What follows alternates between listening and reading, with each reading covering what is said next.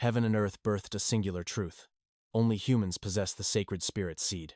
Through intense cultivation, this seed blooms into a spirit manifestation. Thousands of legendary forms exist in this vast world.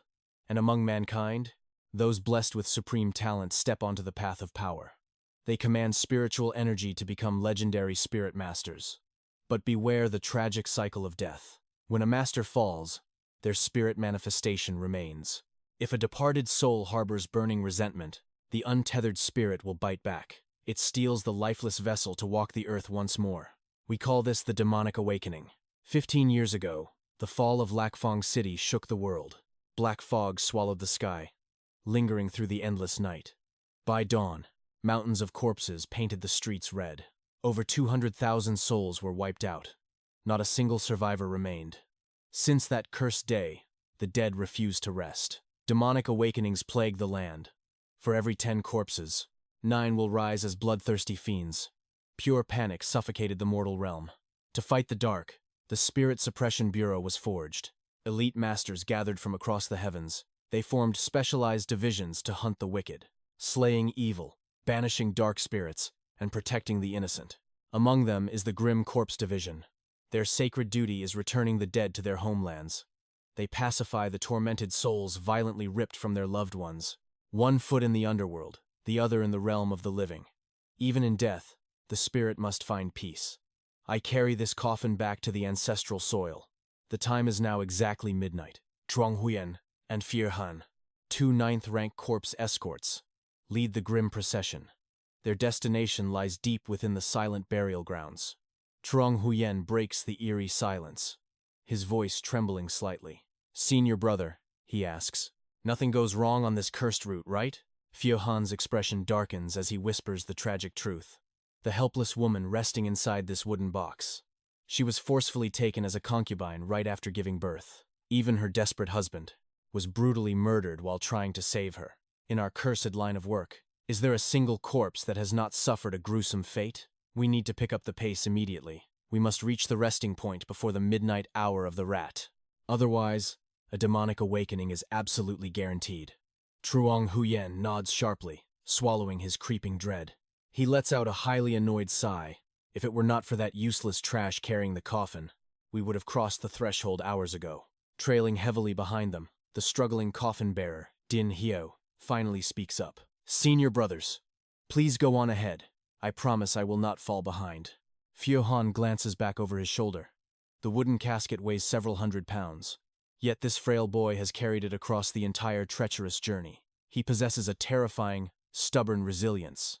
But Truong Hu scoffs, spitting out venomous words. He is nothing but a dead womb piece of trash, a shameless parasite leeching off the Spirit Suppression Bureau. Fier Han remains silent, partly agreeing. After all, the main character has been an unranked, lowest-tier coffin bearer for 8 long years. He is probably just desperate for the spirit dust rations, a beggar scraping by on the Bureau's charity. Selling that divine dust outside could fetch a decent sum. Truong Huyen continues his merciless mockery. A pathetic loser who cannot even hatch a spirit manifestation. What use does a cripple like Din Hyo have for spirit dust? Is he still trying to nurture that dead womb of his? His cruel laughter echoes into the dead night. But Din Hyo completely ignores the insults, murmuring a sacred chant. The spirit is born from the heart. Energy gathers to forge the true form. The master and the spirit become one. As the ancient words leave his lips, his memories flare. He deeply visualizes his inner sanctum. This marks his 2,558th attempt. He has failed countless times, yet his mental focus has reached terrifying perfection. While average masters need burning incense and deep meditation, Din Hyo can split his mind and cultivate while walking. In his mindscape, he gently touches his unhatched spirit seed. He pours all his desperate hope into the silent shell. We have been partners for 8 grueling years. I still do not know what kind of supreme entity slumbers within you. Perhaps the heavens are just laughing at me. Maybe all my blood, sweat, and tears mean absolutely nothing. But I refuse to accept this pathetic destiny. With blazing determination, he summons a vial of divine water. He violently pours the mystical liquid directly over the stubborn egg. This is my final, ultimate gamble. Suddenly, a microscopic crack races across the shell. Din Hyo's heart skips a violent beat. The crushing weight of 8 hopeless years begins to lift. Finally, a divine reaction. Boom! The shell explodes with earth-shattering force. A colossal pillar of golden light erupts into the heavens. It is the legendary Golden Citadel formation. But just as quickly, the blinding light shatters into countless flying talismans. The radiant aura collapses back around Din Hye's spiritual core. His soaring hope instantly crashes into the dark abyss of despair. Why? Din Hye screams in his shattered mind. What unseen cosmic force is sealing my spiritual birth? I was so agonizingly close to breaking through. Overwhelmed by absolute sheer frustration, his emotions violently boil over. You are the spirit manifestation of Din Hye. I will never surrender, and I absolutely forbid you from giving up on me. Lost in his furious passion, he roars these words out loud. The sudden explosive scream shatters the midnight silence. Trong Huyen and Fie Han jump completely out of their skin. They furiously spin around, glaring at the lowly coffin bearer. Are you trying to summon the dead, you absolute idiot? But right as Fie Han turns his head, his blood runs instantly ice cold. Do not move a single muscle, he hisses darkly at Din Hye. Black miasma violently leaks from the coffin's sealed cracks. It carries an overwhelmingly sinister, demonic aura. A sickening scratching sound terrifyingly echoes from the cursed wood. Din Hye freezes like a stone statue. The hair on his arms violently stands on end. He does not dare to breathe a single breath. Deep within his spiritual core, his sealed golden talismans violently react. They furiously pierce through the illusionary darkness, sensing pure evil. Panic aggressively strikes Din Hye's racing mind. The midnight hour of the rat has not arrived yet. How can a demonic awakening possibly happen so soon? Do not even twitch, Fie Han violently commands again. He slowly draws his gleaming blade, killer intent locking onto the coffin. A grotesque shadow horribly stretches across the dirt. A nightmarish abomination crawls right from the darkness. 5 razor-sharp legs step out of the terrifying void. Din Hye slowly raises his utterly terrified eyes. A massive, venomous pincer violently bursts through the wooden lid. A Tier 4 demonic beast. The legendary blood-crimson poison spider. Swoosh! A glowing spell talisman tears through the night sky. It violently impales the spider right behind its gruesome head. The beast shrieks, slamming hard against the edge of the coffin. Din Hye violently stumbles backward, nearly losing his grip entirely. Steady the coffin, you useless piece of trash! Truong Huyen furiously barks. Do not let the body fall. He then arrogantly smirks, turning toward his senior brother. Stand down, brother. It is just a pathetic, low-level demonic bug. There is absolutely no need for you to dirty your divine hands. Trong Huyen violently pulls out a high-grade weapon enhancement talisman. He fiercely swipes the glowing paper across his gleaming steel blade. He unleashes a devastating slash straight into the empty air. A crescent wave of lethal energy violently blasts toward the demon. Slash! Toxic green blood aggressively splatters across the dirt. The beast is violently thrown entirely off the casket. But the explosive shockwave brutally slams into Din Hye. His completely exhausted legs finally give out. Snap! The thick ropes binding the heavy coffin are violently sliced apart. Gravity aggressively takes over. The main character and the heavy casket brutally crash into the earth. Trong Huyen aggressively flashes forward with blinding speed. He violently drives his enhanced blade straight through the spider's screeching mouth. While sadistically twisting the blade, he glares darkly at Din Hye. You cannot even hold a damn wooden box properly. But Din Hye absolutely does not hear the insults. He stares completely blankly ahead, his body violently paralyzed by an unknown dread. Trong Huyen just keeps running his arrogant mouth. If you disturb the tragic soul resting inside, neither of us can possibly save you from the Bureau's wrath. He violently pulls his sword out, acting incredibly smug. That blood-crimson poison spider was an absolute joke. I did not even get a chance to properly warm up. But Fie Han's grip on his sword terrifyingly tightens. Something feels horribly, deeply wrong. His sharp eyes rapidly dart toward the rustling bushes. Glowing red eyes dangerously emerge from the pitch-black shadows. More demonic spiders are waiting perfectly in ambush. Truong Huyen's smug smile instantly and completely vanishes. Manifest your spirits, Fie Han violently roars. We end this right now. Both masters rapidly chant their ancient, destructive summoning mantras. Intense spiritual energy violently explodes all around them. Fie Han brilliantly summons the Purgatory Crimson Fox, an elite mystic tier companion. Truong Huyen fiercely unleashes the Moonlight Demonic Falcon, a violently powerful fallen tier spirit beast of pure destruction. As the final ancient chant darkly echoes, the beasts materialize into shocking reality.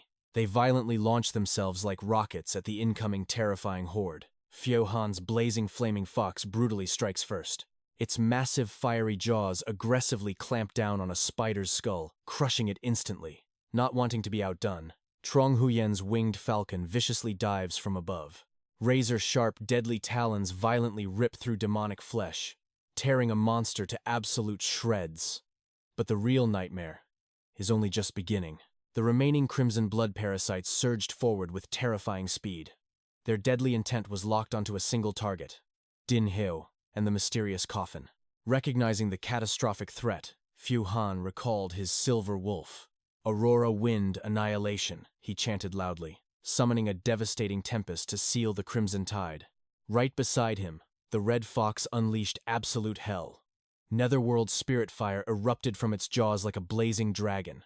The inferno instantly incinerated half of the swarm, while freezing winds shattered the rest into ice dust. The demonic parasites were reduced to ash before they could even scratch the coffin. Meanwhile, Din Hyo sat guarding the casket, completely mesmerized by the awe-inspiring destruction. This was the true might of a spirit general. A bitter thought crossed his mind. When would he ever awaken such legendary power? But Din Hyo completely failed to notice the creeping horror behind him. Tainted monster blood dripped down from the coffin's lid, slowly seeping through the wood, right onto the pale hands of the female corpse inside. With the threat seemingly eliminated, the two spirit beasts returned to their masters. Trong Huyen threw a disdainful glare at Din Hyo. Feeling envious, "You piece of trash?" His mocking voice dripped with pure arrogance. To spirit masters like us, a spirit general is the foundation of everything. But for a crippled waste who can't even condense spiritual chi, you are destined to rot in the mud forever. But suddenly, Trong Huyen's arrogant smirk vanished. His eyes widened in absolute soul-crushing terror. Thick, suffocating green miasma violently poured from the coffin's cracks. Before anyone could even scream, boom! The heavy wooden casket violently exploded into a million splinters. As the choking dust finally settled, Din Hyo coughed wildly. But his blood ran cold at the horrifying sight. The dead woman from the coffin had resurrected. She held Trong Huyen by the throat, hoisting him high into the air. Desperate, Trong Huyen summoned his spirit beast to attack, but the corpse demon merely tightened her deadly grip. Crack! Trong Huyen violently coughed up mouthfuls of black blood. The spiritual backlash instantly shattered his summoned beasts into mere particles. Like a broken doll, the demoness coldly dropped his limp body to the ground. Slowly, her neck snapped to the side. Her hollow dead eyes locked directly onto Din Hyo. She lunged with terrifying speed. Reacting on pure survival instinct, Din Hyo activated a swift movement talisman and hurled his divine artifact straight at her. But the impact did absolutely nothing. The sheer force sent Din Hyo flying back several meters. Her monstrous aura was suffocating. Insolent demon, Fyohan roared furiously. How dare you act so wildly before the Spirit Suppression Bureau? He instantly summoned his silver wolf to strike her blind spot. A fierce howl echoed as the beast attacked, but the demoness didn't even flinch. She whipped around, obliterating the silver wolf with a single, devastating slap. The brutal backlash struck Fyohan's core, bringing him to his knees. This corpse awakening was terrifyingly overpowered. Had they accidentally provoked a cursed entity beyond their realm? Their only hope was the four-direction spirit-locking mantra. But without Trong Huyen, Fyohan lacked the spiritual chi to cast the massive array alone. Desperate, he turned to the weakest link. Din Hye, do you know how to use the spirit-locking mantra? But time had completely run out. The demoness teleported right in front of Fyohan. Slash! Her razor-sharp claws ripped through his forearm, as she raised her blood-soaked hand for the killing blow. Din Hye screamed at the top of his lungs. I saw your child. The lethal claws stopped inches from Fyohan's throat. The demoness froze, her corrupted soul trembling at the word. Seeing his crazy gamble work, Din Hyo pushed harder. He was so adorable. He looks exactly like you. Din Hye remembered reading a forbidden text from the Secret Bureau. Awakened corpses still retain their deepest subconscious obsessions. If she died harboring maternal grief, this psychological weakness was their only lifeline. The demoness violently clutched her head, shrieking in agonizing despair. Where is my baby? Recognizing the perfect opening, Din Hyo and Fyohan unleashed their spiritual chi simultaneously. Spectral chains erupted from the earth like silver serpents, They coiled tightly around the grieving demoness, binding her completely. Consumed by sorrow, she didn't even try to fight back. Fyo Han instantly drew a golden talisman. Chanting the ancient heavenly binding incantation, he slammed the glowing seal directly onto her pale forehead. Her demonic shrieks were instantly silenced. The corpse demon was finally sealed. Fyo Han collapsed, gasping heavily for air. Surviving this death stage spirit was a pure miracle. But what truly shocked him was that a lowly grunt like Din Hyo had mastered the complex spirit-locking array. If not for his hidden talent, they would have been massacred. Din Hyo humbly scratched his head. I just read some talisman manuals in my free time. Glad it actually saved us. But before he could finish his sentence, a horrifying crackling sound echoed. Sickly green chi violently erupted from the sealed demoness. In seconds, her stomach grotesquely swelled to a massive size. Snap! The spiritual chains violently shattered like fragile glass. We are dead, Fyo Han whispered in pure, unadulterated horror. The woman's flesh ripped apart, revealing a true nightmare. A death stage, six-eyed crimson poison spider. Millions of toxic threads exploded outward, completely engulfing Din Hyo and Fyo Han. Through the blinding webs, a massive hairy leg brutally kicked Din Hyo. He slammed into a tree, his vision blurring. Dazed, he tried to call out to Fyo Han, but the spider had already lifted the elite cultivator by his neck. Fyo Han locked eyes with Din Hyo. Knowing it was the end, he mouthed a single, desperate warning. Run. Crunch! The colossal spider shoved Fyo Han into its hideous maw. Sickening chewing sounds echoed as it devoured him alive in mere seconds. Slurping down the remaining limbs without leaving a trace, the 6 glowing red eyes locked directly onto Din Hyo. Fear paralyzed his very soul. He couldn't move a single muscle. In the blink of an eye, the monstrosity was towering right over him. Shing! Warm blood violently splashed across Din Hyo's face.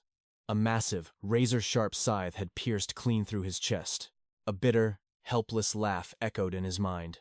8 years of grueling cultivation, all for nothing. He thought of his little sister at home, waiting eagerly for his return. I can't die in this hellhole.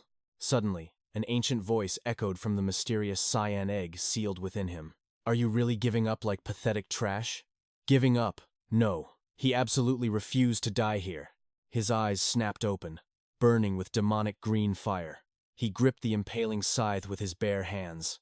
A terrifying primordial aura exploded from his frail body. Corrupted green energy surged aggressively into the giant spider. The monstrous boss shrieked as it felt its own life force being violently devoured.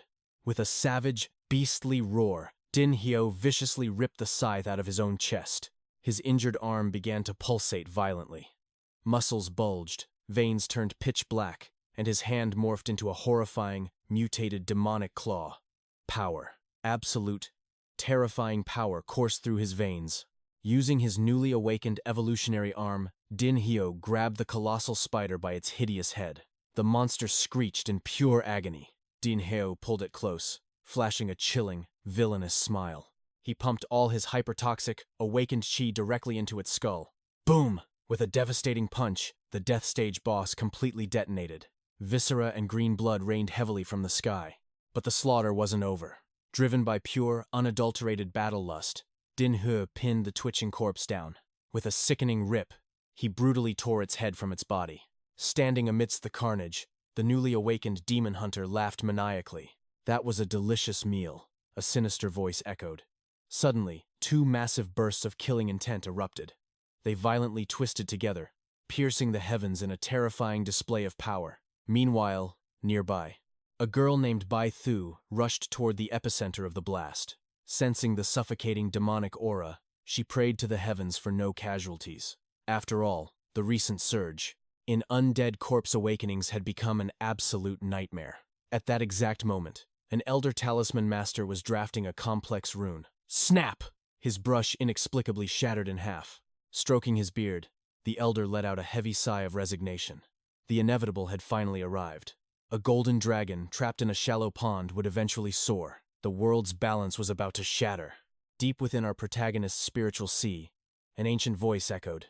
Master, you must awaken. He slowly opened his eyes into the darkness. Who goes there? He demanded. From within the mysterious spirit egg, the entity revealed itself. Din Hyo shot up in absolute disbelief. He had actually awakened a guardian spirit. Raising his hands, he felt a divine aura surging through his veins. This intoxicating power. He smirked with overwhelming confidence. The guardian acknowledged his strength. This is the fruit of your 8 years of relentless blood, sweat, and tears. However, the guardian's core hadn't fully shattered its shell yet. Its spiritual energy was severely restricted. For now, it could only forcibly elevate him to the 5-star spirit apprentice realm. Ding Hyu's jaw dropped. Just a tiny crack in the egg granted him this much godlike strength. Once fully hatched, he would be absolutely invincible. The guardian interrupted his wild thoughts. The situation was dire. I had no choice but to possess your body and awaken a fraction of my true power. The energy drain was catastrophic. I must enter a deep slumber. Realizing the immense toll it took to save him, he ordered the entity to rest well. The guardian gave one final warning to stay vigilant. Snapping back to brutal reality, Ding Hyo gasped for air. Miraculously, his horrific wounds were completely healed. He stared at the apocalyptic wasteland around him. He couldn't believe his own hands had caused this devastation. The guardian's power was simply terrifying. Calming his racing heart, he bent down to pick up Senior Truong's blood-stained wooden tag. Suddenly, a bone-chilling presence materialized right behind his neck. He whipped around, only to find the translucent phantom of a young woman. She introduced herself as Van Luong. Bowing deeply, she thanked him. Seeing his utter confusion, she explained his strike had purged the demonic wraith's corruption from her soul. Her voice trembled with desperate sorrow. Did you truly see my baby? Is my child safe? Her spiritual form was flickering, dangerously close to fading into nothingness. Before vanishing forever, she pleaded for him to let her see her baby one last time. Moved by her tragic fate, he pulled out a mystical paper lotus.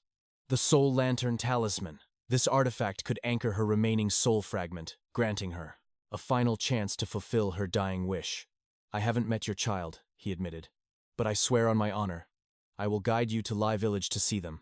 Overcome with eternal gratitude, she nodded as her soul dissolved into glowing embers, sealing itself inside the talisman. Gripping the glowing paper, he whispered into the night wind. Save your thanks. Pacifying souls and cleansing resentment is the solemn duty of the Corpse Escort Division. Moments later, Bai Thu finally arrived at the battleground. Her eyes widened in absolute horror at the cratered earth. An epic bloodbath had occurred here. Trembling, she picked up a splintered piece of cursed wood. This is a coffin from the Spirit-Quelling Bureau, she gasped. But what shattered her sanity completely was the colossal skeleton of the 6-eyed blood-crimson poison spider, reduced to mere bones. The very next morning, Ding Hyo dragged himself into the border town. His ragged appearance drew countless whispering stares. The townsfolk muttered in fear. Why does he look like he crawled out of hell? They squinted at the ominous wooden tag on his waist, unable to read the dark runes. One elder gasped. He's a coffin carrier. The crowd recoiled in terror. Just looking at him brought monstrous bad luck. Rumors spread like wildfire about a corpse awakening. If the dead rose, how is a mere carrier still breathing? Ignoring the pathetic mortals, he arrived at Van Luong's estate. He slammed his fist against the heavy wooden door. I am the coffin carrier assigned to Van Luong, he announced. Has the soul-reaping official arrived? The estate master, Uncle Lai, shook his head in dread. The official is nowhere to be seen. But if you're standing here alone, and did she turn into a wraith on the road? Ding Hyu's eyes darkened. Since things turned out this way, there is no need for the official's burial rites. I will handle the bureau myself. He then locked eyes with the old man. Where is her child? Shivering under the youth's intense aura, Uncle Lai desperately shouted for his wife. Bring the baby out, quickly! His wife scurried out, cradling a fragile infant. She explained the deceased was her husband's younger sister. Since the heavens hadn't blessed them with children, they had adopted the orphan. Seeing the child safe, Ding Hyo activated the mystical soul lantern talisman. Ethereal blue flames danced, manifesting the grieving mother's phantom. As she reached out for the baby, he issued a stern warning. The living and dead walk different paths. Your yin energy will harm the fragile infant. Your wish is fulfilled. It is time to pass on. Ghostly tears streamed down her face as she begged her sister-in-law. Please, guard my flesh and blood with your life. Choking back sobs, the woman swore an unbreakable oath to raise the child as her own, her lingering regrets shattering. The phantom mother bowed to the dark hero. The infant fluttered its tiny eyes open, catching one last glimpse of its true mother. With a sorrowful smile, her soul was sucked into the void. The moment the spiritual tether snapped, the baby wailed toward the heavens. Ding He turned away from the heartbreaking scene. The demonic wind is picking up. Take the child inside. Masking his emotions, he stated his cursed status barred him from entering, simply asking for a bowl of water. The old man rushed inside to fetch a drink, but when he returned, the enigmatic coffin carrier had vanished like a ghost.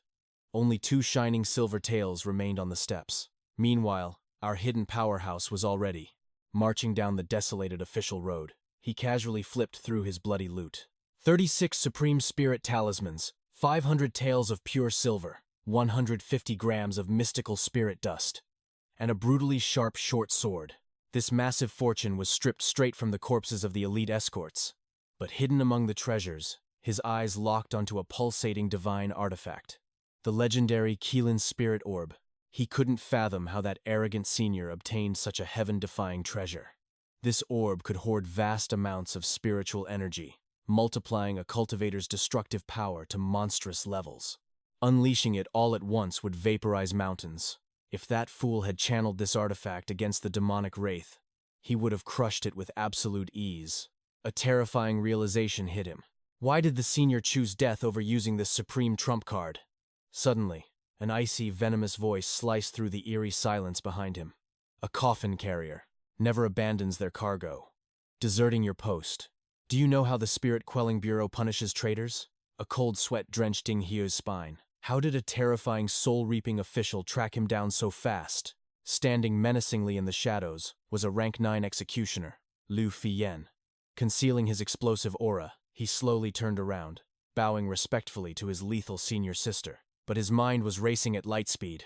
My guardian spirit is a forbidden anomaly, he panicked inwardly. If I tell this zealot the truth, she'll never believe me. Worse, the Bureau strictly treated unrecorded spirits as chaotic heretics, and heretics were slaughtered without trial.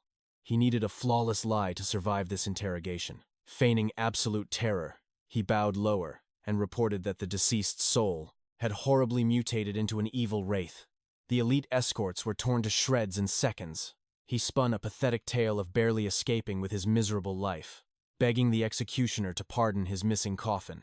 Fai Yen's eyes narrowed into terrifying slits of suspicion. Elite Corps escorts, failing to evade a midnight awakening? She mocked. They were seasoned veterans, if they were butchered like pigs. How did a pathetic, lowly coffin carrier like you escape without a single scratch?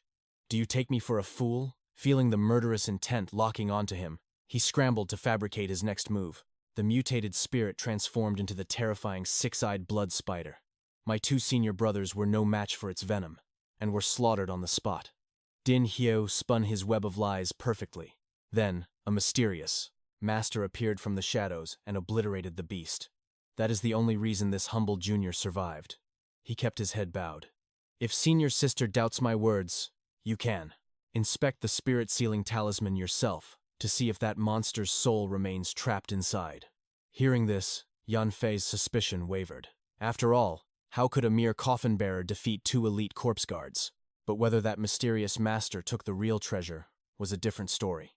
Suddenly, Yanfei's piercing gaze landed on Din Hyo's waist. The short blade hanging there radiated spiritual energy. It was absolutely priceless, and far beyond the reach of a lowly servant. Her eyes narrowed dangerously.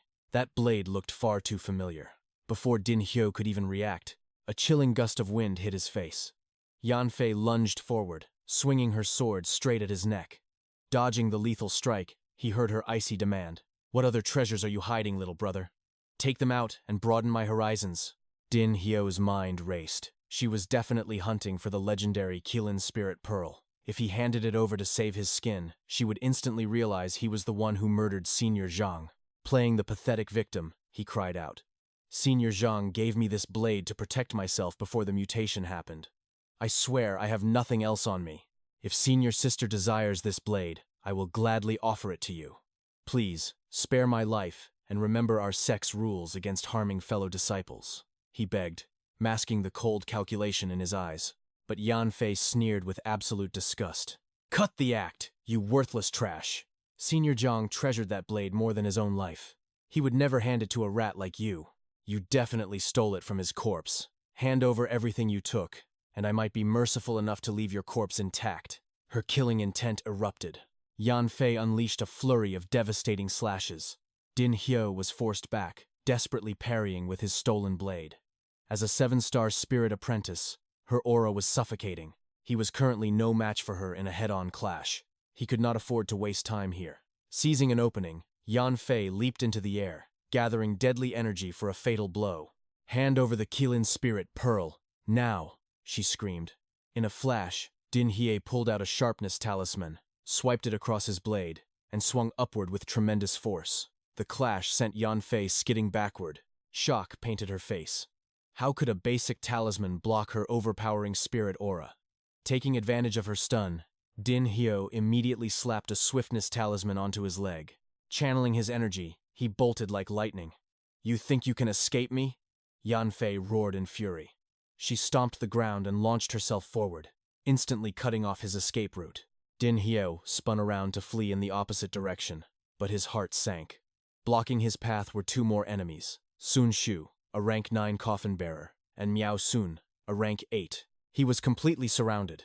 Yan Fei left the trash to Miao Shun, who glared at Din Hyo with greedy eyes. Hand over the Qilin spirit pearl, Miao Shun commanded coldly. Without waiting for an answer, Miao Shun summoned his spirit general. A stage 9 spirit entity materialized the massive, terrifying brute force black bear. In a fraction of a second, the monstrous beast lunged. Its massive paws slammed into Din Hyo, pinning him down and crushing his ribs with bone-shattering force. Blood rushed to his throat as he desperately screamed. I do not know where the Qilin pearl is. If you murder a fellow disciple, the Spirit Warden Bureau will execute you. But his threats only fueled Miao Sun's sadistic grin. The giant bear tightened its grip, torturing Din Hyo mercilessly. Spit out the treasure, or I will crush you into paste. Meanwhile, deep within Din Hyo's sealed spiritual realm, the ancient seal was cracking. A terrifying dark abyss opened, flooding his inner world with demonic weapons screaming for their master. Din Hyo realized that hiding his strength meant certain death. His eyes snapped open, glowing with a sinister light. He gritted his teeth and let out a beastly roar. A devastating, pitch-black demonic aura exploded from his body, instantly obliterating the gigantic bear's crushing grip. Sun Shu staggered back in absolute disbelief. What the hell? Isn't his spirit vessel crippled? How can a dead vessel unleash such terrifying aura? Miao Sun scoffed, masking his own fear. Do not panic. He is just burning the residual energy from the Qilin pearl. Let us see how long this pathetic rat can struggle. But Din Hyo just threw his head back and laughed maniacally. The suppressed darkness within him violently erupted, tearing through the area in a massive, earth-shattering explosion. Boom! Dust and debris choked the air. When the thick smoke finally cleared, Din Hyo was completely gone. Only the 3 stunned attackers remained in the crater. Sun Shu immediately prepared to give chase. Let him go, Miao Shun ordered, sweating coldly. That demonic energy was too bizarre. Pushing him into a corner now might be a death sentence for us. Sun Shu swallowed hard, turning to Yan Fei. Did that cripple actually shatter his sealed spirit wall? He asked. Yan Fei bit her lip, her eyes full of dread. If he really awakened, taking that treasure back will be nearly impossible. Nonsense, Miao Sun barked arrogantly. A dead vessel can never awaken. It was just blind luck. Once we return to the Spirit Warden branch, I promise I will make him pay back every drop of humiliation with interest. By late afternoon, Din Hye finally staggered back to the South Forest branch.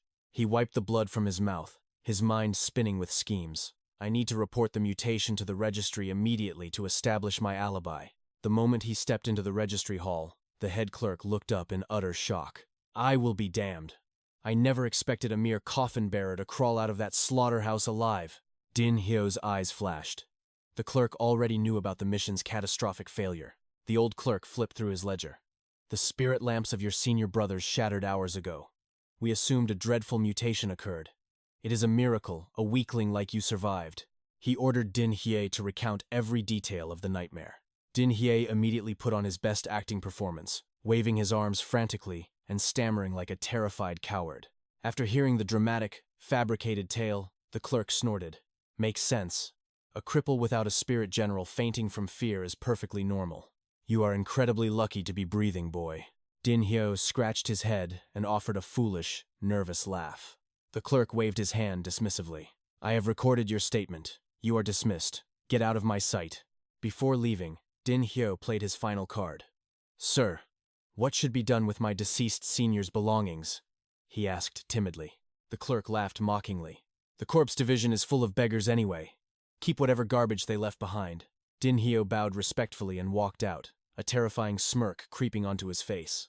Everything was going exactly according to plan.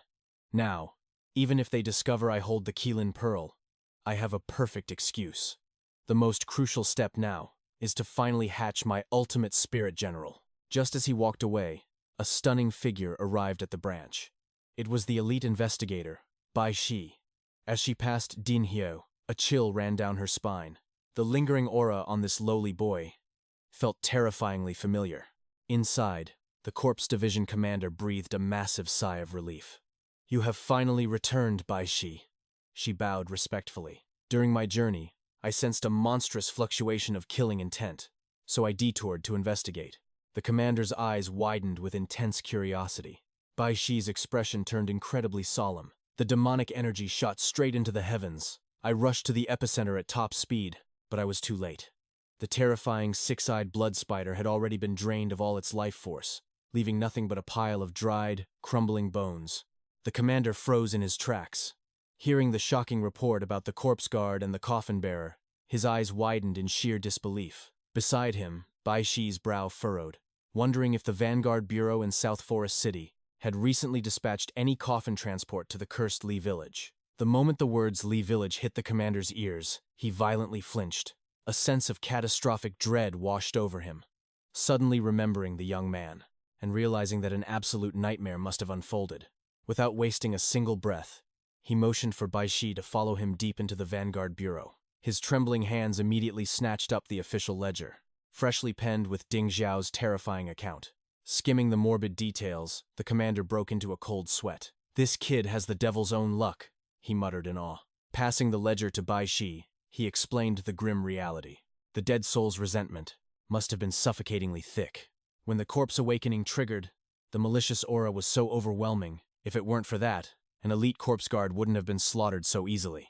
Bai Shi gripped the ledger tight, reading every single bloody detail with bated breath. But her mind was entirely fixated on that one coffin bearer. Looking up, she couldn't help but ask, is Ding Xiao really just a lowly coffin bearer now? The commander offered a heavy, sorrowful nod. Memories of a golden past resurfaced. Back in the day, both Bai Shi and Ding Xiao were absolute prodigies. The Bureau had even granted them a rare, special admission. But reality is utterly cruel. The commander patted her shoulder, his voice softening with grim acceptance. To be honest, his current path isn't entirely a curse. In a dark world plagued by constant corpse awakenings, lethal danger lurks in every shadow. For someone whose spirit force is crippled like Ding Xiao, hiding out as a coffin bearer is actually his safest bet. But this logic didn't add up. That six-eyed blood spider was an absolute nightmare-class monster. Even a seasoned corpse guard was ripped to shreds by its fangs. Yet this supposed cripple managed to return completely unscathed. You could call it immense luck. But Bai Shi's instincts screamed that something was deeply hidden beneath the surface. She had meticulously analyzed the battlefield. Alongside the vile aura of the blood spider, she had detected a second, terrifyingly sharp surge of killing intent. Where did that blade-like aura come from? And who was the mysterious powerhouse that had secretly saved Ding Xiao? The commander scoffed, fully aware of the dark truth. Nothing about a corpse awakening is ever simple. Rest easy. If a hidden master is involved, I will deploy our shadow units to uncover everything. Satisfied but still anxious, Bai Shi stopped in her tracks. Do you have any idea where Ding Xiao is right now? She asked. Meanwhile, far from the Bureau's towering walls, Ding Xiao's little sister, Linger, sat alone in their quiet courtyard, sketching a heartwarming portrait of the two siblings. Suddenly, the rusty gate creaked open. Her brother had returned. Linger's face lit up as she sprinted across the yard, throwing her tiny arms around him in a desperate, loving hug. I missed you so much, she cried. Ding Xiao's hardened eyes melted with pure warmth. I missed you too, little one, he smiled softly. Have you been eating properly while I was gone? She nodded furiously, swearing she had been the most obedient girl in the world. But her bright smile vanished the moment she noticed his clothes. His uniform was shredded to bloody ribbons, Panic flooded her innocent eyes, terrified that her brother had narrowly escaped the jaws of death. Seeing her trembling, Ding Xiao gently patted her head to soothe her fears. "Hey, don't worry. Your big brother made it back in one piece, didn't he?" But Linger stubbornly shook her head, tears threatening to spill. She knew the dark truth about his job. The malicious awakenings were growing more vicious by the day. She begged him to quit his terrifying life as a coffin bearer. Ding Xiao let out a reassuring chuckle. "Ordinary folks can't even dream of entering the Vanguard Bureau. Staying in their shadow keeps us protected." He then leaned in, his voice dropping to an excited, secretive whisper. "Besides, my dormant spirit core is finally showing signs of hatching." Hearing this monumental news, Linger's fearful expression transformed into pure joy. If his cultivation could truly be restored, their miserable days would finally end.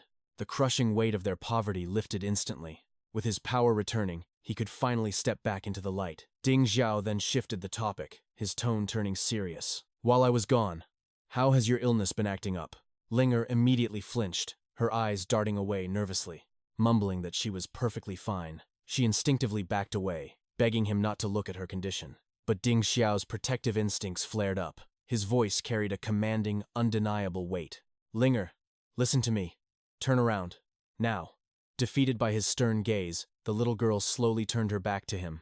Taking a deep breath, Ding Xiao reached out with trembling fingers and gently untied her silken hair ribbon. The moment her hair fell, his blood ran utterly cold. Pure horror gripped his heart. The grotesque face growing on the back of her neck had mutated.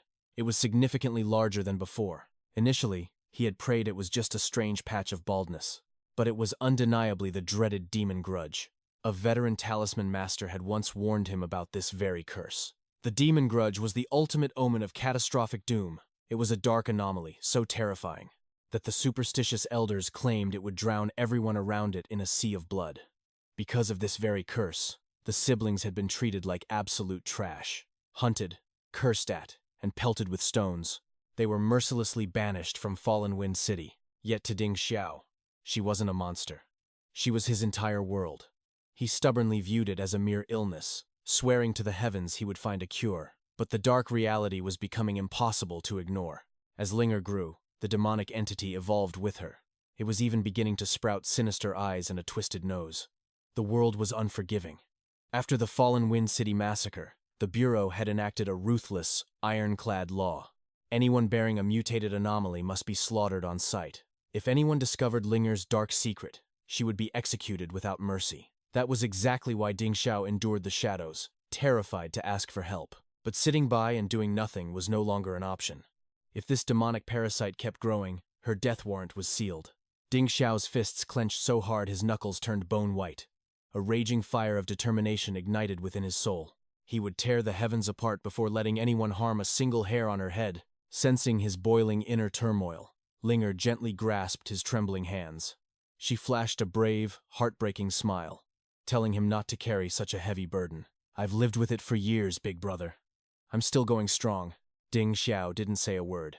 He just placed his heavy hands firmly on her fragile shoulders. His eyes burned with an unshakable, terrifying resolve. "I will cure you, even if I have to defy fate itself to do it." Hearing his absolute vow, a spark of immense hope lit up Linger's eyes. She believed in her brother more than the gods themselves. Meanwhile, just a few streets away from their rundown home, Bai Shi had successfully tracked down his location.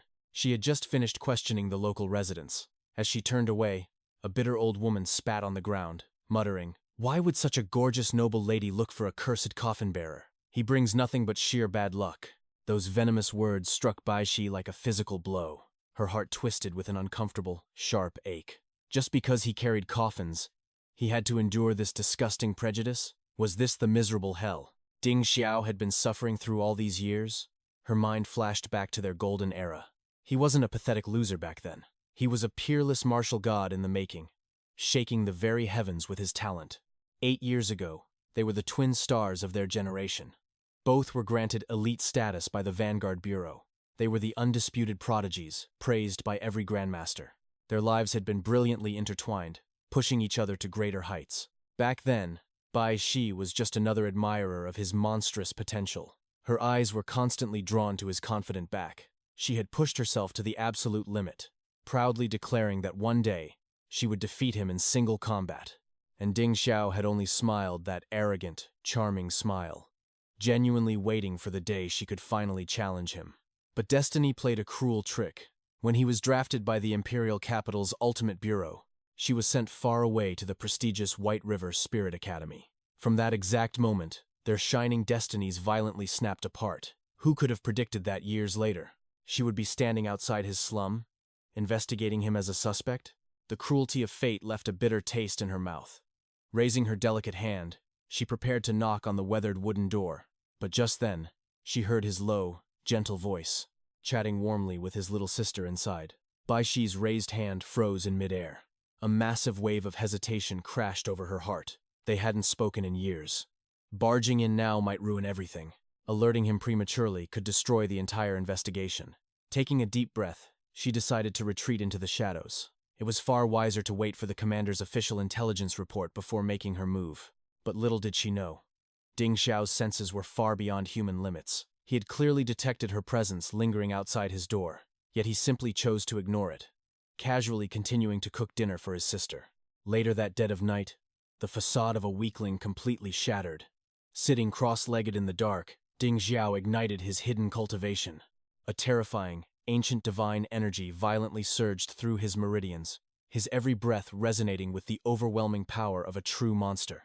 As his consciousness plunged into his mindscape, the spirit embryo was waiting. But instead of a greeting, it whined with endless hunger. The spirit dust was simply not enough. Hearing its desperate pleas, he made a firm vow. He had to secure more spirit dust. Without it, his cultivation would remain trapped at the 3-star spirit map. Stagnation was not an option. It was settled. Tomorrow he would raid the trading pavilion. The very next morning, Ding Xiao arrived at the Spirit Control Bureau's trading pavilion. The place was overflowing with cultivators. Pushing through the bustling crowd, he immediately sought out the deacon. Deacon Hu Yi spotted him. "Ding Xiao, are you here to trade for spirit dust?" Without a word, our main character placed a wooden box on the counter. His voice was deadpan. "Every single corpse escort traveling with me, as in time, has been wiped out. The head secretary allowed me to keep their talisman bags." The words dropped like an anvil. Ho Yi's eyes went wide. Total annihilation? The deacon stared at him in sheer disbelief. Ignoring the shock, Ding Xiao nudged the box forward. "Just appraise these. Tell me exactly how much they are worth." The moment Hu Yi inspected the loot, his jaw hit the floor. 4-direction spirit locks, lightning fire dual guidance, Dharma demon executing seals, a treasure trove of high-tier artifacts lay before him.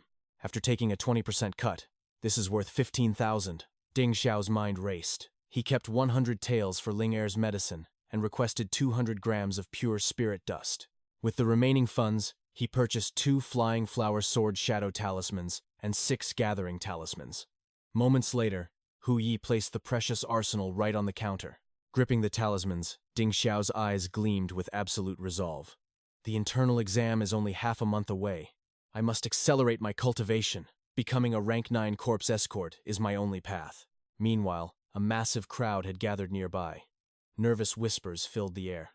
"Have you heard? The upcoming exam is hundreds of times harder than the last." Panic was spreading like wildfire. A junior disciple quickly turned to senior brother Fang Lai. "What exactly does that mean?" Fang Lai sighed heavily.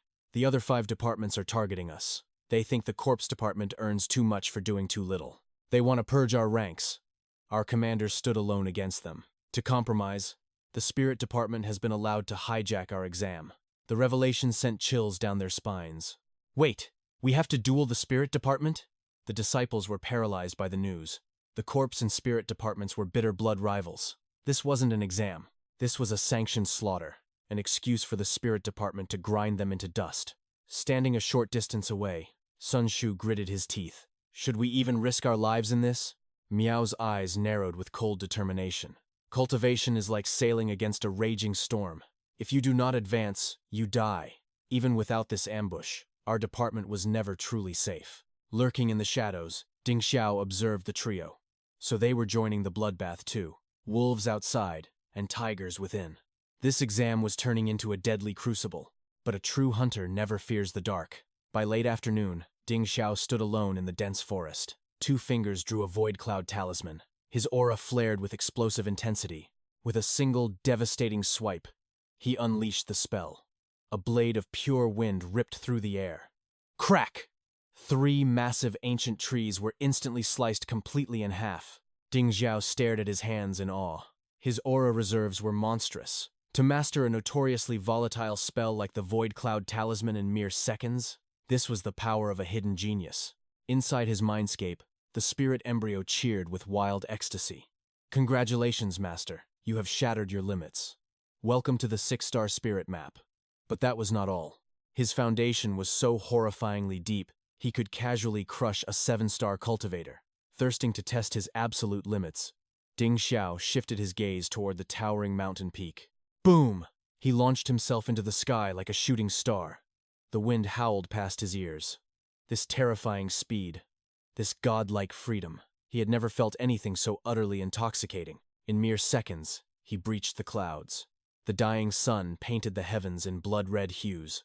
Reaching out his hands, Ding Xiao embraced the magnificent void above the mortal realm. So this was the ecstasy of a shattered bottleneck. With this earth-shattering power coursing through his veins, the corpse department's deadly exam? It was no longer a threat. It was his hunting ground.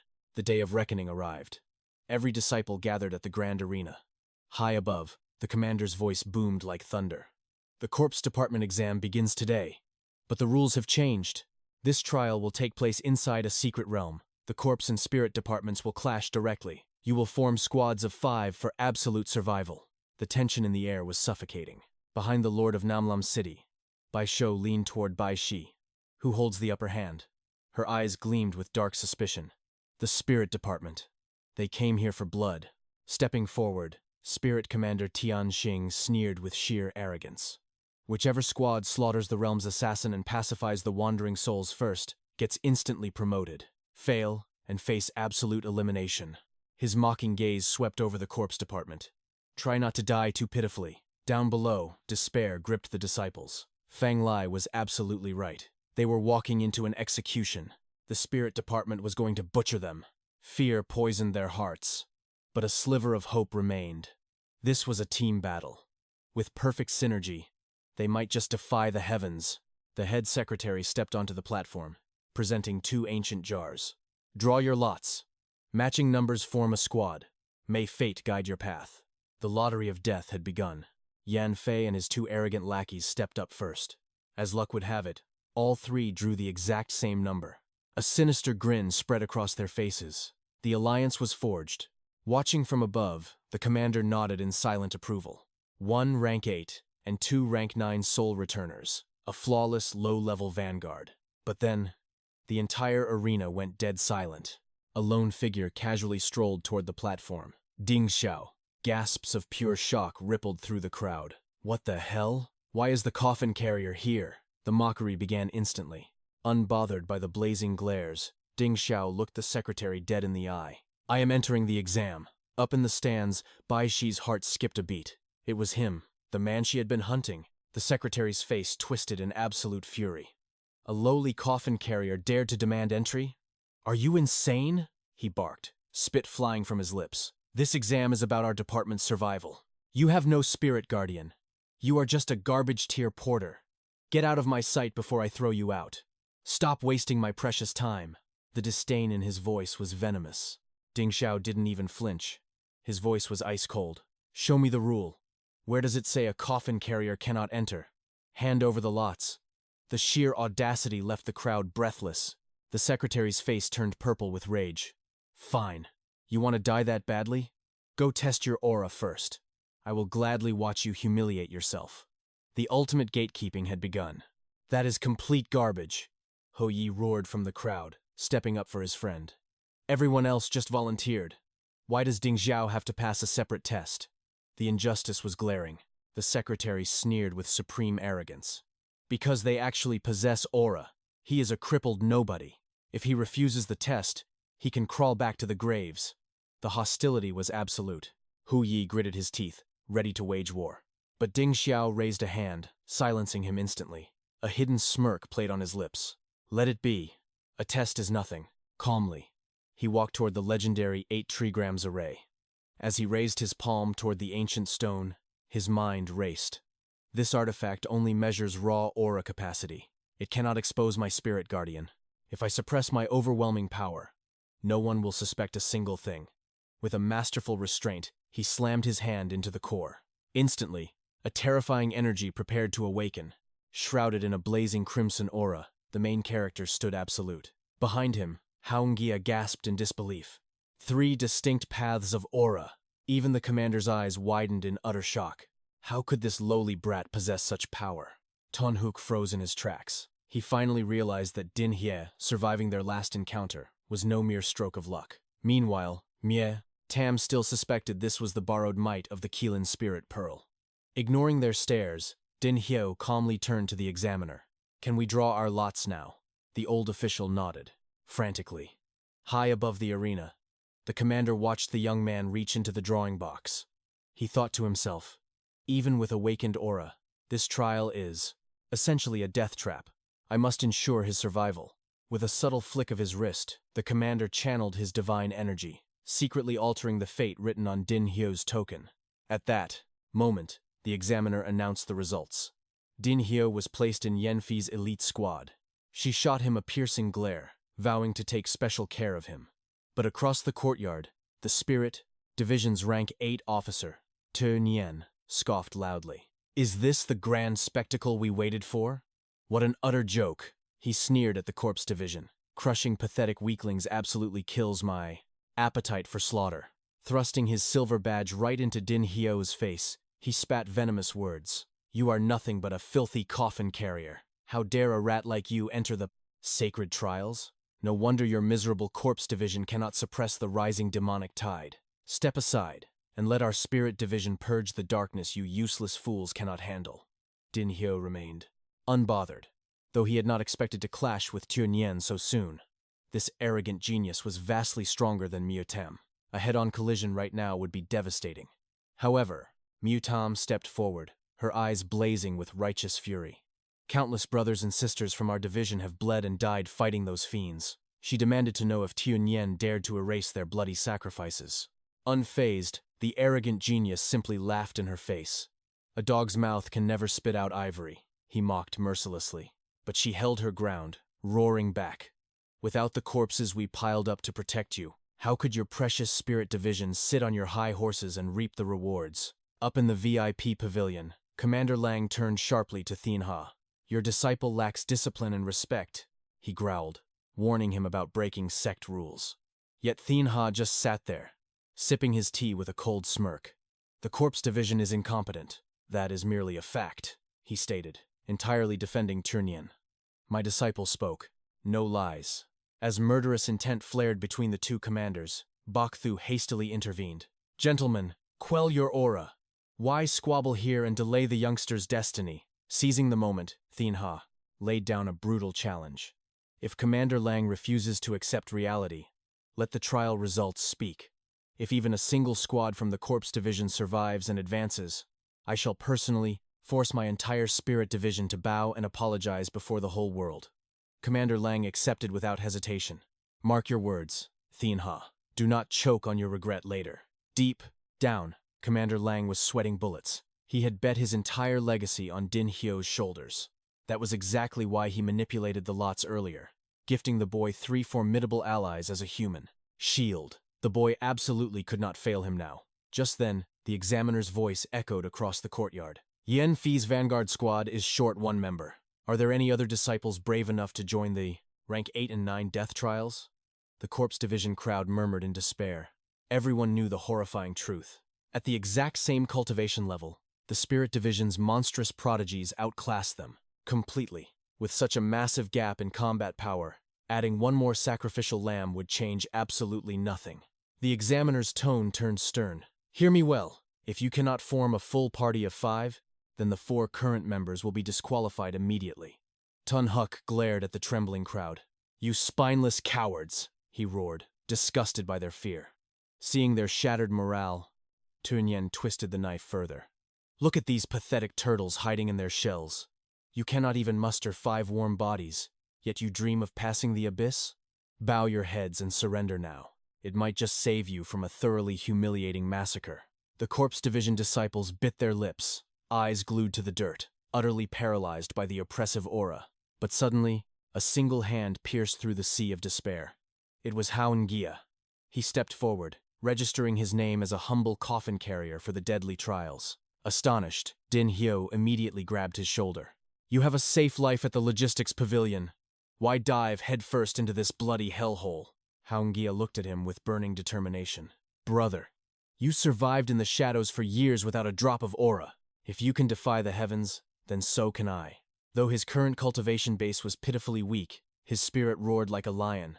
He swore on his life to fight until his dying breath. Hearing this passionate oath, Tun Hook merely facepalmed, exhaling a heavy sigh. Great. Another useless piece of trash to carry. But Yenfei observed the scrawny newcomer with a calculating glint in her eye. He may look pathetic, but he will make an excellent human shield, she plotted. Suddenly, Commander Lang's voice boomed like thunder across the heavens. "The secret realm is now open. You have exactly 3 days to prove your worth. The flow of time inside is 10 times slower than the mortal realm. Grasp this divine opportunity. However, shedding the blood of your fellow disciples is strictly forbidden. Anyone who dares break this taboo shall face eternal banishment from the Spirit Suppressing Bureau." Moments later, Din Hyo's vanguard squad plunged through the spatial rift into the unknown. Their mission was crystal clear: hunt down and eradicate the target demon before the arrogant Spirit Division could snatch the glory. But as they ventured deeper into the cursed burial grounds, a chilling sight stopped them cold.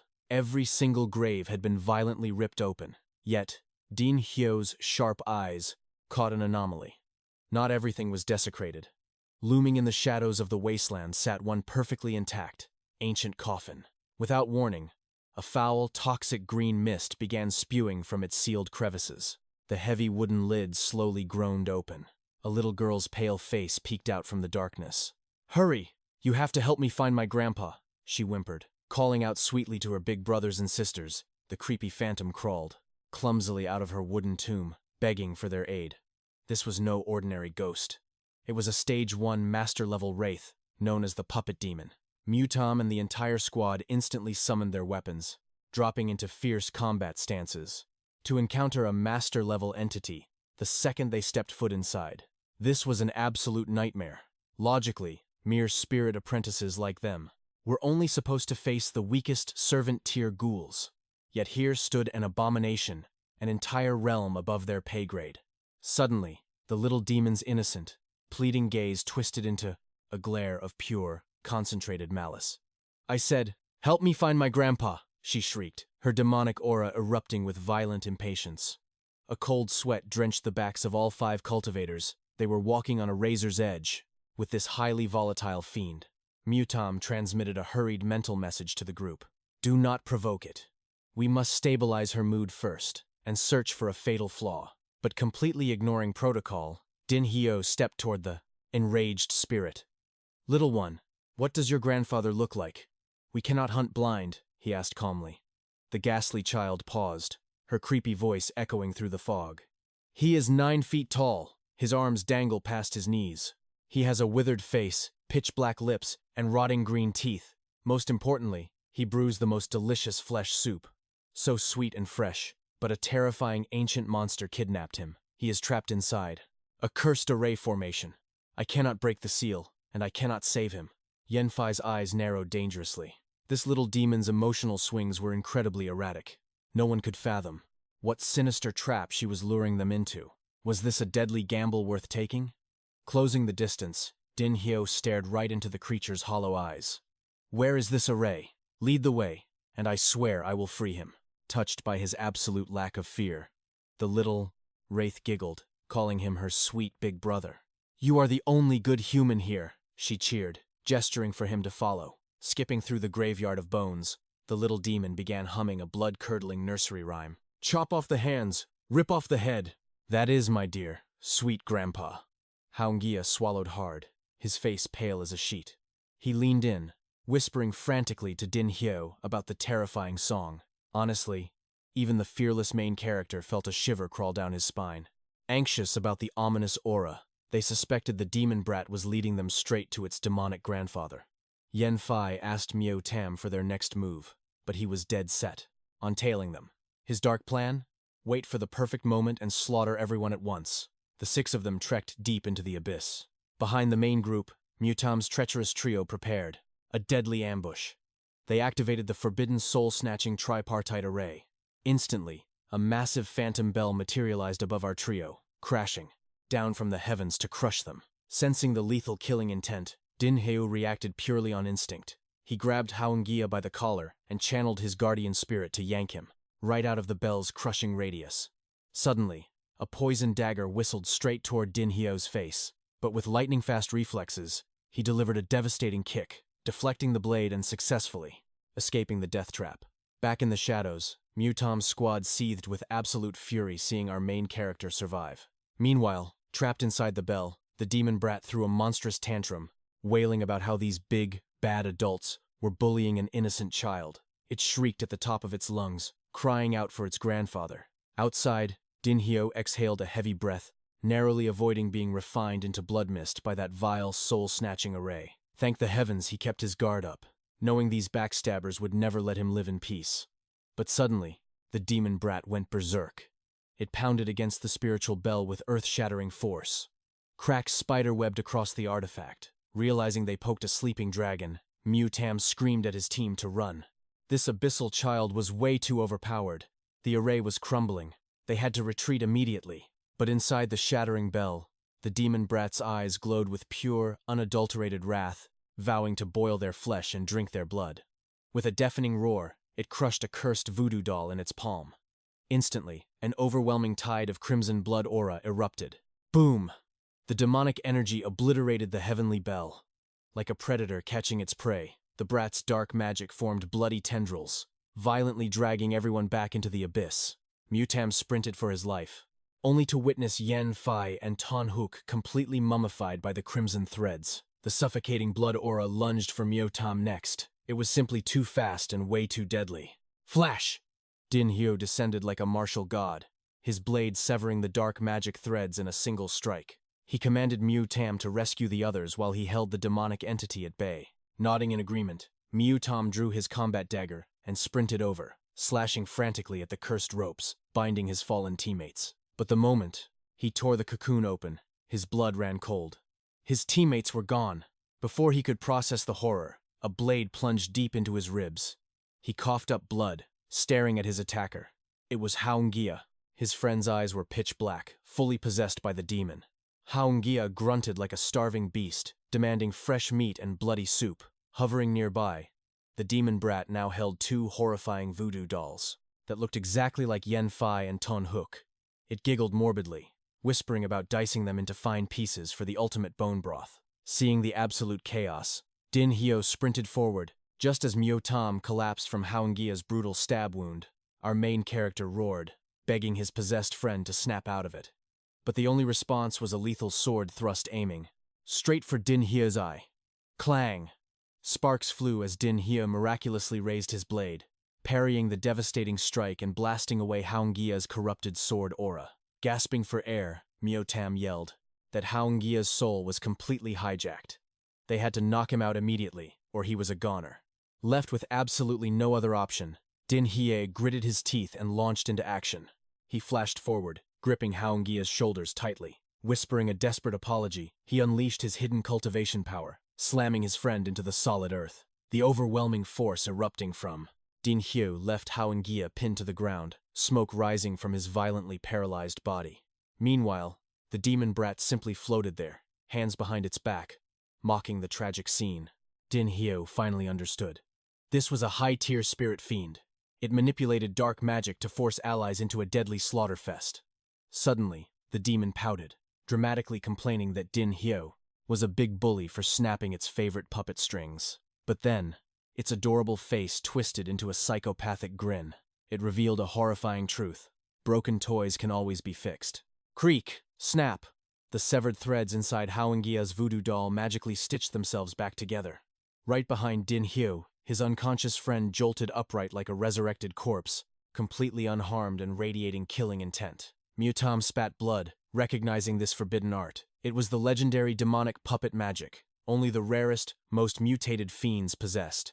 The terrifying ability to wipe a cultivator's consciousness using pure malice, turning them into eternal meat shields. Hearing this, a chill ran down Din Hyo's spine.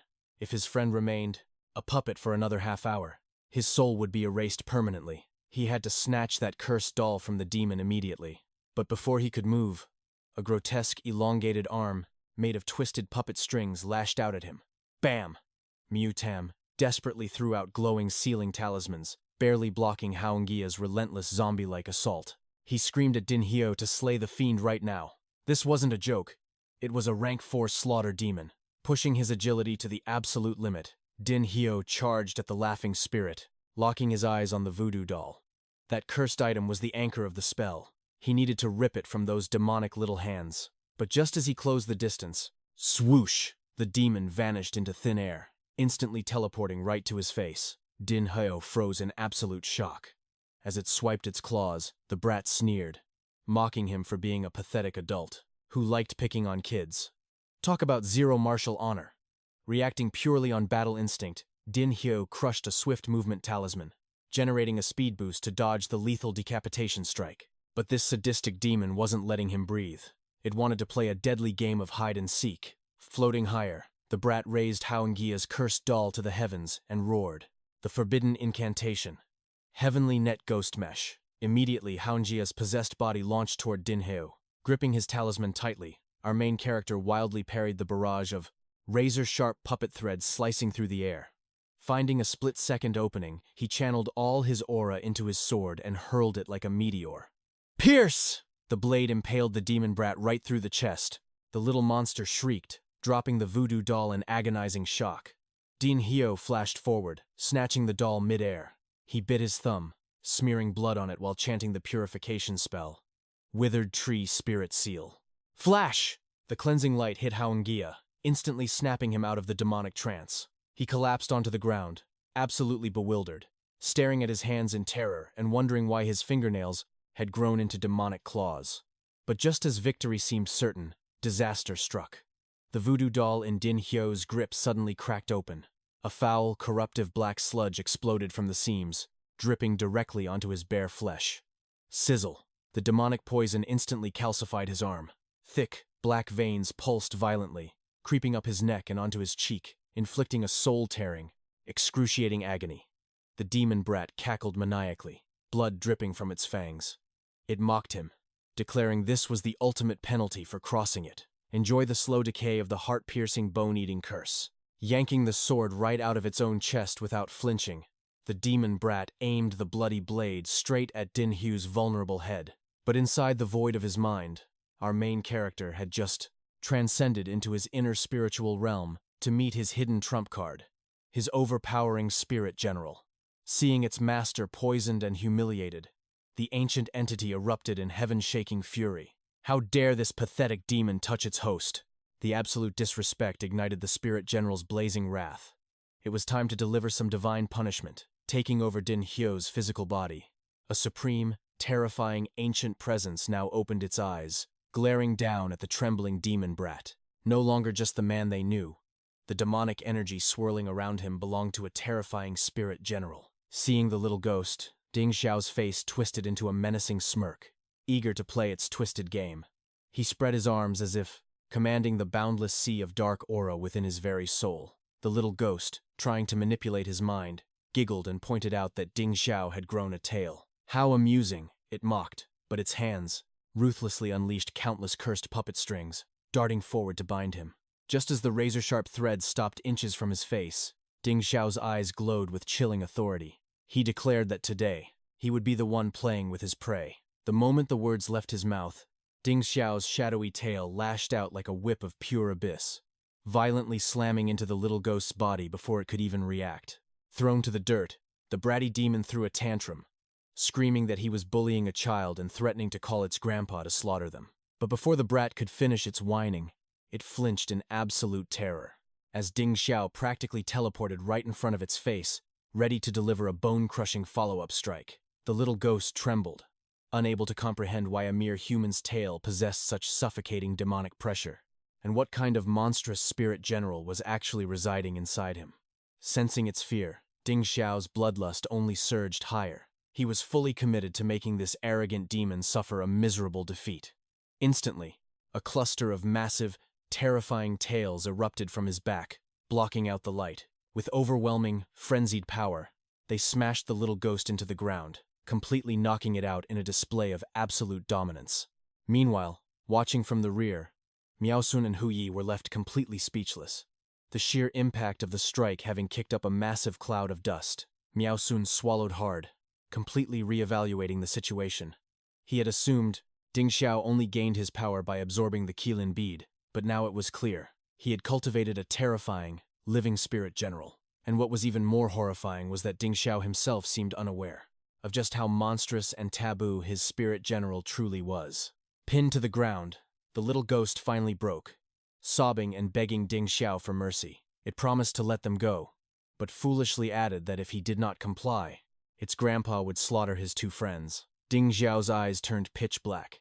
His voice dropped to a freezing whisper as he revealed that the one thing he despised most in this world was being threatened. From behind, Miaosun frantically shouted, urging Ding Xiao to keep his cool and not lose his humanity.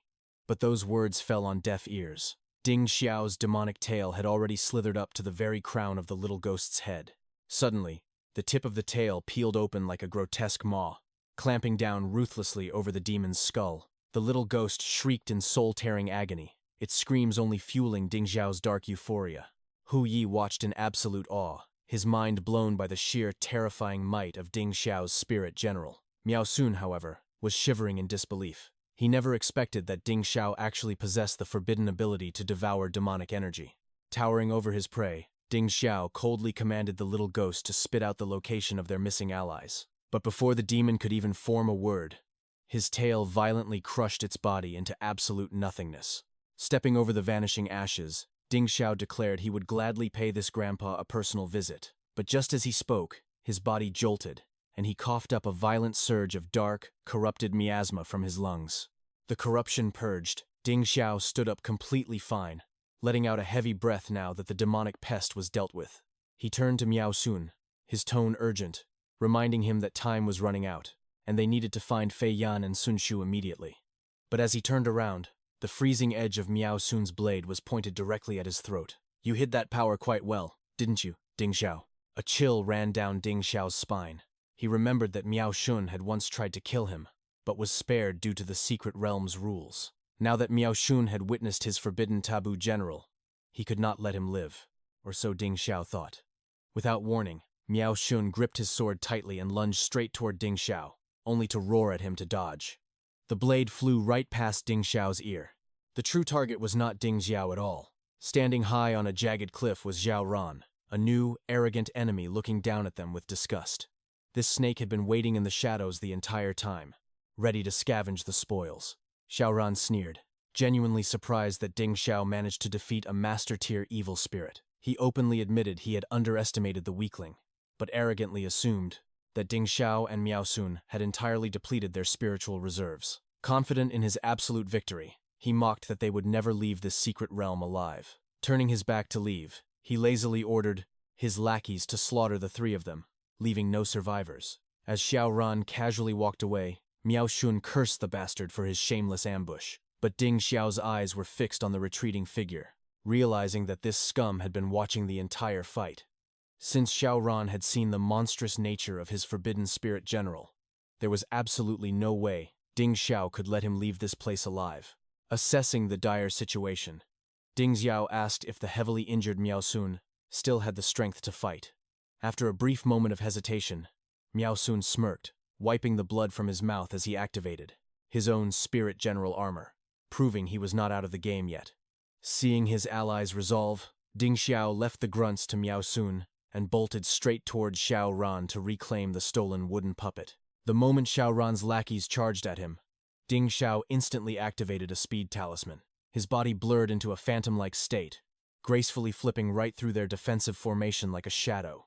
Mid-air, Ding Xiao realized his physical movements had become horribly precise and agile. He quickly deduced that devouring the little ghost's demonic energy had permanently evolved his own physical limits. Down below, the lackeys were completely dumbfounded, unable to comprehend how Ding Xiao's speed talisman could produce such godlike velocity. But before they could even turn around, Miaosun's iron fist smashed into the leader's jaw. Miaosun cracked his knuckles, loudly declaring that he was their opponent now. proceeding to mercilessly knock them out one by one. Meanwhile, further up the mountain path, Xiaoran suddenly sensed a spine-chilling killing intent. He spun around just in time to see Ding Xiao slashing his heavy blade down, demanding he hand over the wooden puppet. Xiaoran sneered in absolute contempt, scoffing that he expected Miao Shun, not some lowly coffin carrier. But despite his arrogant words, a drop of cold sweat rolled down Xiaoran's face. He could feel an unnatural, suffocating aura radiating from Ding Xiao. Deciding that it was better to be safe than sorry, he got serious. Xiaoran immediately summoned his own spirit general, the iron-armored bull, showcasing the oppressive might of a Tier 1 spirit master. Radiating power, he boldly challenged Ding Xiao, daring the trash to try and take the wooden puppet by force. Ding Xiao did not even flinch. Without a single ounce of hesitation, he unleashed the terrifying aura of his dark spirit general, letting his boundless energy explode. "You mistake my silence for weakness? Let me show you true terror," Ding Xiao mocked. Like two apex predators, they clashed in a blinding storm of martial prowess and ferocious techniques. During the brutal exchange, Xiaoran finally realized the horrifying truth. Ding Xiao possessed a forbidden taboo general. "Those who harbor the chaos taboo must die," he roared, arrogantly proclaiming he would execute Ding Xiao in the name of the corpse ministry. Ding Xiao's expression remained colder than ice.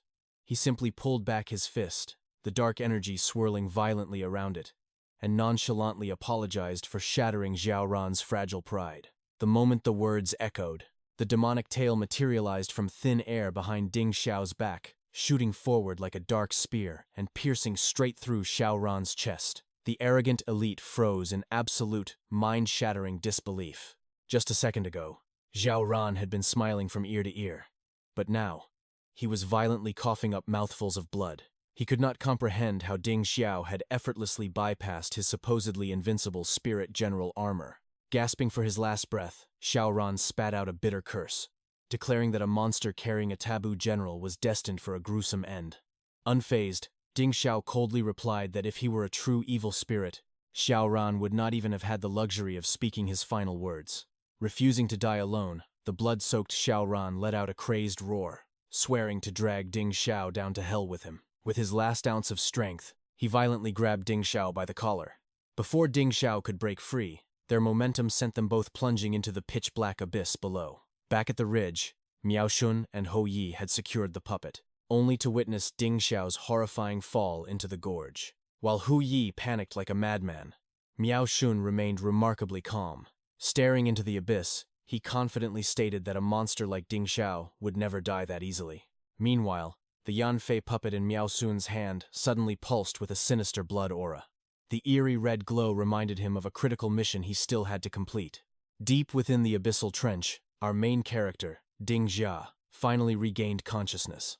Dragging his battered body onto the jagged rocks, he realized Xiaoran was missing. The raging currents must have swept him away. However, this underwater cavern was practically a hidden paradise.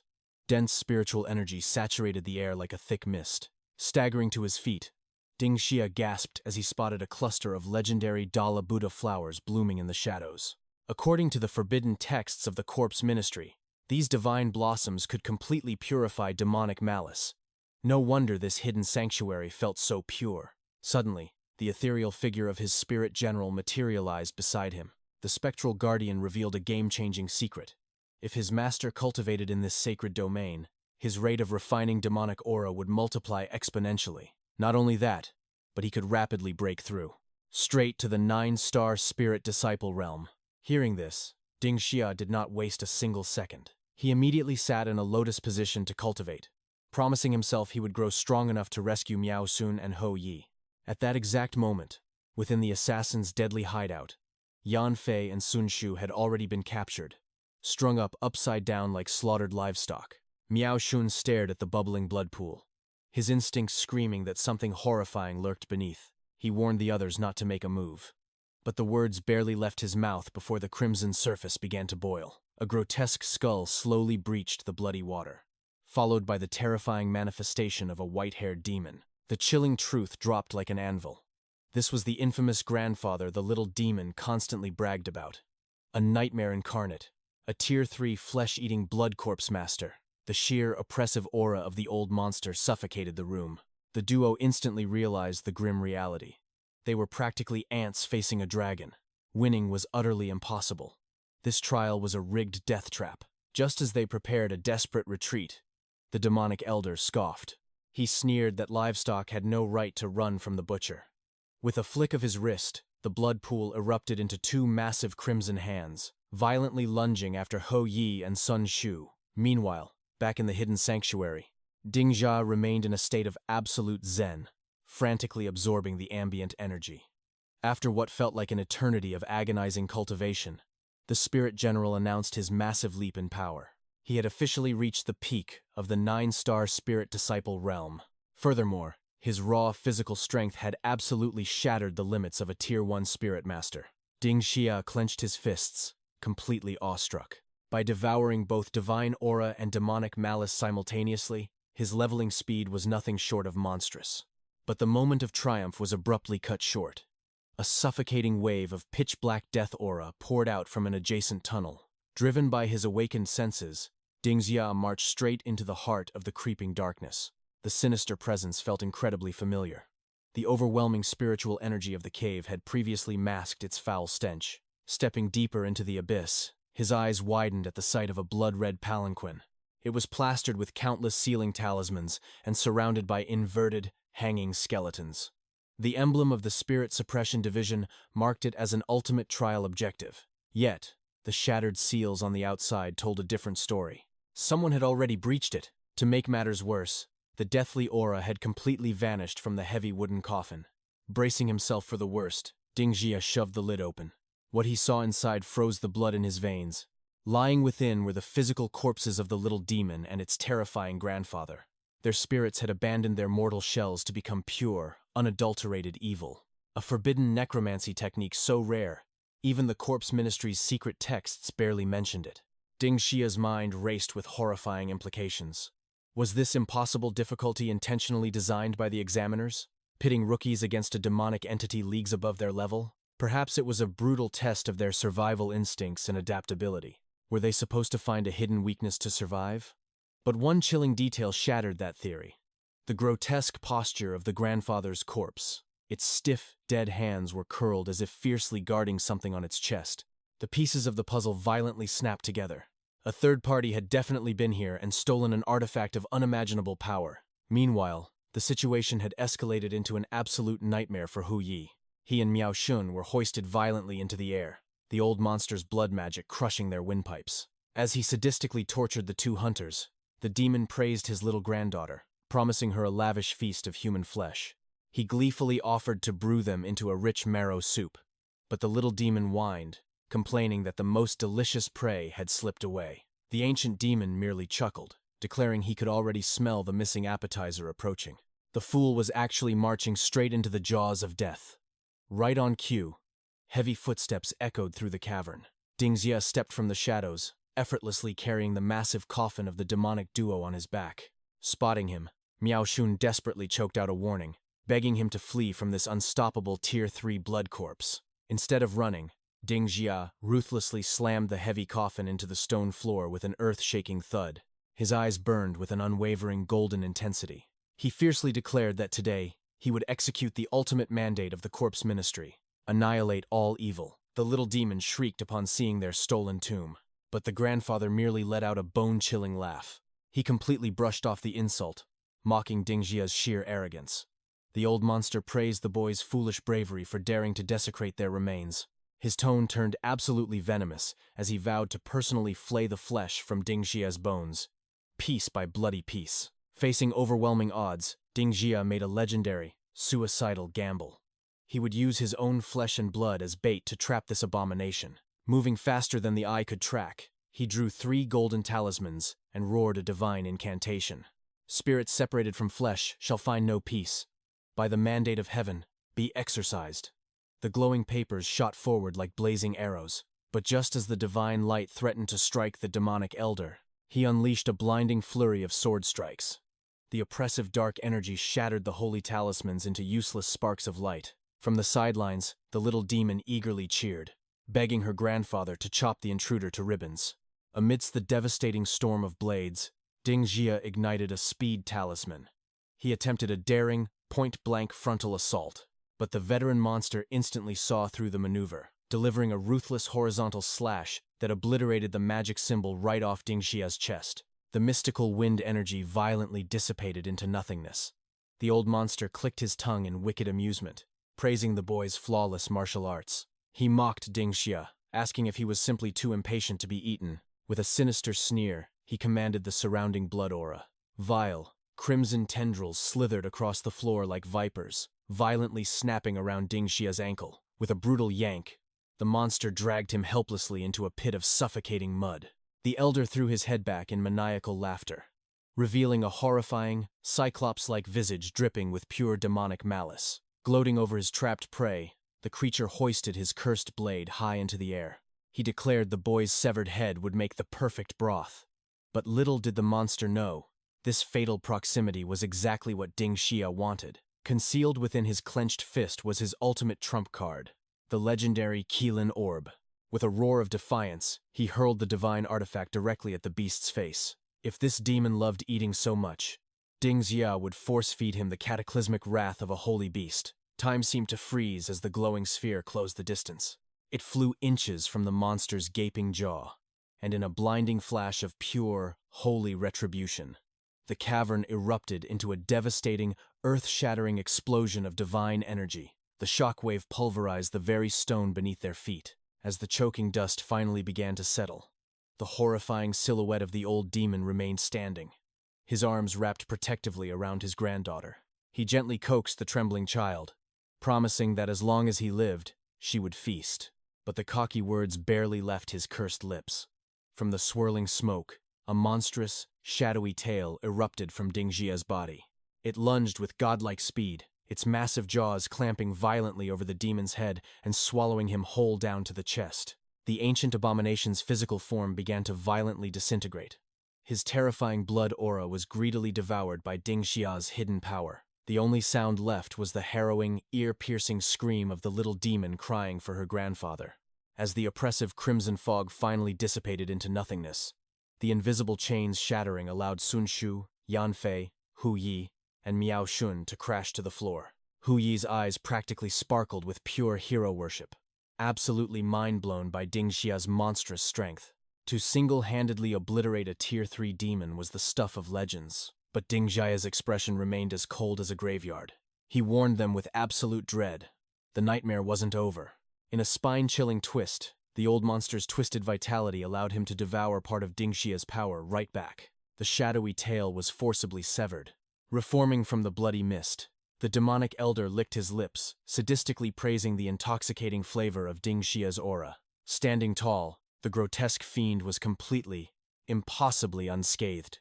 Staring down absolute despair, Dingxia quickly tossed the holy Dala Buddha flower to his comrades. He barked a desperate order. They had to run, break through the trial's barrier, and summon the corpse ministry's elite reinforcements. Meanwhile, he would stand his ground alone to hold back this apocalyptic blood corpse. Seeing Hou Yi stubbornly preparing to fight and die by his side, Dingxia's eyes flashed with fierce authority. He roared that this was their one and only chance. If they didn't run now, they would all die here. "I will be fine," the main character promised. Before retreating, his comrades repeatedly warned him to be careful. Mutam hesitated, begging him to somehow survive until their return. Once the four departed, Din Hyo finally unleashed the dark aura hidden within him. Meanwhile, the ancient demon clicked his tongue, furious that his prey had escaped. He demanded Din Hye pay with his own flesh, but our hero merely smirked. "The dead belong in the grave," he declared coldly. "Let me help you rest in peace." Meanwhile, outside the cavern, the group escaped the blood mist. But Haoingjia froze in his tracks. A horrifying scene unfolded before them. A crimson river of blood dripped steadily into a mysterious bowl. The fresh blood flowed straight from Tianyan's palms. Covered in gore, the traitor sneered. Enemies truly cross paths on narrow roads. Just then, Tonhook forced his eyes open, revealing a dark truth. That very bowl was the cursed relic of the bloodthirsty demon. Realization struck Miotam like lightning. "You maniac," he roared.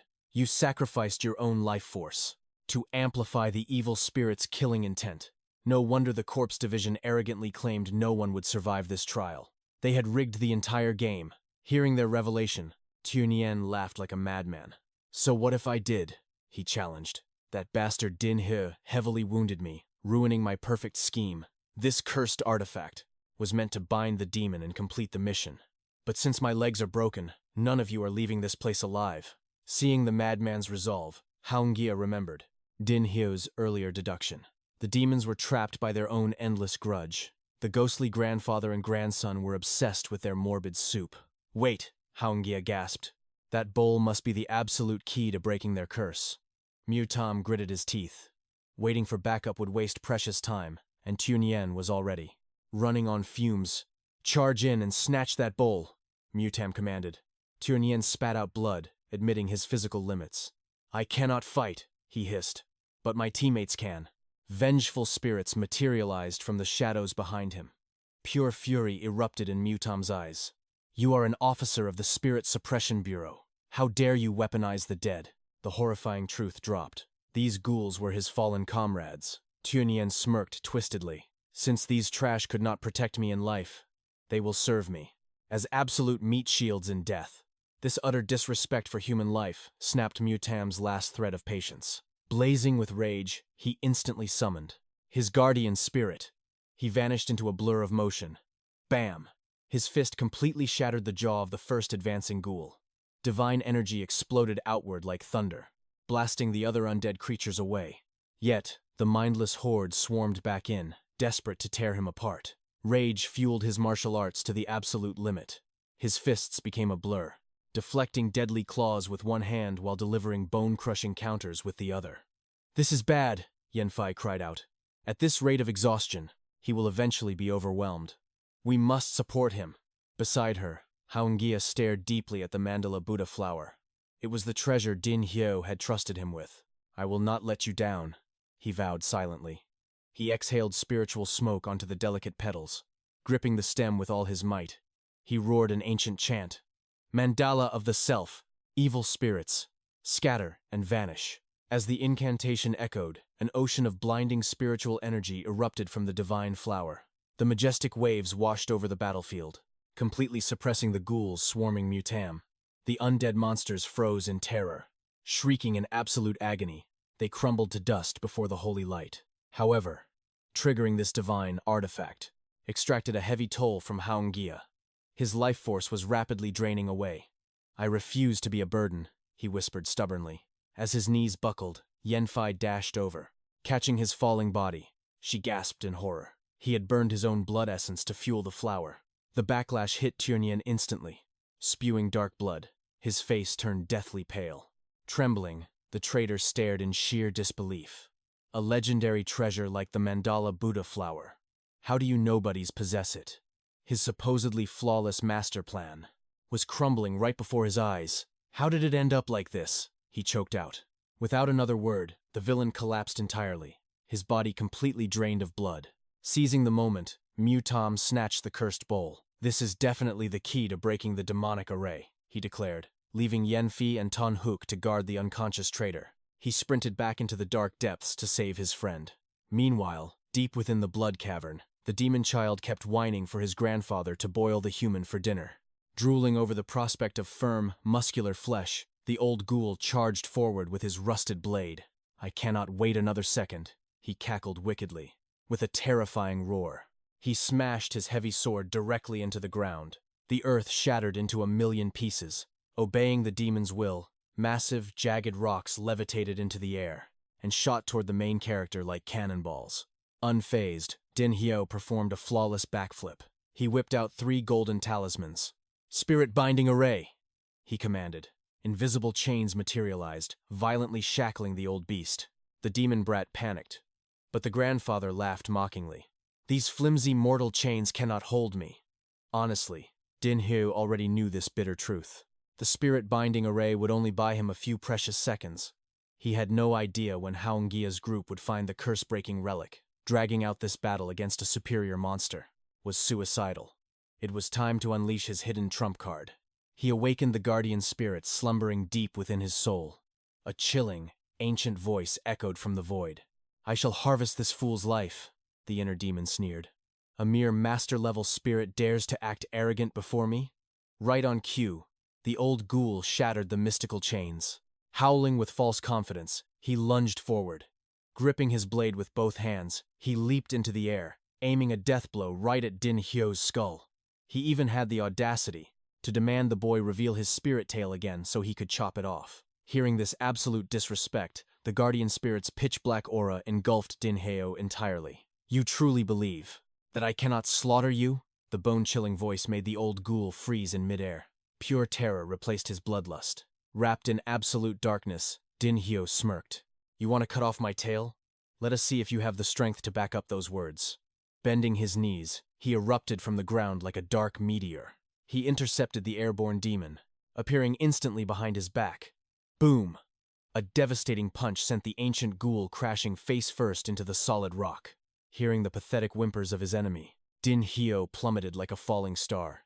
He slammed his foot onto the demon's spine, pinning him down, and delivered another earth-shattering blow. Towering over his prey, Din Hyo whispered, "Your grandson's killing intent was a decent appetizer, but the dark aura swirling inside you, I am truly dying to taste it." The old ghoul let out a blood-curdling shriek of utter terror. "How is this possible?" he screamed internally. "Is this overwhelming, suffocating death aura truly coming from a living human?" It was infinitely more demonic than his own, but suddenly, Mu Tam burst into the cavern, screaming his name. He hurled the stolen bowl straight at him. Catching it, Din Hyo instantly sensed the heavy spiritual scent of the demonic duo. This relic is the missing artifact from their coffin, the ultimate key to erasing their ancient grudge. However, in that split second of revelation, our overpowered main character dropped his guard. The Phantom Elder bolted upright, snatching the wooden bowl with unearthly speed. He inhaled the phantom steam, praising the heavenly aroma of the broth, before gently passing the vessel to the ghost child. Ding Xiao watched in heavy silence. He could feel the karmic chains binding them to this bowl. It was a profound obsession. Deep in their shattered souls, they were desperately crying out for salvation. Stepping back toward the cursed coffin, our hidden expert drew a golden talisman. Sensing the shift in aura, Miao Tan readied her own glowing runic paper. Together, they chanted a soul-cleansing mantra. The overwhelming spiritual pressure shattered the demonic domain's hold. Time seemed to reverse, dragging them into the tragic past. When these spirits still drew breath, little Bao was burning with a deadly fever. Enduring absolute agony, she weakly asked if the Grim Reaper was coming. Hearing this, the old man gently scolded her foolish thoughts. He promised her she was strong enough to survive, but inwardly, his heart bled. The Imperial hounds were relentlessly hunting them, and the child's life force was fading like a candle in the wind. Suddenly, little Bao asked about her parents. Why did they have to leave? Her innocent soul yearned for her mother's embrace and the warm taste of her cooking. Choking back tears, the old warrior spun a desperate lie. He claimed her parents were on a distant journey, but would return soon. To ease her suffering, he swore upon his life that she would eat meat broth tonight. Swallowing his legendary pride, he dragged his exhausted body to the local magistrate. But the corrupt guards kicked him into the dirt like a stray dog. Yet, he refused to yield. Clutching his martial jade token, he begged the heavens for mercy. The dying child hadn't tasted meat in months. He prayed this wealthy merchant would recognize his past glory and spare just one scrap of pork skin. Desperate, he offered his sacred battle armor and his commander's medallion, begging them to pawn his legacy for a few measly copper coins. But the arrogant merchant sneered in utter disgust. He loudly branded the old hero as a rebel remnant. This lethal accusation drew the murderous gaze of the entire mob.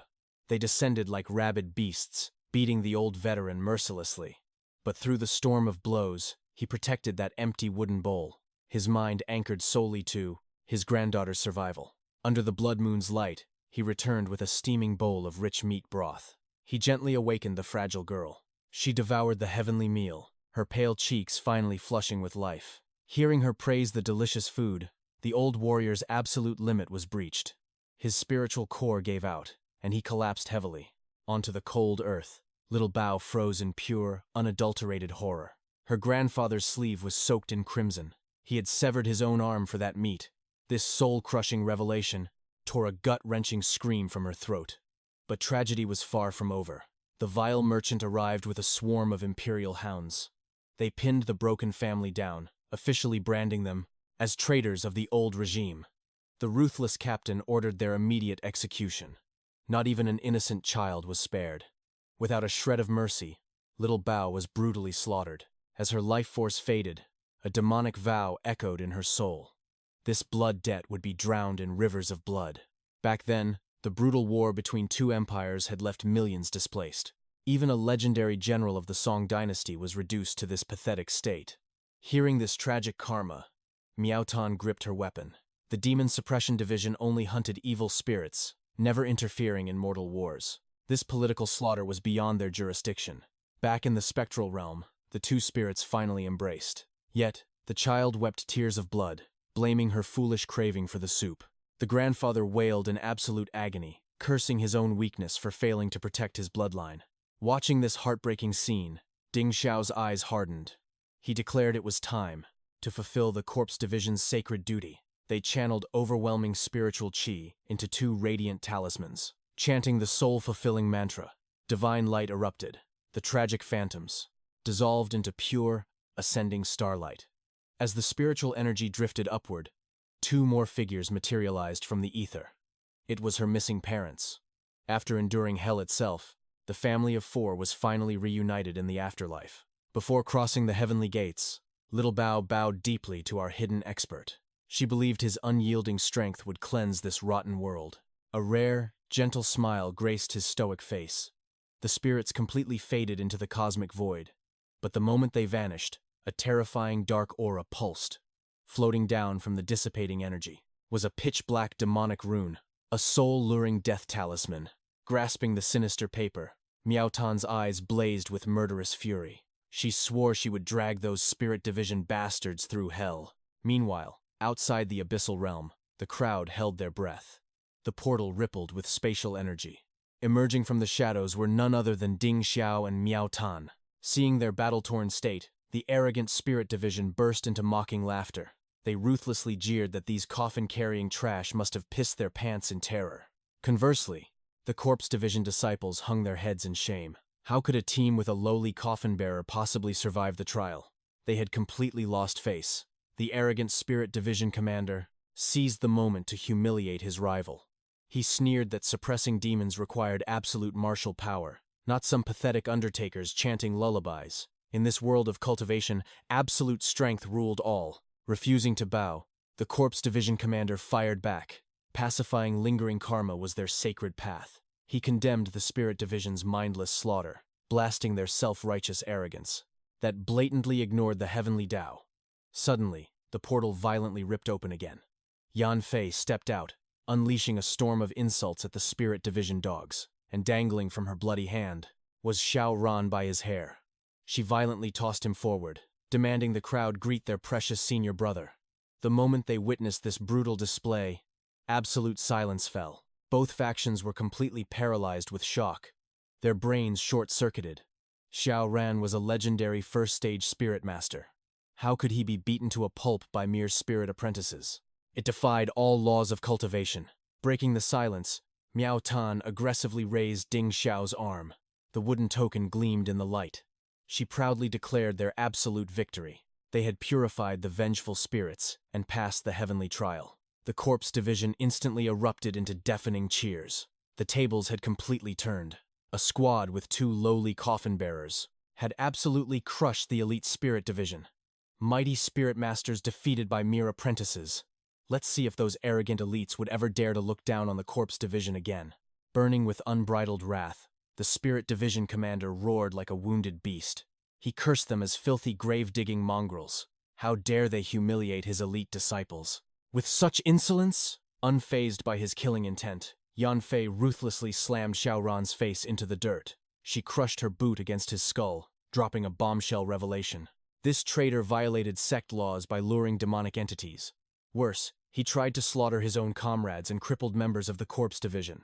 Justice demanded he be executed on the spot. The Corpse Division commander's aura flared, demanding to know what hell they faced inside. Meanwhile, the Spirit Division elders panicked. Since the Undertakers passed the trial, the Heavenly Council would definitely halt the eradication of the Corpse Division. That useless trash Xiao Ran had ruined everything. Stepping out of the shadows, our hidden expert finally spoke up. He coldly confirmed every word of Yanfei's claim. The devastating chi scars on Hou Yi and Sun Shu were undeniable proof. Normally, the abyssal trial only spawned entities, matching the challenger's cultivation realms. By heavenly logic, they should have only faced Stage 8 death spirits. But lurking in the shadows, a nightmare far beyond their comprehension awaited. A spirit-tier assassin. Hearing this legendary rank, Commander Lang's eyes widened in absolute shock. Meanwhile, the spirit faction gritted their teeth. Their dirty tricks had completely backfired. They had manipulated the entire hidden realm. Yet Tunyen still lost. What absolute trash. On the other side, the corpse faction stood utterly paralyzed in disbelief. The strongest among Miotam's group was merely a 9th stage spirit apprentice. How could they slaughter a terrifying spirit assassin? Even crazier, they dragged along 2 lowly coffin carriers. Boiling with righteous fury, Commander Lang turned on the spirit faction. He accused them of twisting the trial rules and slaughtering their own comrades. They treated human lives like worthless weeds. The spirit commander, Thien Han, merely let out a sinister chuckle. He shamelessly denied everything. He claimed the corpse faction only had empty words, acting as if he were the victim here. Commander Lang roared with thunderous rage, warning Thien Han to drop the arrogant act. Suddenly, Din Hyo stepped forward. He pulled out a pitch-black talisman. "Humans might lie," he declared, "but this cursed object never does." This was the exact item left behind by the spirit assassin. It was absolute proof of the spirit faction's deadly conspiracy against them. Seeing it, Commander Lang instantly recognized the dark artifact. A spirit-guiding death talisman, an exclusive weapon of the spirit faction, designed for untraceable assassinations. With this undeniable proof, Lang challenged Thien Han. How would this hypocrite explain himself to the Demon Suppression Bureau now? But in that exact moment, the defeated Tunyen gasped for air. He stammered, his killing intent. Hearing this, Din Hyo's heart stopped cold. He could never let this fool expose his terrifying hidden aura. At the exact same time, the spirit faction panicked. They thought Tunyen was about to confess their conspiracy. If their dark master plan was exposed now, all their sinister efforts would turn to ashes. Faster than lightning, Thien Han made a ruthless move. He raised a single finger and shot a deadly beam straight through Tunyen's forehead, a perfect execution to silence him forever. Tunyen collapsed instantly from the fatal venom. The corpse faction froze in absolute horror. Yanfei rushed over, only to confirm the cold reality. Tunyen was dead. A mountain of rage erupted from Commander Lang. He violently grabbed Thien Han by the collar. How dare he murder a key witness in broad daylight? But Thien Han's eyes remained ice cold. He scoffed, calling Tunyen a useless failure whose toxic actions harmed his own martial brothers. Such incompetence was a sin beyond forgiveness. Thien Han forcefully brushed off Lang's hands. He sneered, stating the spirit faction was merely disciplining its own trash. The corpse faction had no right to interfere. With a threatening tone, he asked if Commander Lang truly wanted an all-out war between the 2 factions. Leaving that threat hanging in the air, the spirit faction turned their backs. Lang gritted his teeth, swearing to expose their dark secrets sooner or later. But before Thien Han could take another step, a solitary figure blocked his path. It was Din He. Thien Han let out a venomous laugh. A pathetic coffin carrier dares to block a grand commander? Din Hyo's eyes were terrifyingly calm. "I wouldn't dare," he replied. "But there is one unresolved matter. A gentle reminder for your esteemed self. You swore that if our faction passed the bloody trial, you would publicly apologize on your knees. Yet, your arrogant mouth remains completely shut. I heard the great commander's words were as heavy as mountains. Was that just pathetic gossip?" Hearing this absolute disrespect, the entire corpse faction fired up. They chanted for the promised apology. Thien Han's face twisted in ultimate humiliation. He burned Din Hyo's face into his memory. With a demonic growl, he forcefully clasped his hands and bowed his head, but his chilling voice echoed a warning. "The future is long, boy." In his dark mind, he swore to wipe their entire faction off the face of the earth. Meanwhile, Din Hyo's sharp mind analyzed the situation. Thien Han, silencing Tunyen, so ruthlessly proved one terrifying truth. The spirit faction was hiding a monstrous conspiracy, a secret they would slaughter to protect. Lost in these heavy thoughts, Din Hyo suddenly felt a heavy hand on his shoulder. Commander Lang stood there, holding out a glowing bronze token. "You survived the hellish trial," he announced. "You are no longer garbage. You are officially a rank 9 corpse protector. The days of carrying coffins are over. The revelation struck Din Hyo like a bolt of heavenly lightning. With trembling hands, he accepted the token. A surge of pure ecstasy flooded his soul. This was his golden ticket to the secret treasure pavilion. Finally, he could find a divine elixir to save his dying sister.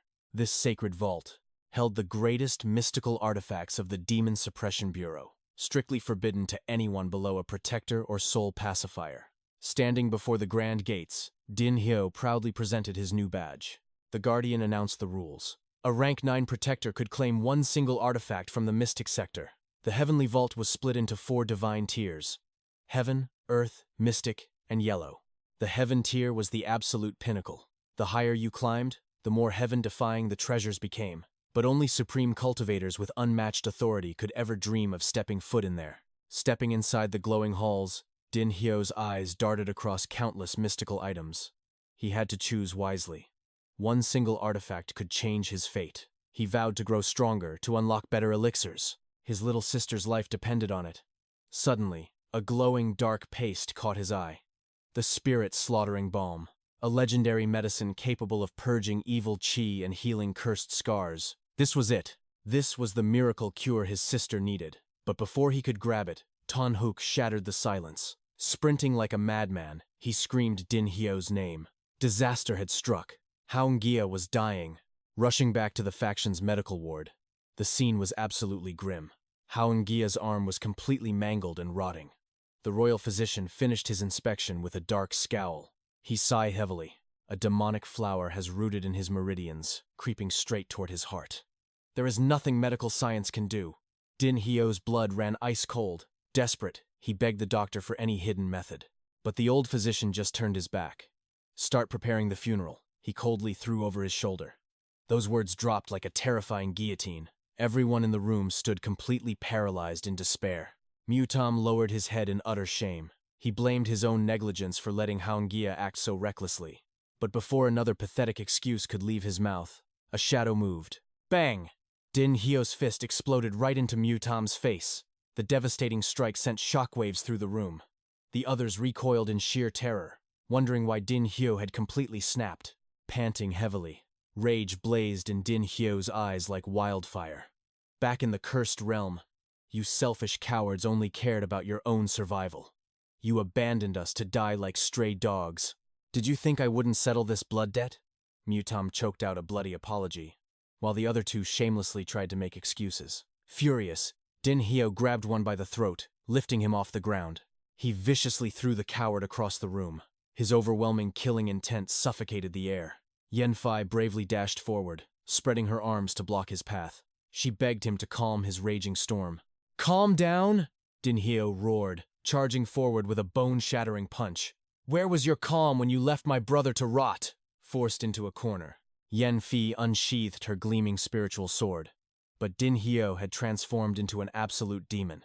With his bare fist, he smashed her steel blade into a million pieces. The shockwave was deafening. Before she could even blink, Din Hyo snatched a shattered shard and pressed it directly against her throat. If I were weak, he hissed with venomous killing intent, the one dead today would be me. The tension was thick enough to cut, but a weak, raspy voice suddenly broke the silence. Haungia called his name. Instantly dropping the blood-stained shard, Din Hyo rushed to his dying brother's side.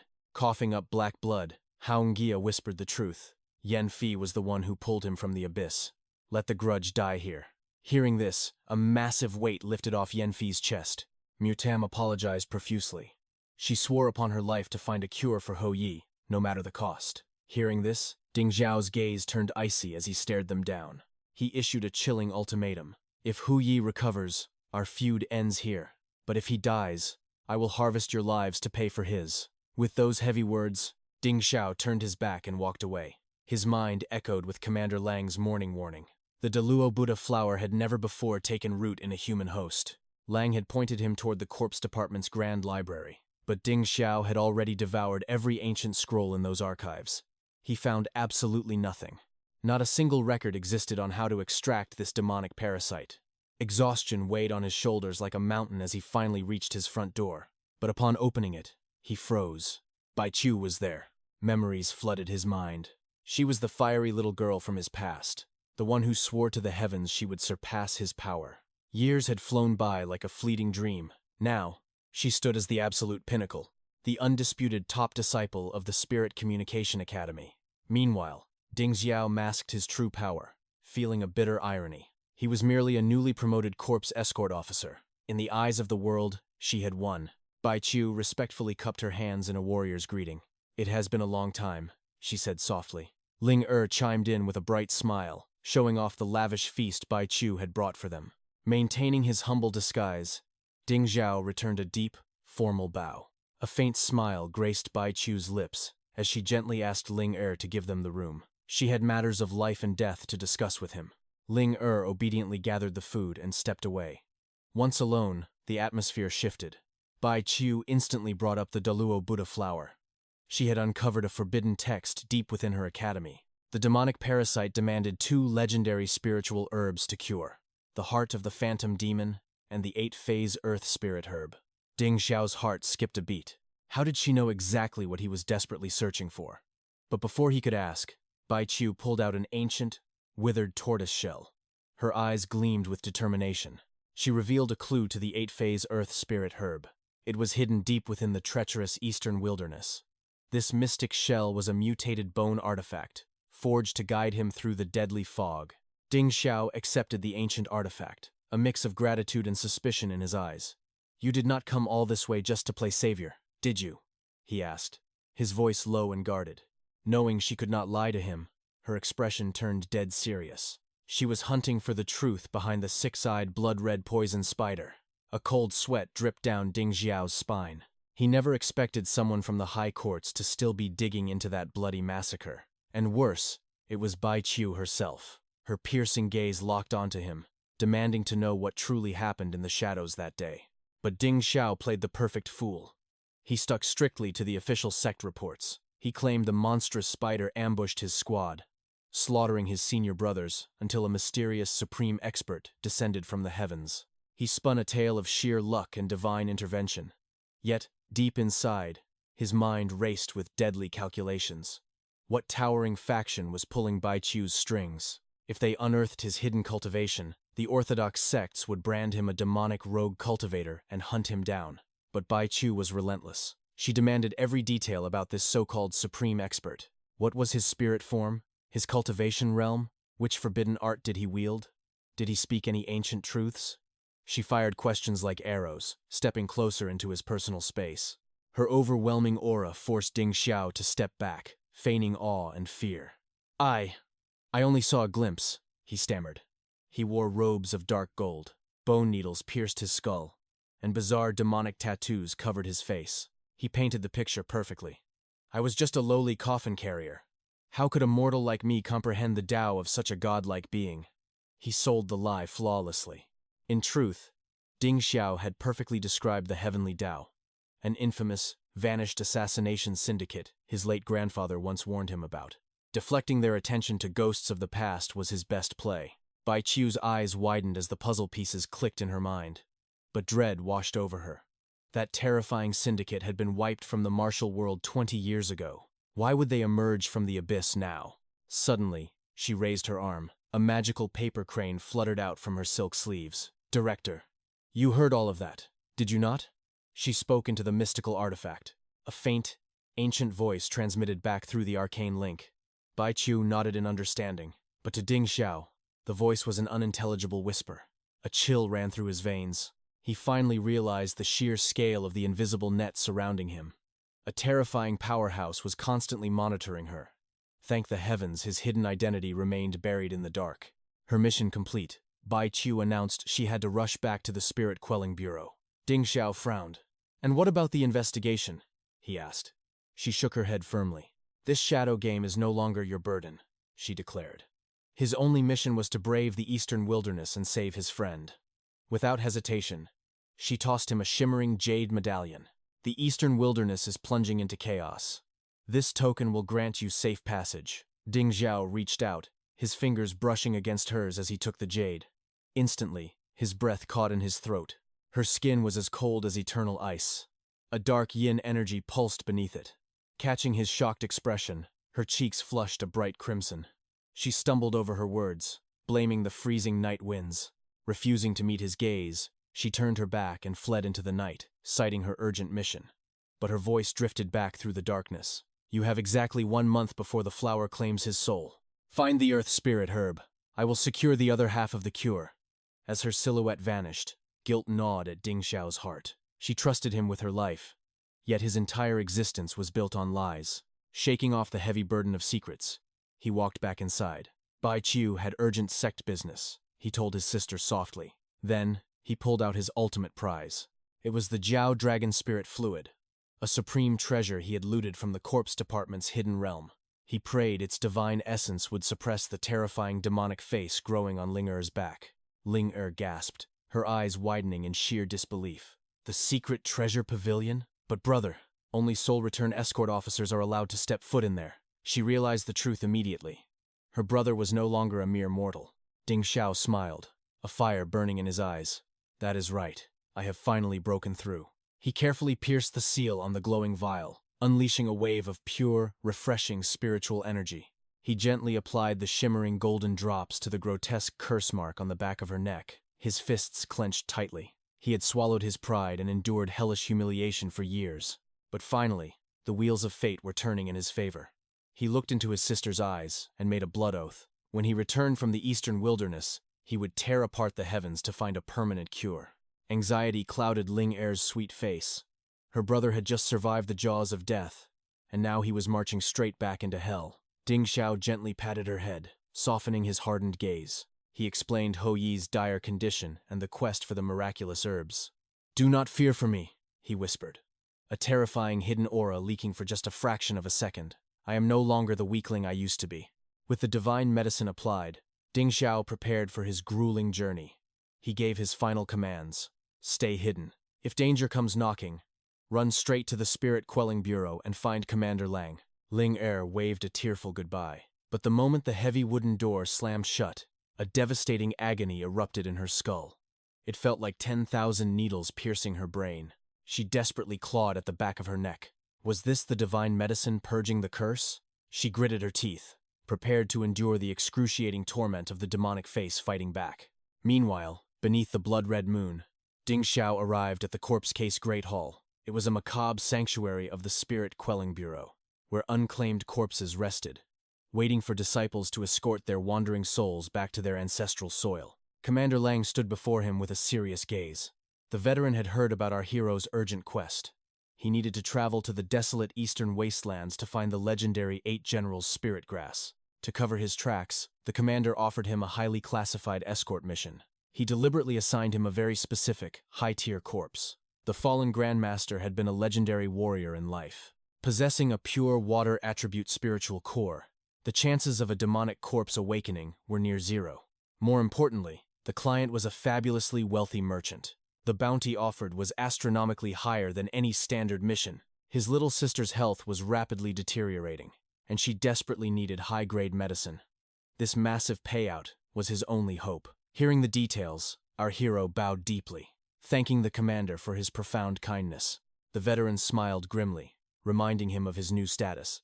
He was now an official Rank 9 corpse escort. The commander asked if he wanted to requisition elite coffin carriers or a team of battle-hardened assistants. He even suggested the very recruits who had survived the brutal guild exams alongside him. But our lone wolf refused without a second thought. In this treacherous, backstabbing world, trusting others was a fatal mistake. The commander sighed in defeat, knowing this rogue cultivator could not be tamed, leaving the decision in his hands. Before they parted ways, the veteran handed him a supreme artifact, the Spirit Wood Nail, a legendary relic capable of instantly annihilating any terrifying fiend below the Calamity class. Our hero's eyes widened in absolute shock. He immediately recognized its aura, carved from an ancient, celestial spirit altar. The value of this single nail dwarfed the combined life savings of every normal escort in the guild. To lend such a priceless, divine treasure, the commander's trust in him was terrifyingly deep, and he silently swore to repay it. Shortly after, he walked alone down the desolate path to the eastern wastelands, a massive coffin chained to his back. He had precisely calculated the celestial alignment, ensuring the corpse would sleep peacefully tonight. As the blood-red sun dipped below the horizon, Shadows stretched across the wasteland. He approached an isolated village house, knocking heavily on the weathered wooden door. A cautious local eventually peeked out. Our hero revealed his prestigious identity, an official corpse escort of the Spirit Suppression Bureau on a holy mission. He respectfully requested a simple room to survive the treacherous, demon-infested night. The villager's face instantly twisted in pure disgust and terror. Corpse bearers were omens of absolute death. If the coffin awakened, the whole village would drown in a river of blood. Without a word, our hero casually tossed a heavy silver ingot. He lied smoothly, claiming the coffin was practically empty to ease their mortal fears, adding that his martial prowess could effortlessly crush any wandering ghost. The sight of shining silver instantly melted the villager's dread. Greed completely replaced his fear, and he eagerly welcomed the stranger inside. Our hero kept his dark cargo a secret, knowing the truth would only spark unnecessary chaos. A corpse awakening was impossible anyway. Entering the dim house, the host warned him about the cramped living conditions. He apologized for the dusty, chaotic storage room and offered to clean it up for his wealthy guest. A few moments passed in the eerie silence. Suddenly, an unnatural chill ran down our hero's spine. His sharp eyes darted toward the neighboring window, drawn by a horrifying presence. An emaciated old man stood there in the absolute darkness, staring back with hollow, dead eyes and a spine-chilling, maniacal smile. Our hero calmly dismissed the host, claiming he would clean the room himself. As the oblivious villager walked away, the air grew incredibly heavy with a sinister aura. Something was horribly wrong here, and he needed to stay on high alert. He carefully lowered the heavy coffin and sat in a lotus position. His mind drifted back to the ancient secret realm. He had already reached the absolute peak of the 9th stage spirit apprentice. Tonight was the perfect time to shatter his limits and ascend to the spirit master realm. He closed his eyes, projecting his consciousness directly into his inner spirit palace. It was time to finally awaken his dormant guardian. He poured sacred water onto a cloth, carefully purifying the colossal spirit general egg. Instantly, blinding celestial runes erupted from the shell. Ancient characters of destiny flared, illuminating his inner world with divine light. 100 paths of reincarnation seemed to manifest in the void. He noticed the cursed golden seal weakening. The crack on its surface was rapidly spreading. Pushing his spiritual energy to the absolute limit, he roared, urging his guardian to break free. Boom! A heaven-shattering explosion echoed through his soul. Terrifying, blood-red chains violently crashed down from the sky, wrapping around the egg and violently blasting him backward. He scrambled to his feet, his eyes blazing with furious, unyielding defiance. What kind of monstrous entity was this?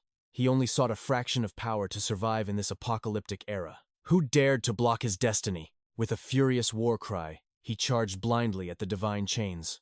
But the moment his fists made contact, a devastating shockwave of ancient, supreme energy blasted out from the metal links. The overwhelming force completely crushed his spirit, violently hurling him back into the waking world. Gasping for breath, he stared at the ceiling. Just what exactly was that golden seal?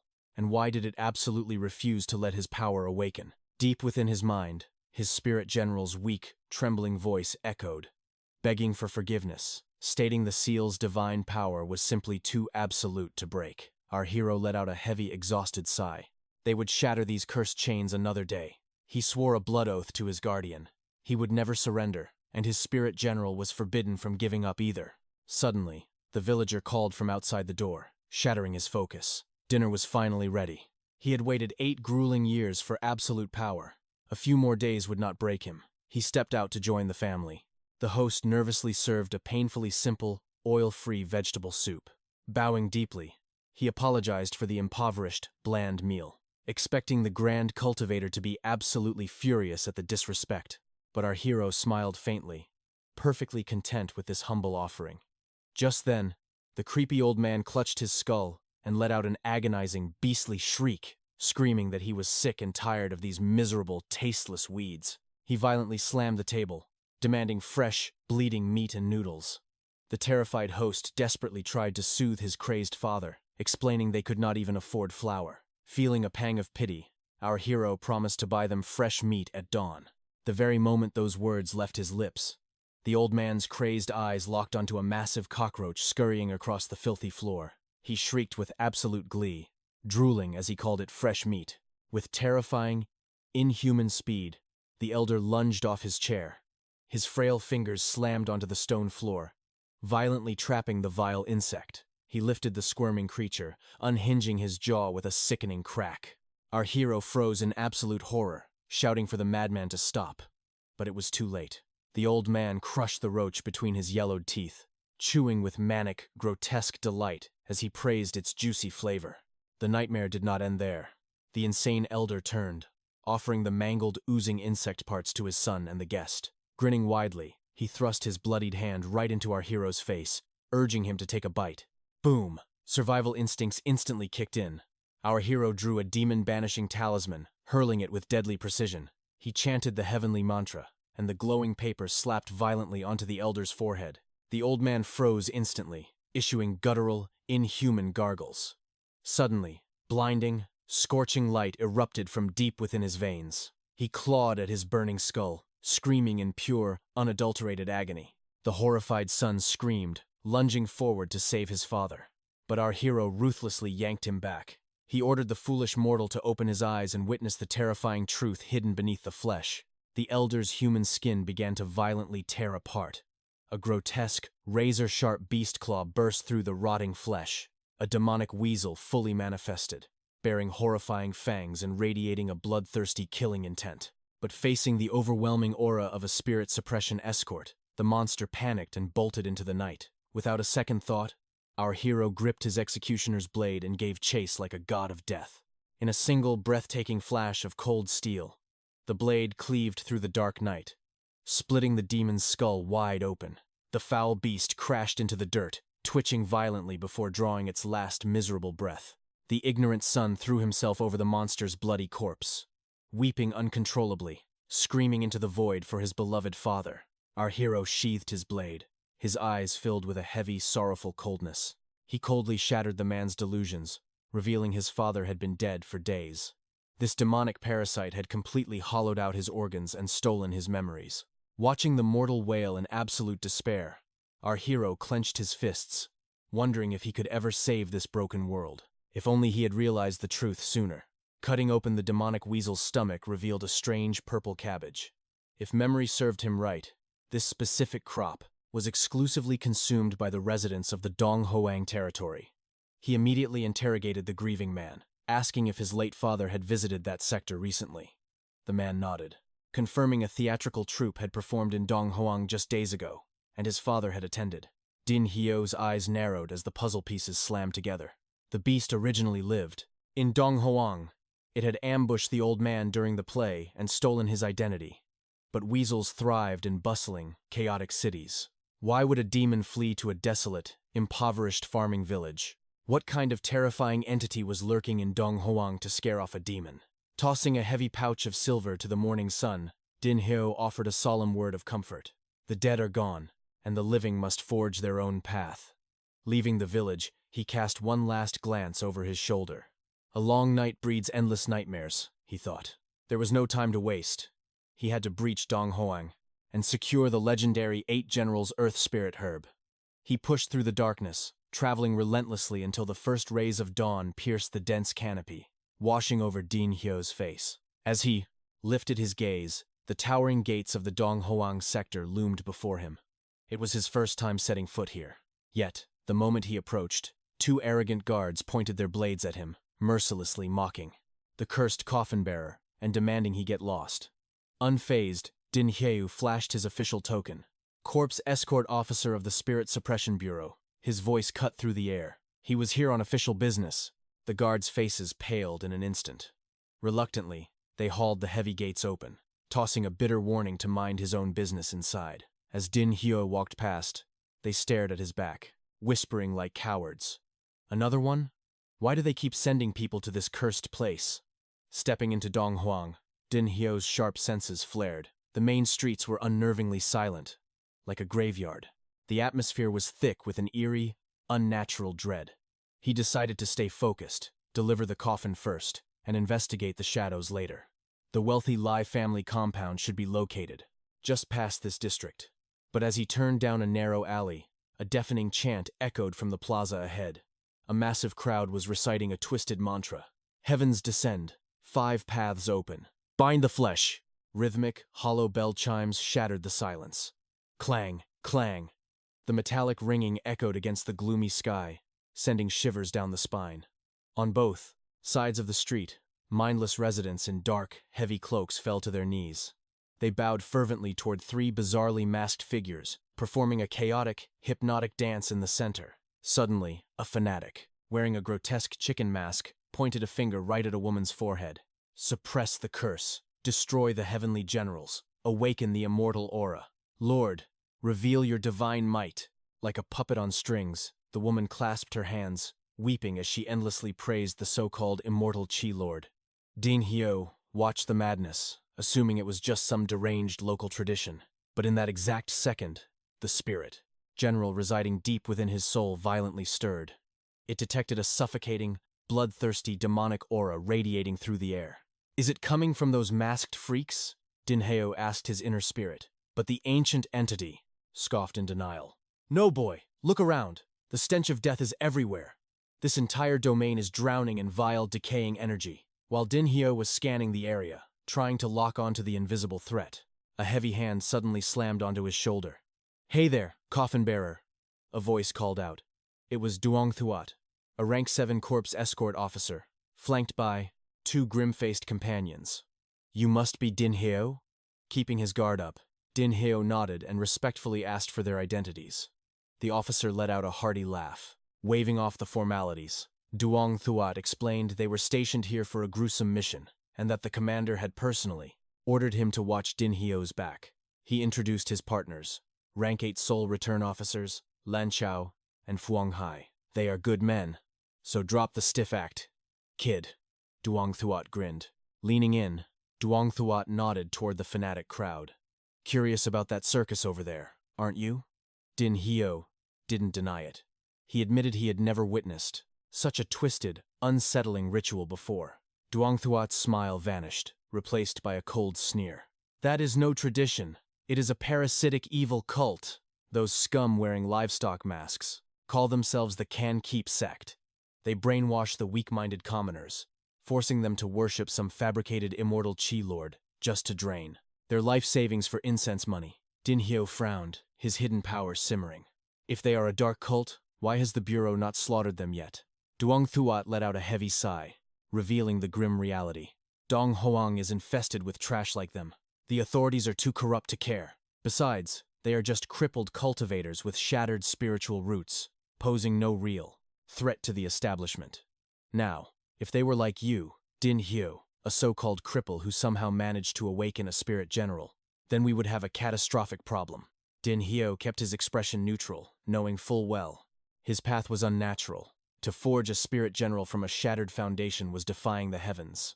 Most mortals without spiritual talent were doomed to slave away in the dirt, or blindly worship false gods just to numb the pain of their pathetic lives. Duong Thuat patted his shoulder, bringing him back to reality. Focus on the mission.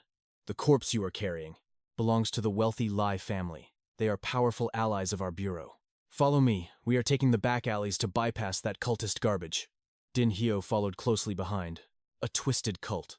Suffocating demonic aura at every turn. The shadows hiding within Dong Huang were far more terrifying than Din Hyo had calculated. His eyes steeled with determination. He had to complete this delivery and secure the divine herb to save Haongia immediately. But as they slipped away, the chicken-masked cultist abruptly stopped his bizarre dance. He turned his masked face, locking eyes dead onto Din Ho. He reached out a wicked hand, opening his mouth to call out, but the frenzied mob instantly swarmed him, blocking his view. Soon after, the group arrived at the Lai family estate, a massive, oppressive mansion reeking of old money. The head butler greeted them, stating the master had been anxiously waiting. Deep inside the dim manor, Patriarch Lai Tran sat coughing, frail and decaying, letting out a trembling sigh of relief at the sight of his son's coffin. But Din Hyo stepped forward, caution in his eyes. The corpse was leaking malevolent aura. Being this close could drain the fragile old man's remaining life force. Sensing the tension, Duong Thuat stepped in, unleashing a subtle wave of his own cultivation. Do not worry. I am holding the aura at bay. The servants carefully lowered the heavy wooden casket, their hands trembling as they began snapping the binding seals. The moment the lid shifted, exposing the pale face within, The old patriarch collapsed to his knees. He howled in absolute agony, screaming at his dead son for choosing such a foolish end. I waited my whole life, praying to the heavens for an heir. I finally received you in my twilight years, only to bury you. What absolute demonic sin have I committed?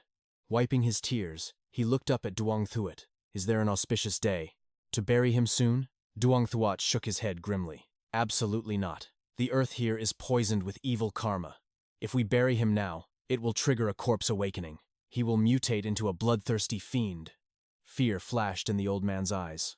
Refusing to let his son turn into a monster, Patriarch Lai immediately ordered his men to gather bone-preserving spiritual herbs, seal his body, move him to the forbidden rear courtyard until the stars align. He then instructed the maids to prepare a luxurious guest chamber for Din Ho to rest and cultivate. Bowing deeply, the terrified servants dragged the heavy, ominous coffin into the shadows. Left alone in the dimly lit hall, the frail patriarch stared at the empty space where his son just lay. He slumped onto his bed, a chilling, dark look crossing his eyes. Did it really have to come to this? He whispered to the empty room. By dawn, the macabre funeral rites had officially begun. 3 towering spirit flags violently whipped in the wind. A shaman stomped his feet in a hypnotic, frantic rhythm. Golden paper money rained down on the empty coffin as eerie chants echoed relentlessly into the gloomy morning mist. At this hour, Yang Shu crossed his arms, mocking the wealthy elite's foolishness.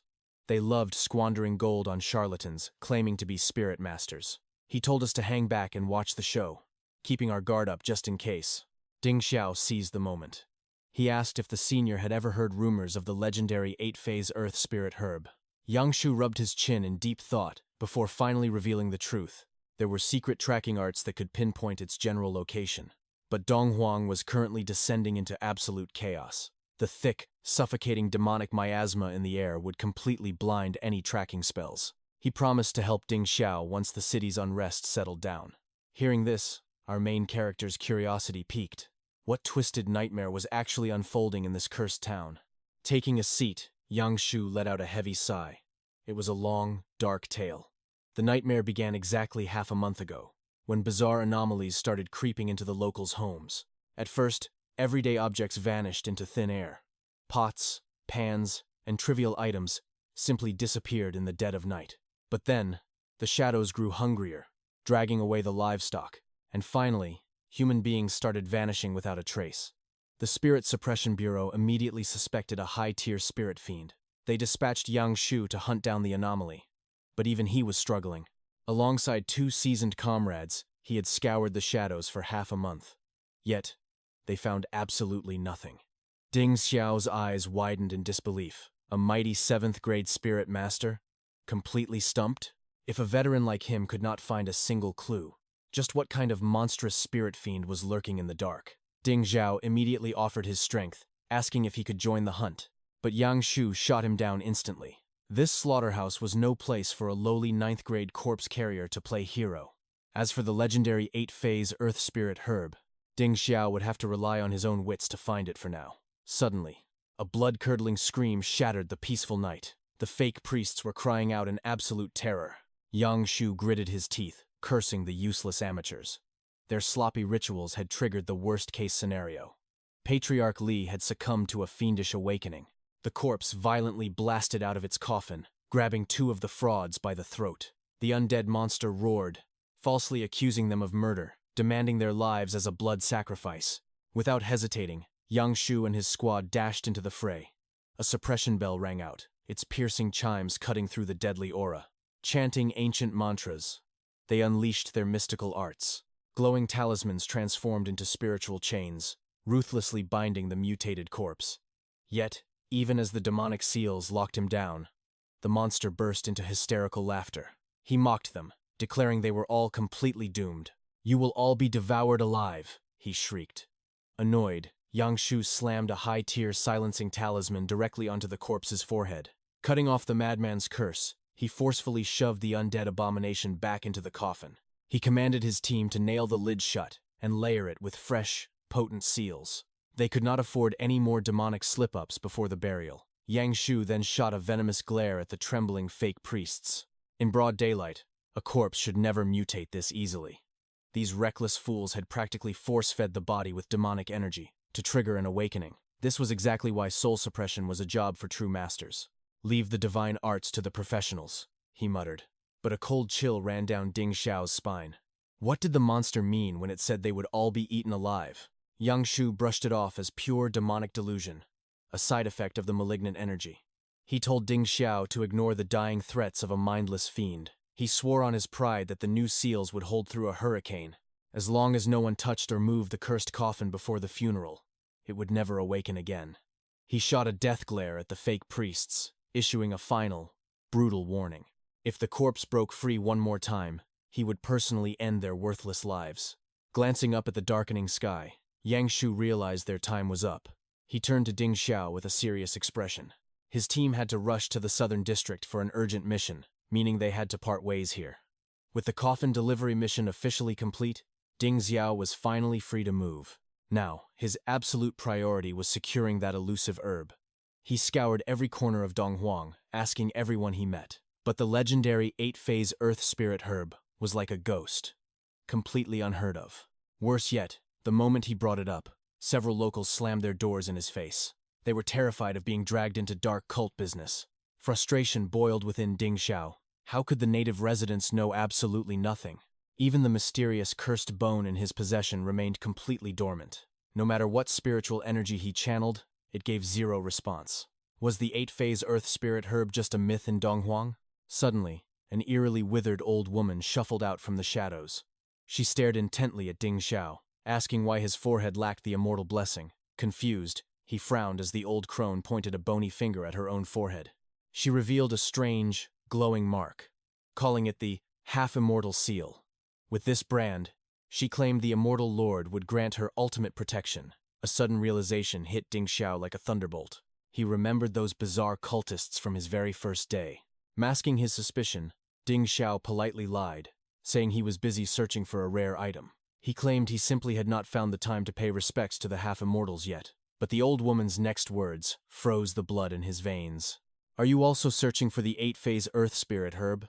she croaked.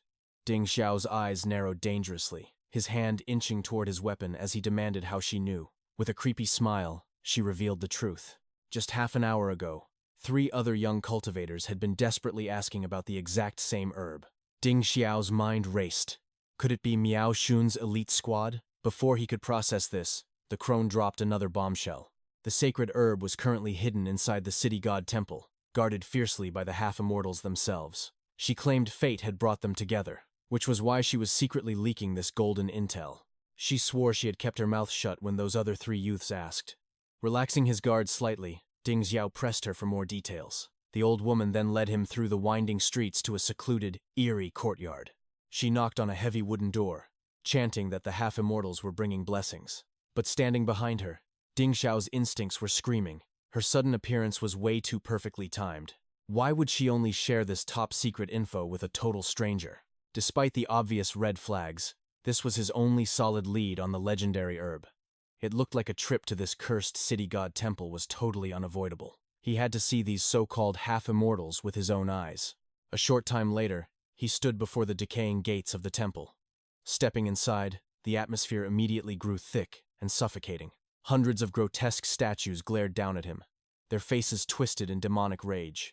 The desolate courtyard was supposedly abandoned, empty of all human life. But suddenly, an echoing chorus of maniacal laughter erupted from the shadows. Twisted voices sneered, declaring that the immortal vessel lord had finally arrived. "We have been waiting for you for a very long time," they hissed. Emerging from the darkness were the 3 bizarre masked figures he had spotted on the streets before. The one wearing a creepy rooster mask bowed in mock reverence.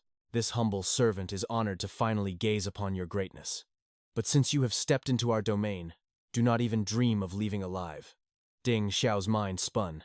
Why the hell were these freaks calling him an immortal vessel? Without a second thought, he whipped out his explosive talismans and launched a deadly barrage. But before the golden paper could even graze their cloaks, something terrifying happened. The spiritual talismans instantly combusted, turning into worthless ash in midair. The cultists cackled, mocking his pathetic parlor tricks. Did the immortal vessel lord really think such garbage magic could harm them? They insulted his intelligence, claiming his mind was as broken as his power.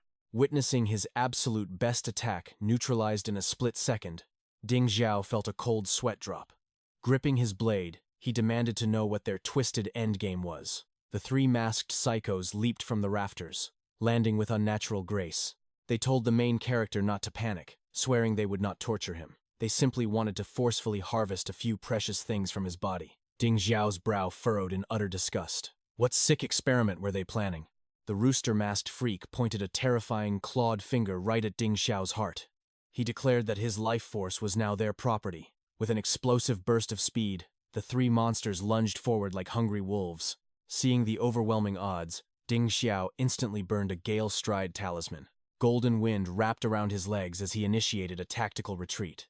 But the three psycho killers relentlessly hunted him down, their bloodthirsty auras closing in fast. Realizing he could not outrun them, Ding Xiao suddenly slammed his brakes, spinning around to deliver a devastating slash to the rooster freak. The wolf-masked fanatic sneered with venom.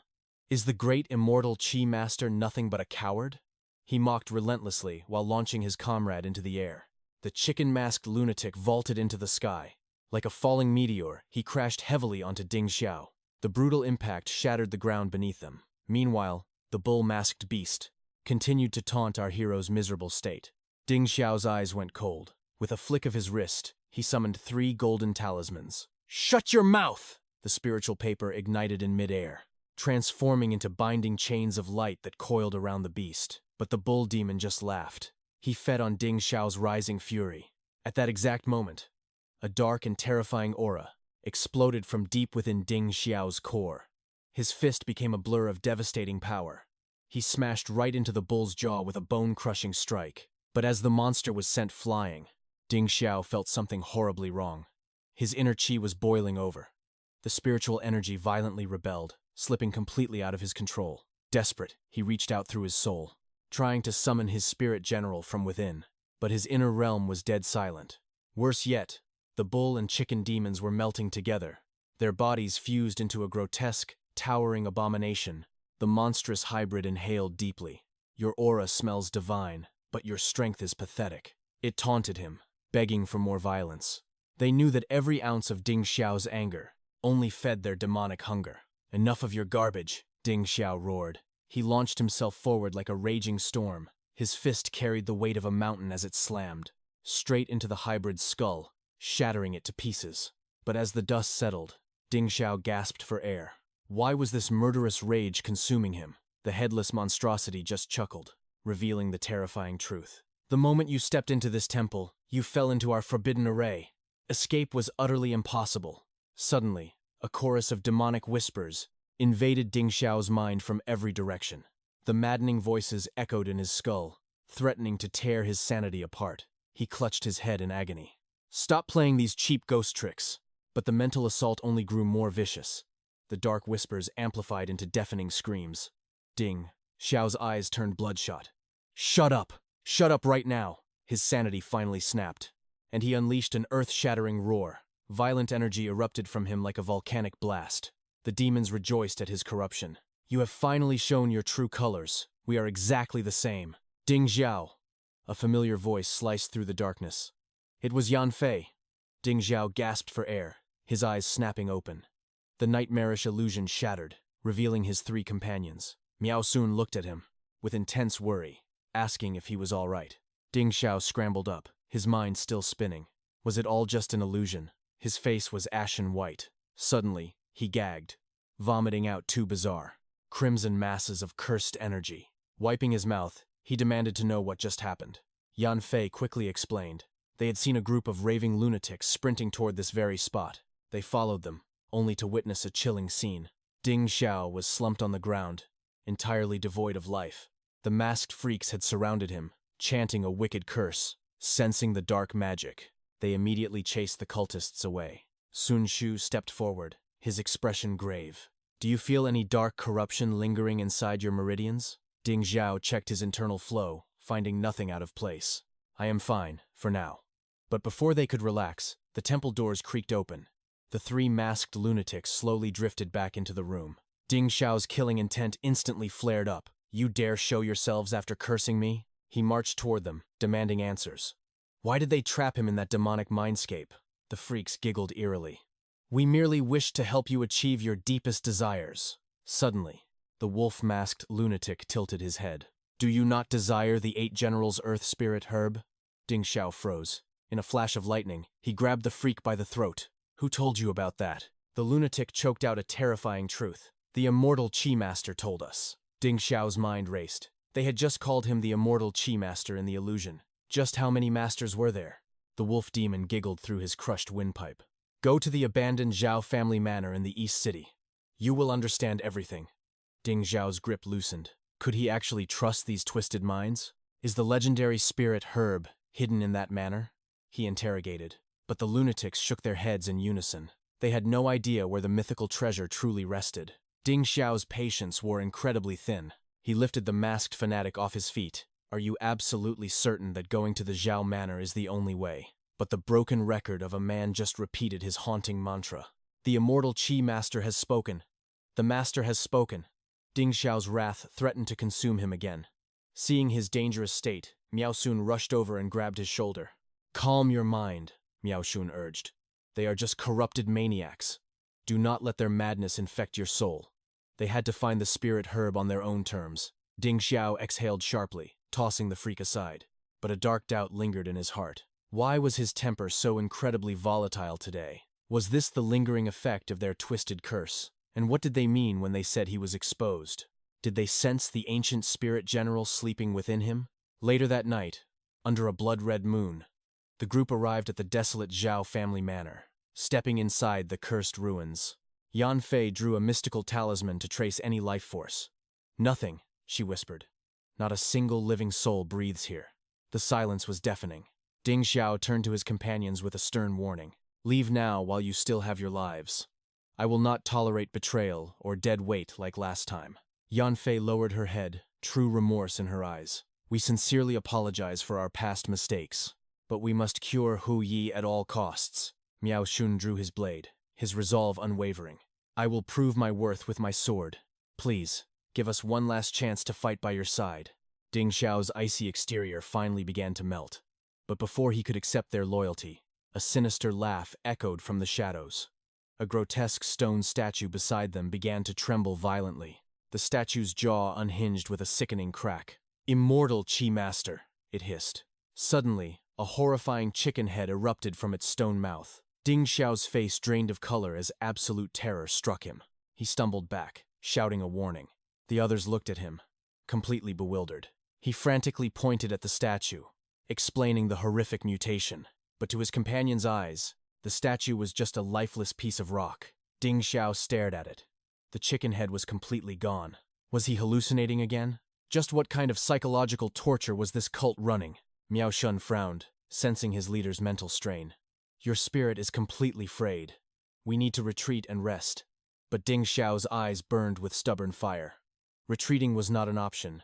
This manor is dripping with dark secrets. Stay extremely alert. Meanwhile, Sun Shu cautiously approached the strange monument. It was a bizarre idol holding a sacrificial bowl. No sane human would keep such a demonic artifact. Suddenly, a thick, putrid brown sludge began to seep from the bowl. The disgusting liquid oozed like rotting blood. Sun Shu leaned in closer, narrowing his eyes at the anomaly. He was completely unaware of the deadly trap. The sludge bubbled violently. In a split second, it shot up like a geyser directly at Sun Shu's face. Ding Xiao's danger sense screamed like a blaring alarm. Get back! Run for your lives! The 4 cultivators turned and sprinted with everything they had. The foul liquid surged forward like a living tidal wave, hunting them down. They desperately dashed for the main exit. But just as they reached the threshold, the heavy wooden doors slammed shut with a thunderous boom. Panic flooded their veins as they were trapped. Whipping around, they watched in absolute horror. The sludge had morphed into a gigantic, ravenous nightmare beast. It bared rows of razor-sharp fangs and sprouted 100 skeletal hands. The demonic claws lunged, latching onto their ankles with a death grip. Miao Xun unleashed a flurry of sword strikes, but his blade simply phased through the liquid mass. Physical attacks were utterly useless. Refusing to submit, Ding Xiao summoned a supreme lightning talisman. By the laws of heaven, all evil shall be purged. He hurled the glowing seal straight into the beast's core, bracing for the explosive impact. The 4 hunters stood shoulder to shoulder within the glowing boundaries of the sealing array. They desperately maintained the barrier, refusing to let the vile, sludgy liquid breach their defenses. Witnessing the horrifying mass, Meow roared in sheer disbelief. What kind of demonic entity was this? If an ordinary mortal had crossed its path, they would have been devoured in an instant. Sun Shu grimaced, shouting over the chaos, asking Meow if he remembered the missing civilians of Donghuang. Without a doubt, this abomination was the mastermind behind the slaughter. Suddenly, the grotesque liquid began to boil furiously. It morphed and twisted, taking the nightmarish forms of a wolf, a mutated bird, and the grotesque skull of a demonic ox. Sun Shu gritted his teeth, suspecting the evil spirit was regurgitating demonic thralls.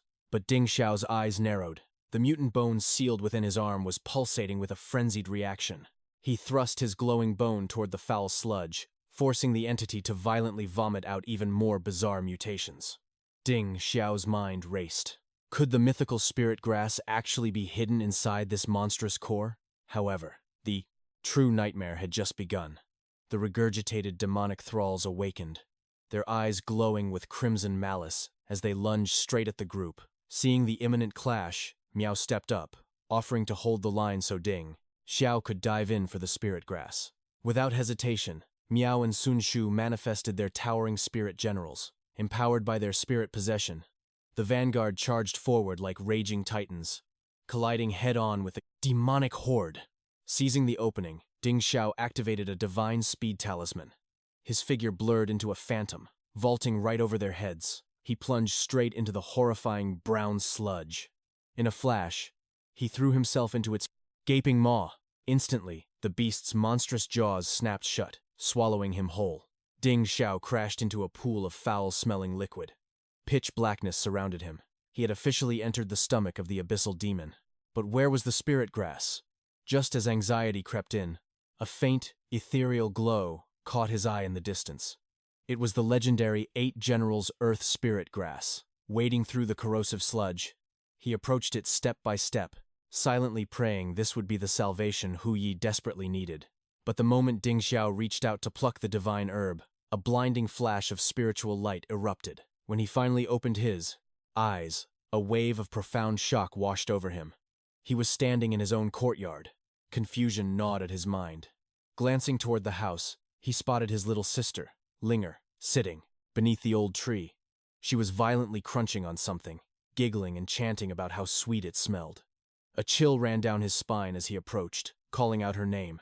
But the moment she stopped chewing, she slowly turned around. In her hands was a mangled raw carcass, and with a blood-stained smile, she invited him to join the feast. The sheer psychological horror shattered the illusion. Ding Xiao gasped for air, snapping back to reality with cold sweat dripping down his pale face. Standing over him, Sun Shu and Meow exhaled sighs of massive relief. He had finally regained consciousness. They hurriedly checked his condition, but Ding Xiao was still trapped in a state of pure dread. He frantically asked what just happened and why he had been trapped in a demonic illusion. Sun Shu quickly calmed him down. He explained that the second Ding Xiao leaped into the abyss of the monster's mouth, he had instantly rebounded back out. Not only that, but in a blur of unmatched martial prowess, he had cleanly cleaved the bronze statue in half. Then, a terrifying surge of dark killing intent blasted directly into Ding Xiao's body, forcing him into a deep coma. Hearing this revelation, Ding Xiao's thoughts raced. I absorbed its demonic killing intent? Why is my memory completely blank? Rage ignited in his chest. Those sinister cultists must have played a dirty trick on him. It was time to hunt down those robed freaks. A heavy blood debt was demanding to be paid. As he stomped outside, Yan Fei reported that the cultists had already been captured and bound tight. She left the interrogation entirely in Ding Xiao's capable hands. His aura freezing over, he marched straight toward the kneeling prisoners. Bam! His fist brutally connected with the chicken-masked cultist's face. You love playing games, don't you? He growled with deadly intent. Spitting out shattered teeth and blood, the cultist desperately played dumb, claiming ignorance. Ding Xiao leaned in, his eyes glowing like a reaper's. Oh really? Weren't you the one who just called me, fairy weapon lord? Still trying to act like a fool before death? Despite the crushing pressure, the fanatic stubbornly denied everything. Without missing a beat, Ding Xiao unsheathed the heavy blade from his back. Let me help you jog your memory, he whispered coldly. Slash! In one merciless stroke, he cleaved the cultist completely in half. Blood sprayed as the onlookers froze in absolute terror. The brutal execution instantly shattered the stang. Remaining 2 cultists resolve. Trembling like leaves, they slammed their heads against the dirt, screaming for mercy. The wolf-masked fanatic spilled everything. The demonic spirit possessed 8 mouths and 8 hearts. 4 pairs were manifested in the physical realm, while the other 4 lurked deep within its abyssal stomach. Last night, Ding Xiao had only managed to annihilate a single outer pair. Even missing one, the beast could still gorge on flesh without issue. They had to systematically destroy all 4 outer pairs to completely seal its escape route. Once crippled, they could butcher its belly and retrieve the divine spirit grass. Digesting this intel, Ding Xiao's gaze turned razor-sharp, pressing them for absolute confirmation. Sweating profusely, the zealots swore on their lives. This was the exact man-eating demon terrorizing the Dongwang region. But suddenly, an unnatural, sickening aura washed over the 2 survivors. Their faces twisted into grotesque, manic smiles. But what it hungers for the most is your flesh, fairy weapon lord. They erupted into unhinged, demonic cackling, as if their true monstrous nature was leaking out. Fed up with their madness, Ding Xiao violently jammed his blade straight into the speaker's mouth. Speak clearly. Why the hell am I its main course? Choking on cold steel, the fanatic stammered out the horrific truth. The great demon craved him, because Ding Xiao possessed an anomaly that separated him from mere mortals. As for what that hidden power was, only the young lord himself knew. Hearing this chilling revelation, Ding Xiao's inner thoughts churned. Could it be sensing my overpowered spirit general? Dismissing the speculation, he grabbed them by their collars, ordering them to lead the way to the remaining 3 heart and mouth pairs. Meanwhile, the pockmarked cultist nervously draped a cloth over his bisected comrade's corpse. He nervously warned that the more this demonic entity consumed, the more invincible its cultivation base became. If left unchecked, it would devour the entirety of Dongwang. Slaying it wasn't just a mission, it was the only way to save thousands of mortal lives. Sun Shu eyed the bloody corpse and raised an eyebrow. You're just going to carry a dead body around? No soul-calming urn? The cultists shook their heads, their voices hollow. You worry too much, Lord. Trash like us are born with dead spirit veins. We are useless generals who cannot rise as vengeful spirits. With that grim reality checked, they signaled the hunting party to follow them into the shadows. Ding Xiao walked with an unshakable confidence, knowing his absolute strength had completely broken their will to betray him. Emerging outside, they bumped into Yang Shu. Seeing Ding Xiao, the man offered a polite greeting, exchanging a few casual words of respect. But Yang Shu's gaze quickly shifted to the shivering prisoners. He frowned deeply, demanding to know why their faction was associating with such vile demonic cultists. Ding Xiao sighed, noting that it was a long, blood-soaked story. He explained that these heretics actually held the compass to tracking down the great evil plaguing Donghuang. More importantly, the legendary spirit grass was trapped inside the monster's belly. Yang Shu's eyes widened in utter disbelief. He glared at the cultists, barking out, how could such absurd nonsense be true? The pockmarked fanatic fell to his knees, desperately swearing on the heavens that every word was absolute truth. The divine 8 Generals Earth Spirit Grass could only bloom in a domain saturated with extreme 8-directional killing intent. The demon's 8 hearts and 8 mouths created the perfect evil incubator. It was the ultimate irony of nature. It naturally took root deep within the abomination's core. Yang Shu scoffed in pure bewilderment. 8 hearts and 8 mouths? What kind of twisted demonic lore is that? He turned back to Ding Xiao, questioning if the young prodigy seriously intended to follow the mad ramblings of death row heretics. Ding Xiao's expression remained colder than ice. He calmly stated that he had already decimated one of the monster's heart nodes. Their wild claims had actual merit. Yang Shu could only let out a heavy sigh of resignation. He sternly warned Ding Xiao that the region was festering with unrest. Dark clouds were gathering around the Li Manor, and a catastrophic event was imminent. He urged them to stay vigilant and guard their backs. A few hours later, Ding Xiao's squad arrived at the desecrated ruins. The foul, sludge-like entity was already waiting for them. The moment the demonic liquid lunged at his legs, Ding Xiao erupted with explosive speed.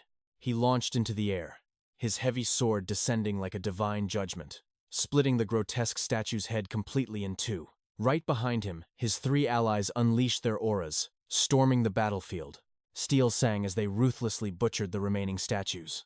By late afternoon, the hunters finally wiped the sweat from their brows, having obliterated the final demonic node. However, the chilling silence was broken by the pockmarked cultist. Trembling uncontrollably, he stammered, This isn't right. Something is horrifyingly wrong." Words failed to describe the eerie sensation, yet Tonhook charged forward without hesitation. Slash first, ask questions later. Meanwhile, Dingshu stared in sheer bewilderment. Why was there only half a heart inside the cursed statue? Where did the other half vanish to? Suddenly, his scarred comrade pointed toward the towering wall. Dingshu's eyes widened in realization. It was the Li Manor. His premonition was dead right. With Yangshu trapped inside, they had to breach the gates immediately. But the moment they arrived, Yan Fei hurled a divine talisman straight into a pool of vile liquid. The cursed hell-devouring array was confirmed. The entire manor was sealed within its demonic barrier. This forbidden formation feasted on death aura to grow stronger, and right now, the entire eastern Emperor City was overflowing with slaughter chi. Dingshu racked his brain for a countermeasure. Suddenly, his eyes flashed with resolve. He awakened his spirit general, slowly extending his hand toward the oozing liquid radiating pure dark energy. Tonhook froze in absolute shock. The main character was actually absorbing the lethal death aura. Seeing this, Miaochin revealed the truth. His spirit general was completely different from theirs. Back during the Corpse Division exams, it was this exact heaven-defying devouring ability that saved them from the elite assassins. But Yan Fei's face paled with deep concern. If the Spirit Suppression Bureau discovered this demonic power, he would be hunted. Ding Xiu had trusted them with his life. They swore to protect his hidden secret at all costs. Merely moments later, the impenetrable liquid barrier was utterly drained. Ding Xiu's overwhelming aura had devoured it all, tearing open a massive breach. His eyes burned with deadly intent. It was time to end this nightmare once and for all. He stepped into the abyssal darkness. Inside, Yangshu seized the perfect opening. He slammed a divine sealing talisman straight onto the Li family head, simultaneously. The other two cultivators activated their spatial talismans, binding the corrupted man's arms with golden light. Dingshu burst onto the scene just in time. Yangshu yelled out in relief, "You arrived just in time. Lend us your strength." Without hesitation, all four demon hunters struck together. Each summoned a supreme-grade talisman, unleashing ethereal spirit-suppressing chains that constricted the Li Patriarch. But the possessed man threw back his head in manic laughter. He roared that they would all become demon food. Gritting his teeth, Yangshu ordered the squad to hold the line. In that desperate window of time, he drew forth an ancient brass bell and a ceremonial dagger. He chanted the forbidden blood spirit path incantation. With a swift motion, he sliced his own fingertip. Crimson blood blossomed as he gripped the mystic bell, letting his vital essence paint its metallic rim. Clang! Clang! Yangshu shook the bloody bell with frantic desperation. The holy resonance forced the corrupt black aura to violently erupt from the patriarch's body. Amidst the chaos, Dingxiu dropped a heavy revelation. They had already purged multiple cores of this demonic spirit, but the final, most crucial vessel was still hidden somewhere within the Li Manor. Yangshu shook his head in absolute denial. Impossible! He had personally laid the protective array. No one had breached the sealed coffin for days, unless, when Ding Xiu delivered the cursed coffin, the demonic core was already lurking inside it. Ding Xiu's eyes narrowed dangerously. He ordered Yangshu to retrace his exact steps before casting the seals. What exactly happened that fateful night? Yangshu's mind raced back to the chaotic events of that evening. But before he could piece the puzzle together, a terrifying chill descended. Li Zhen materialized like a ghost behind him. Without a sound, a hand plunged straight through Yangshu's chest. Blood splattered as the holy bell hit the floor. In that agonizing split second of distraction, the possessed patriarch completely overpowered the other two hunters. Li Zhen watched the slaughter with a spine-chilling, arrogant smirk. He repeated the exact same sinister words as his son. They were nothing but livestock waiting to be devoured. Empowered by the bloodshed, the demonic patriarch went completely berserk. He began frantically draining the vital yang energy from his victims. Fury blazed in Ding Xiu's eyes. He and Miao Qin dashed forward like lightning. They demanded to know the true identity of this twisted monster. Why would he secretly cultivate such a catastrophic evil spirit to massacre the innocent? Li Zhen threw his head back in a deafening demonic cackle. Cultivate an evil spirit? How laughable. He was not the master of the beast. He was the man-eating demon himself. The true terror of the Eastern Emperor's city stood before them. He mocked Ding Xiu with lethal venom. Why would a lowly coffin bearer throw his life away for the corrupted bureau? Ding Xiu's expression remained colder than ice. He found this villain's rambling incredibly pathetic. Explosive power erupted from his legs. Gripping his blade with a deathly grip, he carved a devastating arc straight through Li Zhen's torso. But the main character's eyes widened in sheer horror. The fatal wound was regenerating faster than his blade could cut. The flesh knitted together in seconds. Li Zhen smirked with overwhelming arrogance. Did this trash really think some pathetic low-level hunters could scratch an immortal demon? He boasted that he merely needed to stall for time. Once the hour of the rat arrived, his master plan would be complete. But before the villain's triumphant speech ended, a horrifying mutation triggered. His entire mortal vessel began to convulse violently.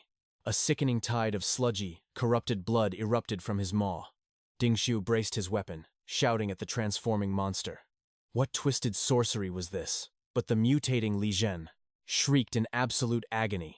This was not part of his plan. Seizing the ultimate opening, Tun Hook and Miao Qin launched a devastating dual strike. Watching the chaos, Miao Qin finally understood the truth. The sacred spirit wood, lent to Ding Xiu by Commander Ling, was a legendary grade artifact. The realization hit the main character like a thunderbolt. This bizarre demon had successfully masked its aura from the entire corpse division. Someone powerful must have been pulling the strings from the shadows. Ding Xiu leveled his blood-stained blade right at the trembling monster's skull. Did this arrogant fool truly believe the elite corpse division were nothing but blind sheep? A deadly aura locked onto the villain. Li Zhen's decaying body shook violently as he cursed his fate. He was only one step away from achieving true demonic ascension. But just as Ding Xiu stepped back on sheer instinct, the monster's flesh bomb detonated. A catastrophic geyser of rotting, cursed sludge painted the courtyard. The sheer horror of the explosion sent a chill down Ding Xiu's spine. Had his mind fallen prey to another deadly illusion array? But his battle-hardened comrades screamed a terrifying warning. This was reality. The repulsive sludge twisted and merged, fusing into a towering mountain of grotesque flesh. It was evolving into a world-ending abomination. The monstrous entity boomed with a voice that shook the heavens. The entire Eastern Emperor city was already its dominion, if only its external core had not been destroyed. By the hour of the rat, it could have devoured the entire city, feasting on millions of souls. Miao Qin's face twisted in absolute fury. Everything clicked into place. The apocalyptic slaughter qi suffocating the city. It was all orchestrated by this single nightmare. The gargantuan beast roared, blaming the hunters for shattering its divine ascension. Since they ruined its perfect vessel, they would become its new demonic cores. Not backing down, the fearless demon hunters unleashed their ultimate auras. Majestic spirit generals materialized behind each of them. A mere low-level demonic beast dared to act arrogant before the legendary corpse division? Its sins against humanity were unforgivable. Tonight, its soul would be obliterated from existence. But the titan of flesh possessed no fear. It launched its mountain-like mass forward to crush them. Yan Fei instantly burned his supreme 5 elements talisman. Azure, gold, crimson, pearl, and obsidian light pierced the sky. In just a fraction of a second, radiant heavenly chains mercilessly locked the abomination in place. The ultimate opening was created. Miao Qin unleashed a devastating barrage of martial arts strikes against its hide. Meanwhile, Tun Hook screamed for Ding Xiu to deliver the finishing blow. Receiving the battle signal, the main character exploded forward. His demonic aura tail materialized, crashing into the beast with cataclysmic force. The impact shattered the air. The abomination shrieked in earth-shattering agony. Driven by pain, it unleashed a berserk shockwave that violently shattered the heavenly chains. Its deafening roar blasted Miao Qin and Tun Hook out of the sky, crashing brutally into the earth. Yet the monstrous entity was far from defeated. It craved human flesh like a starving fiend. Locking its predatory gaze entirely upon Ding Xiu, its jaw unhinged to impossible proportions. 4 grotesque, whip-like tongues shot out, aiming to drag him to hell. The overwhelming speed caught the hidden, overpowered main character completely off guard. In a fraction of a heartbeat, the beast swallowed him whole into its abyssal maw. His 3 comrades stood paralyzed in utter despair. They could not believe the horrific tragedy unfolding before their eyes. Deep within the belly of the beast, Ding Xiu slowly regained consciousness. Was this legendary space the monster's inner spirit palace? Was his mind playing tricks again? Why was he surrounded by oceans of pitch-black bones? And what ancient power was about to awaken? The protagonist searched for his spirit general, but the suffocating black mist whispered a chilling truth. I devoured it. The darkness hissed. Din Hyo scrambled backward. He slashed wildly at the empty air. But the abyssal aura surged forward like venomous vipers. It coiled around his legs, binding him completely. The shadows began to morph, twisting into a dark silhouette. It took his exact shape. I am you, the doppelganger mocked. Awaken. But Din Hyo refused to submit. In a flash of raw power, his arm pierced straight through the monster's abdomen. The hidden beast within him stirred. A terrifying eruption of demonic energy exploded outward. The dark clone shattered into a million pieces. The shockwave blasted Lai Tran across the courtyard. Meanwhile, perched on the rooftop, two scarred cultists watched with twisted glee. The immortal master has finally awakened, they cheered. The ultimate feast is prepared. Down below, Lai Tran trembled in sheer disbelief. How could this weak boy possess such godlike might? Din Hyo was no longer human. A wicked, spine-chilling smile crept across his face. Now, it is my turn, he whispered. Lai Tran stared into the eyes of a true demon. The killing intent in the air was thick enough to choke on. It was purely demonic. Din Hyo slowly crushed the empty space in his palm. Instantly, Lai Tran's internal organs twisted in unbearable agony. He vomited a fountain of black blood. The hidden, overpowered main character showed absolutely no mercy. The torture escalated. The patriarch collapsed into the dirt, screaming as his stomach began to mutate grotesquely. Flesh bubbled and expanded like a cursed balloon. Then, with a sickening crunch, boom! His monstrous body blew apart in a shower of gore and ash. Nothing of the human remained. Standing in the back, Tun Hook was paralyzed with terror. He never imagined Din Hyo's spirit general could be this ruthlessly savage. Just then, Myo Tam spotted the ultimate prize, the 8 General's spirit Lingji. He called out to Din Hyo to harvest it. But instead of grabbing the herb, Din Hyo lunged like a rabid beast. He pinned Myo to the bloody earth. Your turn, the demon roared. Realizing their friend had lost his mind to the abyss, the other two desperately charged forward. They screamed for him to snap out of the dark trance, but a monstrous tail whipped out, sending them crashing away like broken dolls. Din Hyo unhinged his jaw, ready to bite off Myo's head. The shadow of death loomed over him, but in that split second, Myo remembered the jade pendant, the one Bak Thu had given them. With his life on the line, he made a desperate gamble. He ripped the jade from his pocket and shoved it directly into the raging monster's face.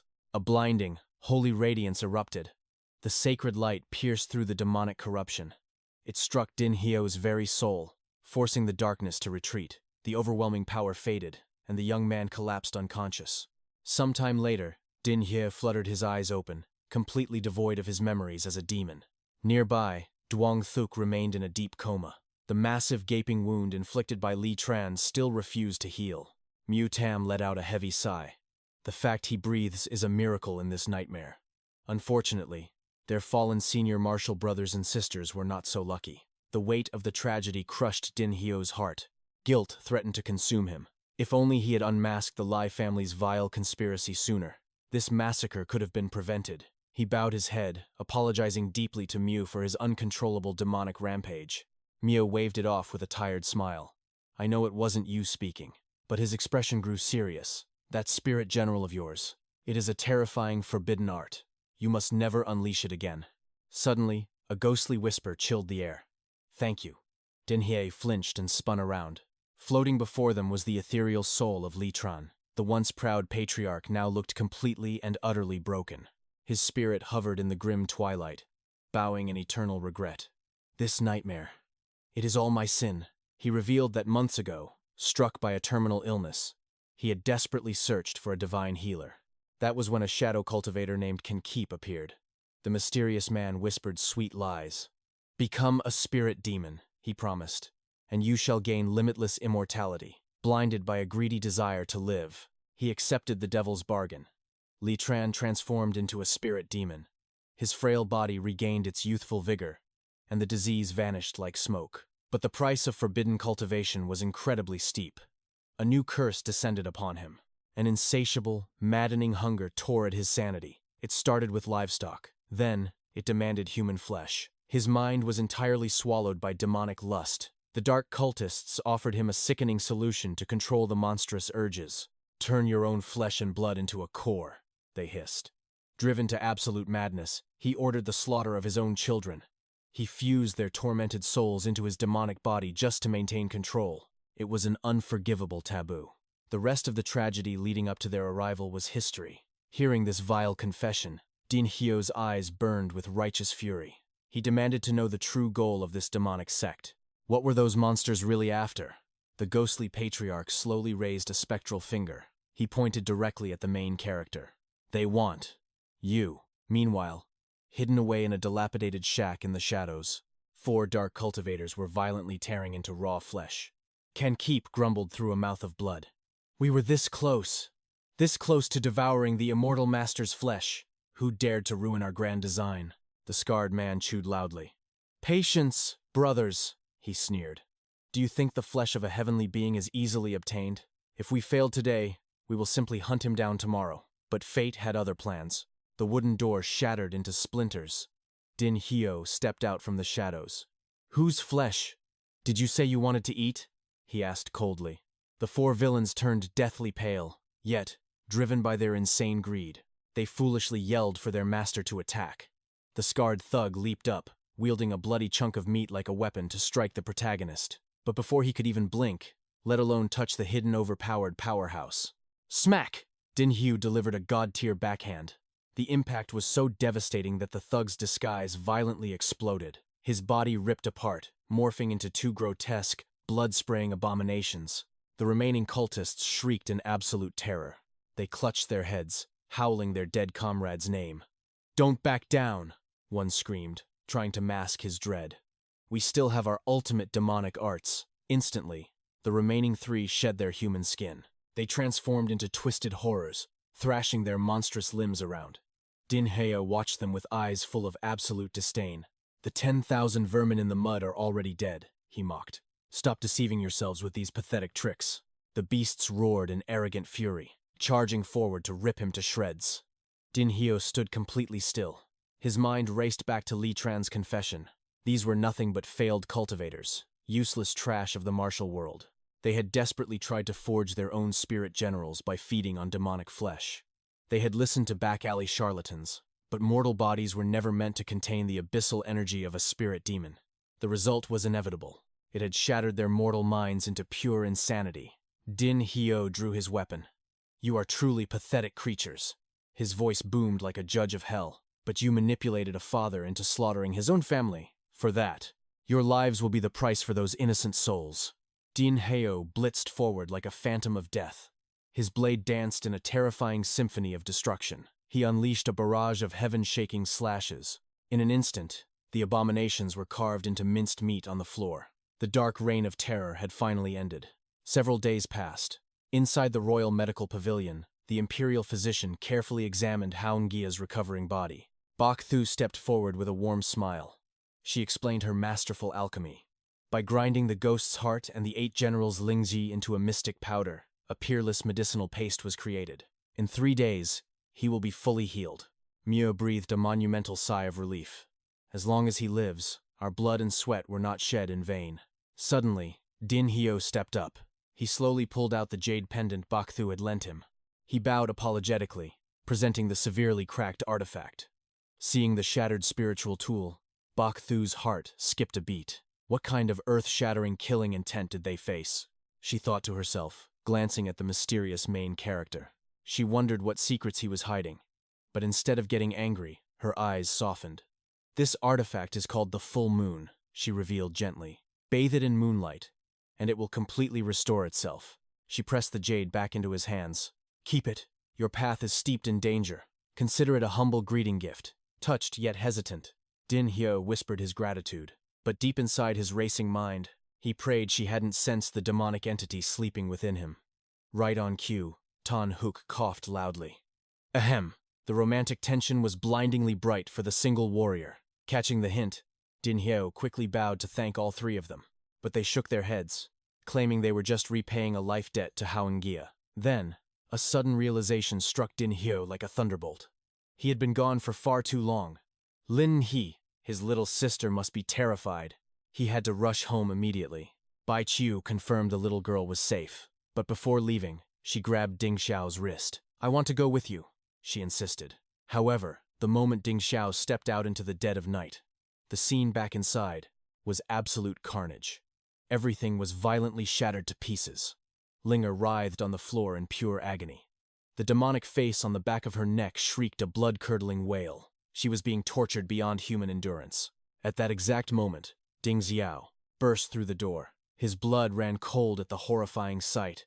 He desperately screamed his sister's name, mind racing with panic. He didn't care about the danger. He charged straight into the ruined house. But then, his tracks came to a dead halt. He stood frozen in shock. Linger was huddled on the ground, sobbing uncontrollably. Hearing her brother's voice, the trembling girl turned around. "Brother, I'm so scared," she cried out. She threw herself into Ding Xiao's arms. Clinging to him, she sobbed out her confusion. She had no idea what had just happened. She simply woke up to this absolute devastation. Hearing this, Ding Xiao's mind went to work. He scanned the violently trashed room. There were no signs of a robbery or a targeted search. This was definitely not the work of mere thieves. Could it be the demonic curse acting up again? He thought. Was the entity on her neck losing control? Just then, Bai Qiu stepped forward and picked up a torn stack of talismans from the floor.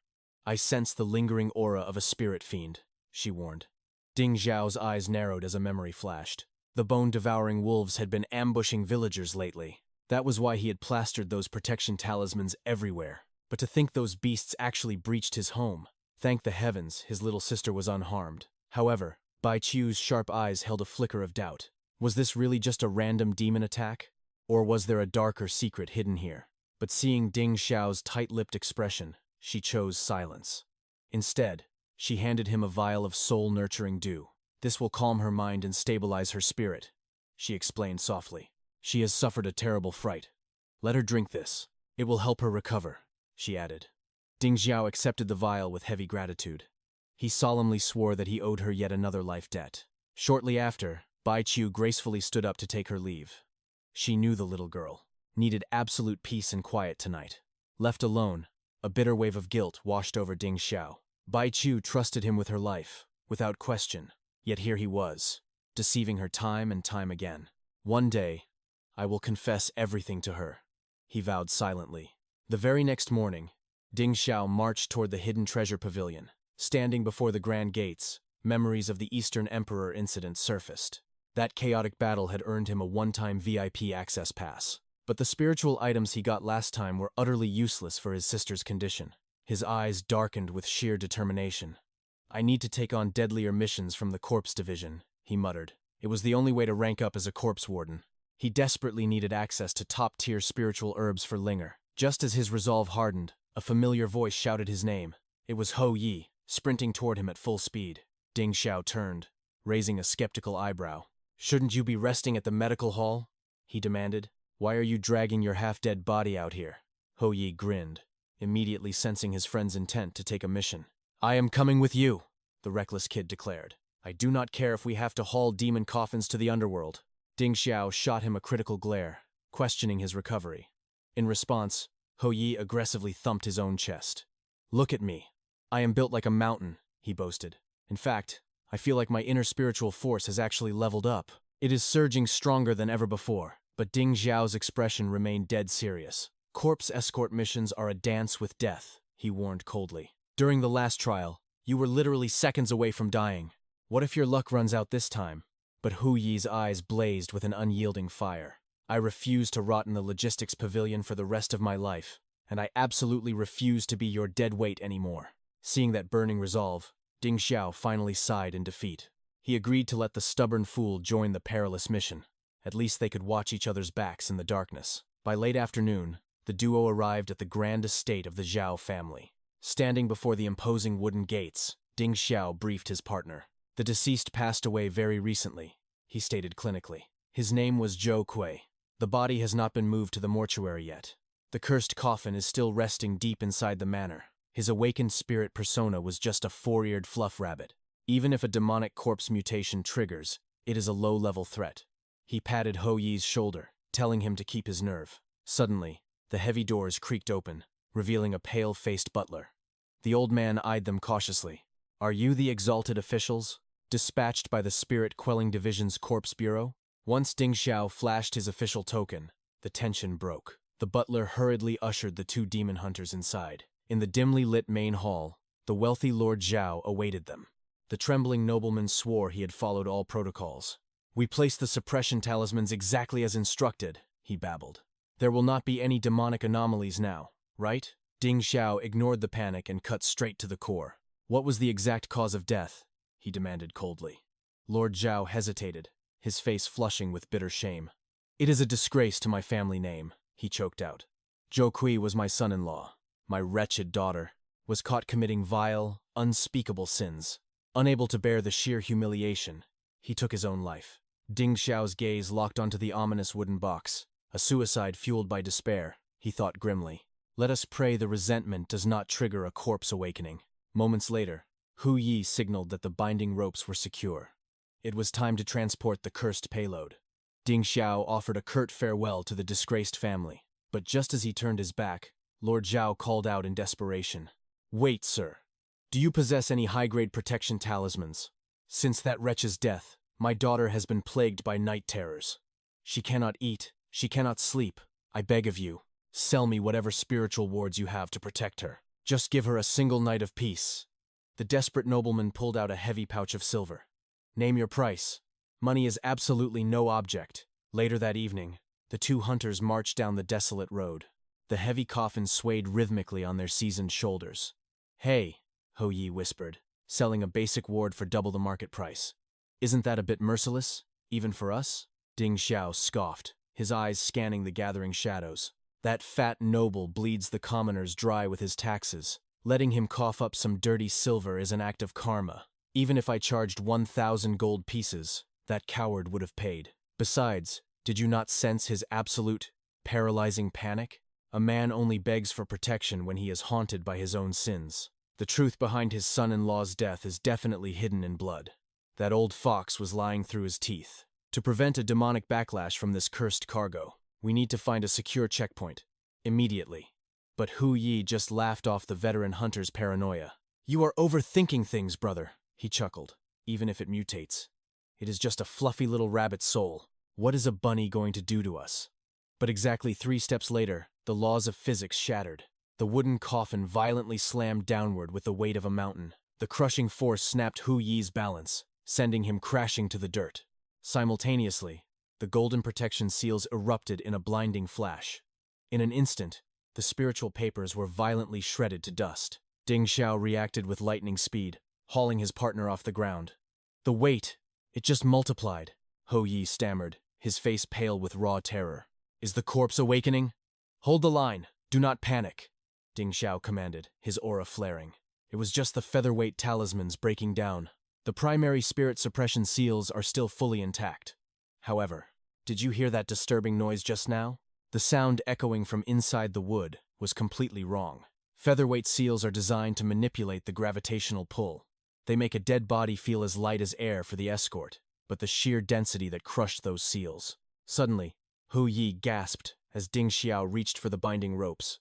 "Are you insane?" the young hunter shrieked in absolute panic. "If you pop that lid, the suppression matrix will instantly collapse. If a blood-soaked fiend jumps out, we are both dead meat." "Ignorance is what gets a hunter killed," Ding Xiao shot back. "We need to verify the threat level right now."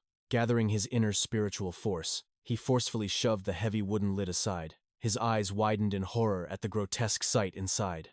It was a violently dismembered corpse. Damn it, this mission just escalated to a hellish nightmare. Without a second thought, Ding Xiao hoisted the cursed burden entirely onto his own back. "We are sprinting back to the Zhao Manor right now." A terrifying deduction had just formed in his mind. A bloodbath has probably already begun over there. Meanwhile, in the luxurious estate of the sinister Tianxing, a shadowy subordinate knelt, flashing a malicious grin. "Rest assured, boss, Ding Xiao is walking straight into his own grave." Tianxing swirled his wine, a cruel glint in his eyes. "The Zhao territory falls under the jurisdiction of the Southern Woods Corpse Division. When this catastrophic demonic outbreak wipes out the manor, I cannot wait to see how Commander Ling tries to explain this massacre to the highest authorities of the Spirit-Quelling Division. Back on the treacherous road, the two hunters were moving like lightning.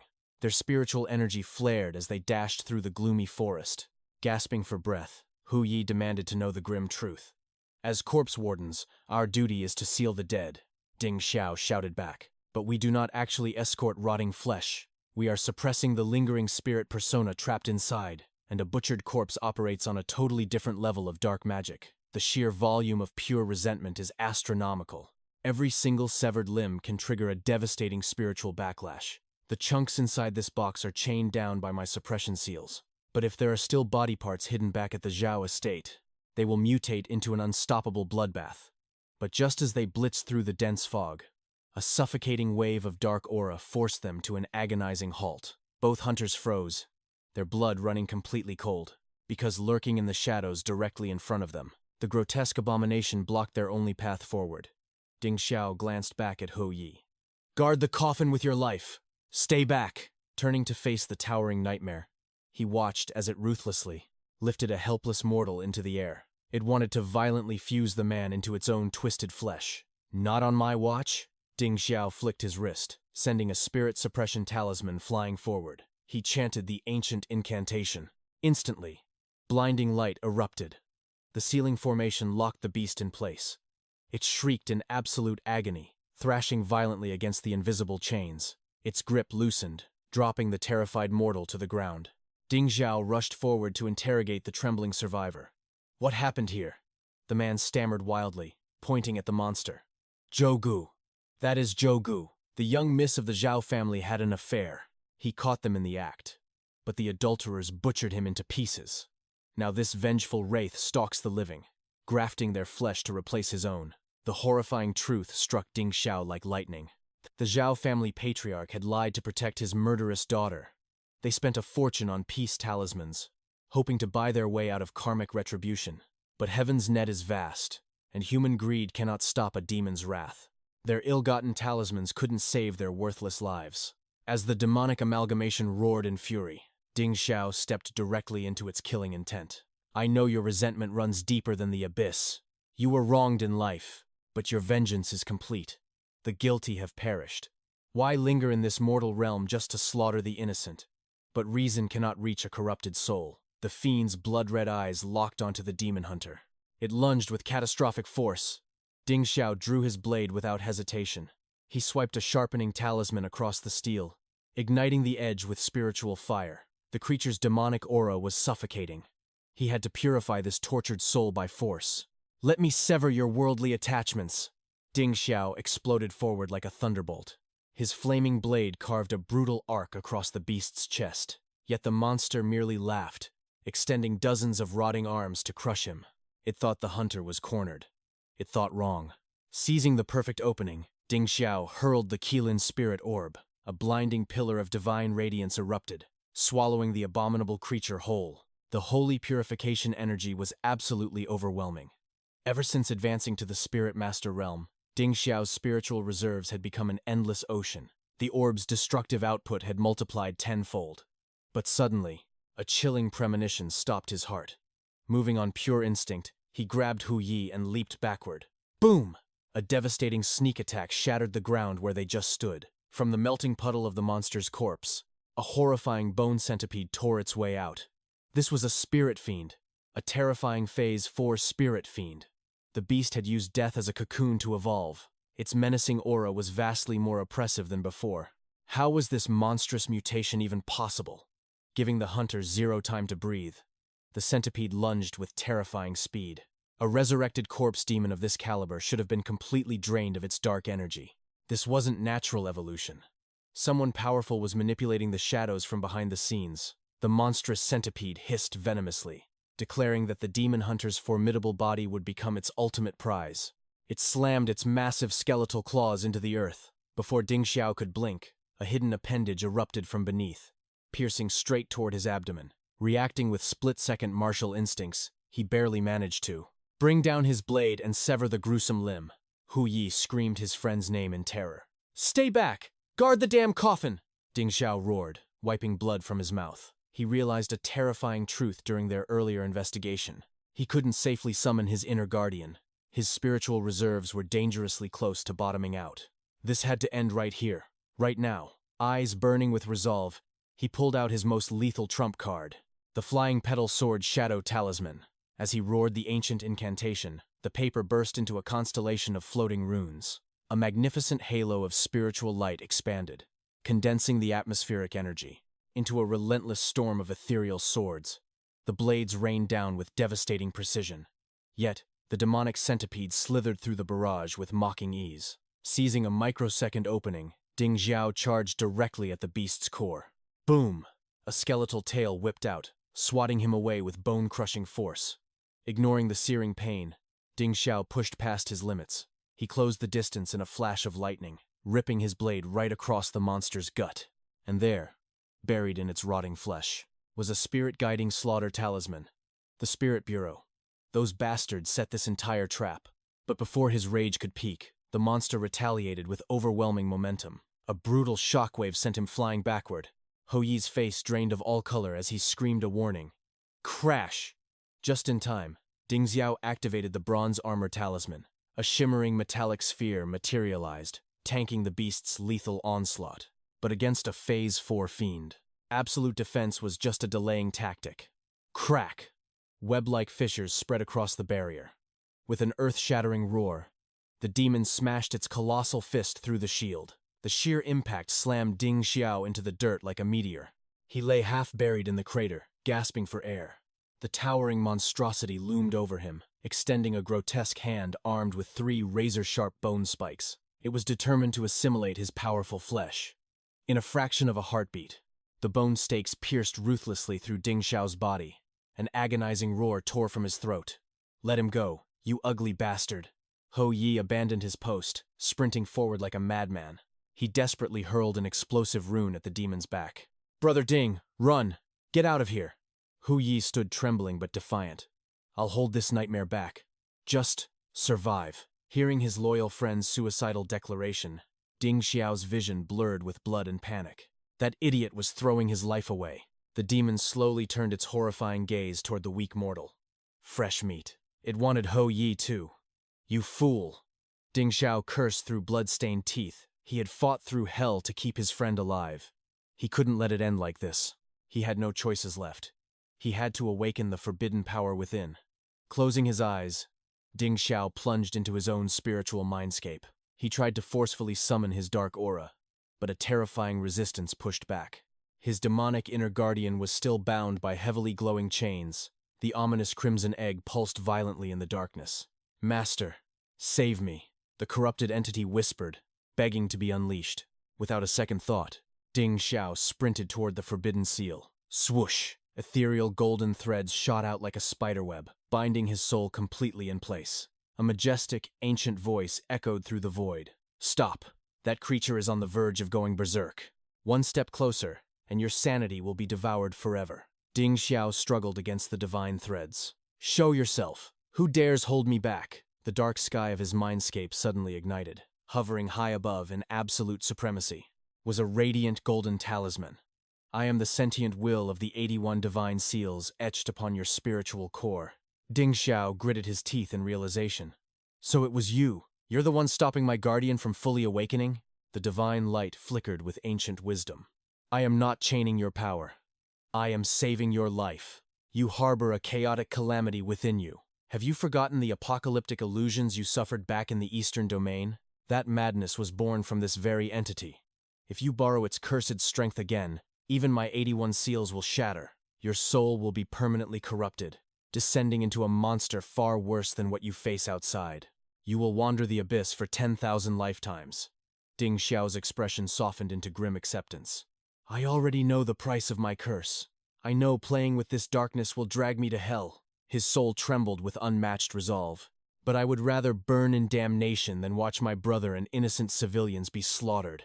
A profound silence filled his mindscape. The golden talisman let out a heavy, ancient sigh. Very well. Your heart remains pure despite the darkness. The situation is dire. I shall lend you my divine authority this once. But remember, wielding absolute light demands an agonizing toll. Back in the mortal realm, Hu Yi was dragging the heavy coffin through the mud. His lungs burned.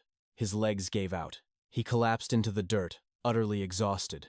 Tears of frustration mixed with the rain on his face. I'm so pathetic. I can't protect anything. But just as death's shadow loomed over him, a breathtaking golden radiance ignited the battlefield. Hu Yi turned around, his eyes widening in absolute shock. Ding Xiao was hovering in midair. A brilliant halo of golden runes easily crushed the monster's towering claw. The demon hunter's eyes glowed with godlike authority. You dared to covet the power sealed within my flesh? Ding Xiao's voice echoed with divine resonance. Let's see if this heavenly authority is enough to erase your miserable existence. Leaping toward the heavens, he triggered the ultimate incantation.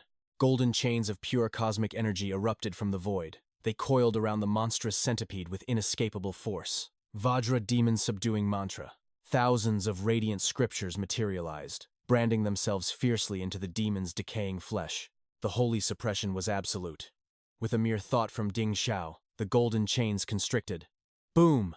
The terrifying Phase 4 fiend exploded into a million pieces of ash. Watching the apocalyptic display from afar, Hu Yi's jaw hit the floor. Void-walking talisman arts? When did his brother master such legendary heaven-defying techniques? Landing gracefully, Ding Xiao simply smiled. Just figured it out. But inwardly, a cold sweat drenched his back. He had survived by borrowing the divine seal's power, but the spirit general remained trapped in an abyssal slumber. The golden talisman's voice echoed in his mind, revealing a terrifying truth. The spirit embryo had gone berserk countless times before, throwing his spiritual core into absolute chaos. To survive, Ding Xiao had to master the Vajra demon-subduing mantra.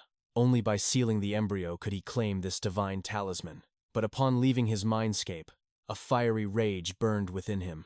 For 8 agonizing years, the golden talisman had blocked his every attempt to awaken his spirit general. And now, with his spirit embryo finally cracking open, this so-called holy relic was spouting absolute nonsense to stop his ascension. The artifact was relentlessly stubborn. Striking him with a burst of golden light, the talisman demanded to know when Ding Xiao would snap out of his delusion. It forced him to face the brutal reality. Remember the bloodbath in the eastern wastelands? The relic warned him. If he kept drawing on the spirit general's dark aura, the very people he had sworn to protect would eventually be slaughtered by his own hands. Ding Xiao gritted his teeth. He could not deny the horrifying truth. If the darkness took over completely, the body count would be unimaginable. Seizing his moment of doubt, the golden talisman pushed its agenda. It demanded he abandon his corrupt and wicked spirit general and embrace the holy light of the talisman instead. But Ding Xiao's eyes narrowed with cold suspicion. His spirit general had never once betrayed him. Where is this so-called deception? He challenged the glowing artifact. It never forced me to commit atrocious sins. So tell me, where is the pure evil? He then unleashed his pent-up fury at the hypocritical relic. You preach endlessly about divine justice, he roared. But where were you when I was bleeding to death? Where was your light when I faced true despair? Now that his spirit general was severely weakened, this so-called savior had conveniently shown up to claim the throne, wanting me to seal my only true ally. You are the real fraud here. With a primal roar, the main character violently shattered the spiritual chains binding his soul.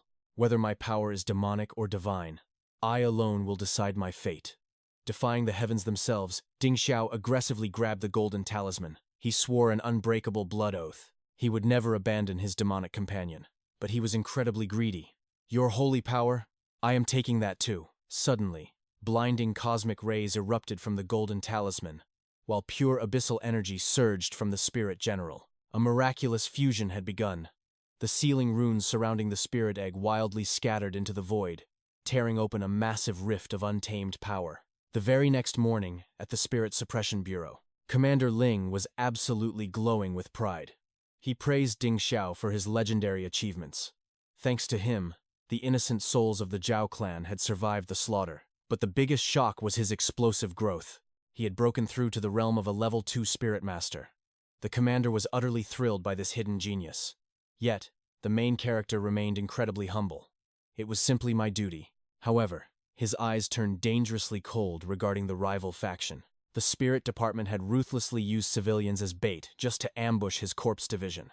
Will the Bureau execute justice on those bastards? Hearing this, the commander's fists trembled with suffocating rage. The enemy's political power. was simply too absolute. A single piece of evidence would not even scratch their armor. In fact, those arrogant fools were twisting the narrative, demanding an investigation into the corpse division instead. Ding Xiao's killing intent flared.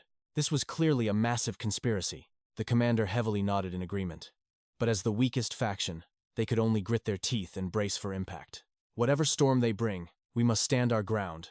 Despite the looming darkness, a fiery determination lit up the commander's eyes.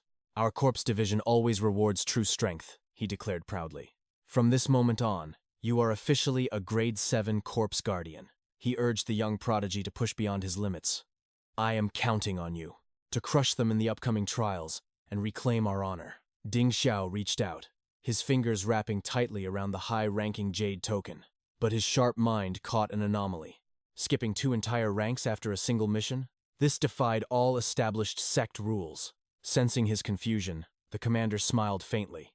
He revealed that the legendary stone manifestation, herb in the secret pavilion, possessed the divine ability to purge demonic curses. Only a grade 7 guardian had the clearance to claim it. He knew exactly what Ding Xiao desperately needed. Gripping the promotion token, a cold sweat broke out on Ding Xiao's back. Had the commander discovered his darkest secret? Did he know about the demonic spirit general within him? Or worse, had his little sister's terrifying condition worsened? Rushing back to their humble courtyard, he immediately checked on Ling Er. His voice trembled with barely hidden panic. Are you feeling any pain? Is the darkness spreading? Ling Er merely pouted playfully. Why are you always treating me like I am dying, brother? She happily revealed that during his absence, the elegant senior Bai had paid them a visit. She had even brought luxurious pastries, saving the best pieces just for him. Ding Xiao casually picked up a delicate sweet. But the moment it neared his nose, his senses instantly went on high alert. The undeniable scent of spirit-purging grass hit him, an azure forest root. These were top-tier alchemy ingredients meant to suppress demonic miasma. A chill ran through him. Senior Bai must have sensed the horrifying entity lurking inside his sister, masking his absolute dread. Ding Xiao gently smiled. Save the sweets for later, he said softly. He proudly announced his explosive double promotion, promising to fetch her a legendary cure from the secret pavilion. But right at that heartwarming moment, a pure nightmare unfolded. The demonic parasite attached to the girl's spine awakened. A spine-chilling guttural whisper echoed through the room. No. More. Medicine. The horrifying sound froze Ding Xiao's blood instantly. With trembling fingers, he quickly brushed aside her hair. He had to confront the parasite directly. But the grotesque face embedded in her flesh had fallen completely dead silent. Feigning perfect calm, he gently patted his sister's head. Everything is perfectly fine, he lied smoothly, sending her inside the cabin. I will brew a special elixir just for you. As the crimson moon rose high into the night sky, Ding Xiao sat cross-legged in deep cultivation. He materialized the glowing golden talisman. Its divine aura felt drastically weakened compared to its former glory. The artifact was clearly hoarding its true power. But our hidden, overpowered main character just smirked. He had already exploited their clash to achieve the impossible. He had completely mastered the legendary void control art, a god-tier technique that even his demonic general could not grasp. Now, obliterating a grade 4 evil spirit would be as effortless as crushing an ant. But before he could test his overwhelming new strength, violent pounding echoed from his front door. It was Ho Yi, screaming at the top of his lungs about an absolute disaster. Ding Xiao practically tore the door off its hinges. It is the middle of the night. What is going on? Ho Yi was gasping for air, his eyes wide with sheer panic. The spirit department bastards. They are invading our territory right now. They are here for blood. Under the deadly silence of the midnight moon, the Spirit Suppression Bureau had descended into absolute chaos. The courtyard was packed with nervous whispers, while the higher-ups viciously screamed and spat venom at one another. Ding Xiao silently merged into the crowd. His sharp mind instantly connected the dots. Is this the brutal trial the commander warned me about? But the sheer scale of the hostility was staggering. Gliding gracefully through the panicked mob, he tapped his senior's shoulder. What exactly triggered this war? Senior Sun could only shake his head in bitter disgust. Over the years, terrifying corpse mutations had violently spiked, and those cowardly elitists from the Spirit Department were dumping all the blame on their division. They blatantly claimed the Corpse Guardians were completely useless at pacifying souls. To prove their twisted point, they dumped a mountain of cursed coffins right in their courtyard. a so-called public test of their suppression arts. But the moment the trial began, all hell broke loose. The dead had instantly mutated into bloodthirsty abominations. Across the courtyard, Tianxing and his elite squad of spirit masters were laughing maniacally. They gleefully pointed fingers, mocking the guardians as absolute trash. Nothing but worthless mutts barking at the moon, they jeered cruelly. You have been sweating for hours, and the corpses are still mutating. Is this the legendary power of your pathetic division? You are nothing but a joke to the cultivation world. Pushing his arrogance to the absolute limit, the enemy captain marched right up to Commander Ling. He spat on their sacred traditions. You preach about putting the dead to rest, yet you cannot even purify a fraction of their demonic resentment. Why even bother pretending? Just let the monsters roam free from the start. His venomous words echoed through the silent night. Your entire department is a massive waste of resources. It is only a matter of time before we erase you completely. We will wipe your pathetic division off the map. Commander Ling's aura spiked with pure, unadulterated fury. His knuckles cracked like thunder under the strain, but right before a massive war could ignite. Boom! A heavy coffin lid violently exploded into splinters. A terrifying ghoul crawled out from the shadows. Thick, suffocating waves of death miasma poured from its rotting flesh. With a spine-chilling screech, it launched a lethal strike at a nearby guardian. Smirking at the chaos, Tianxing casually waved his hand. He ordered his elite squad to steal the kill. It was the ultimate display of absolute disrespect. Moving like lightning, a spirit master slammed a glowing holy talisman directly onto the monster's skull. The creature instantly froze in its tracks. Spirit locking array. Activate. Countless ethereal chains erupted from the earth, violently wrapping around the beast's deformed body. They thought it was an effortless victory, but the arrogant elites were about to learn a horrifying lesson. Those chains were beginning to crack. It was not his own talisman doing the work.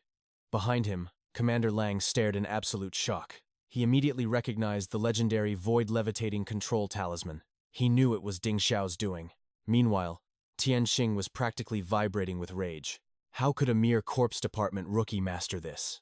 Not even his elite spirit department disciples had reached this realm. This definitely was not the spirit department's doing. Suddenly, the shackled demonic beast went completely berserk. It thrashed wildly. Desperate to break free from the bindings, it writhed on the ground in a pathetic display. The spirit department elites were completely paralyzed with shock. They never expected the spell to manifest solid golden chains. Such heaven-defying talisman mastery was unheard of in their ranks. But their initial shock rapidly mutated into venomous fury. Which blind fool dared to interfere with their plans? Someone was intentionally making the spirit department lose face. Just then, Ding Xiao's cold voice cut through the tension. Pacifying souls is the sacred jurisdiction of the corpse department. We do not need the spirit department pointing fingers on our turf. His sheer dominance left his own comrades completely dumbfounded. Their jaws dropped, staring at him in awe. Had not Ding Xiao just been promoted to corpse inspector? When in the heavens did he cultivate such terrifying power? Seeing the young man step up, Tianxing forced a sinister smile. To think you have already mastered the void-levitating talisman. You truly force us to look at you with newfound respect. But despite the blatant sarcasm, the corpse department erupted into deafening cheers for their rookie. Executing an advanced transcendent art was a legendary feat. Tianxing's eyes narrowed like a venomous snake preparing to strike. He sneered bitterly in his own mind. A fancy trick will not save you from the abyss. If this was the extent of Ding Xiao's hidden trump cards, the corpse department was still destined to be publicly ruined today. Ignoring the malice, Ding Xiao boldly stepped onto the stage. He directly requested to take charge of the next examination. Commander Lang nodded, pride swelling in his chest. It has been a while, yet your cultivation has skyrocketed beyond belief. I will entrust the next phase of the trial entirely to you. Hearing this, Tianxing's voice dripped with pure, calculated malice. Since little brother Ding has such monstrous talisman mastery, pacifying a single corpse would be far too easy for him. Why not handle the last two cursed coffins simultaneously? Show us the true, supreme might of your corpse department. Commander Lang's face darkened with absolute fury. He whirled around, glaring daggers at the smirking Tianxing. Changing the rules mid-trial is a blatant assassination attempt. You are just using this chance to seek petty revenge. But the spirit department lackeys immediately began to jeer.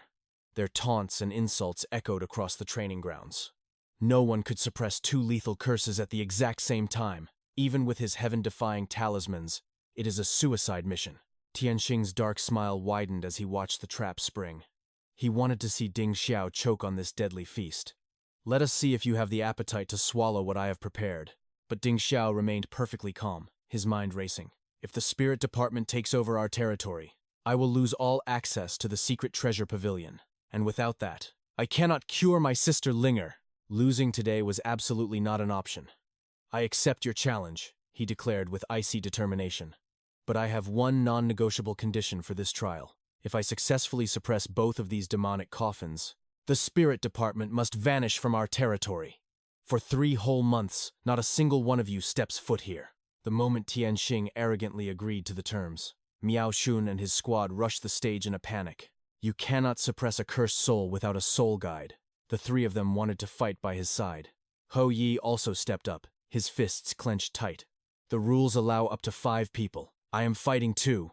I want to lend a hand in this battle. Ding Xiao turned to his brothers, lowering his voice warningly. This is a death trap set by the spirit department. It is going to be extremely dangerous. Get back. But Miao Shun's eyes burned with unwavering loyalty. Even if it is a pit of hellfire, we jump together. We will not let you face the darkness alone. A faint smile tugged at the corner of Ding Xiao's mouth. Having brothers willing to bleed with him. It truly was a good feeling. He locked eyes with Tianxing, radiating pure confidence. Got a problem with my squad joining the fray? Tianxing merely scoffed, his eyes full of arrogant pity. Bring as many ants as you want, they will all get crushed. Commander Lang broke out in a cold sweat of pure anxiety. The entire future of the Azure Forest Corps Department now rested squarely on this young man's shoulders. Soon after, Ding Xiao and Hou Yi stood at a distance. They watched Miao's trio draw their soul-guiding talismans.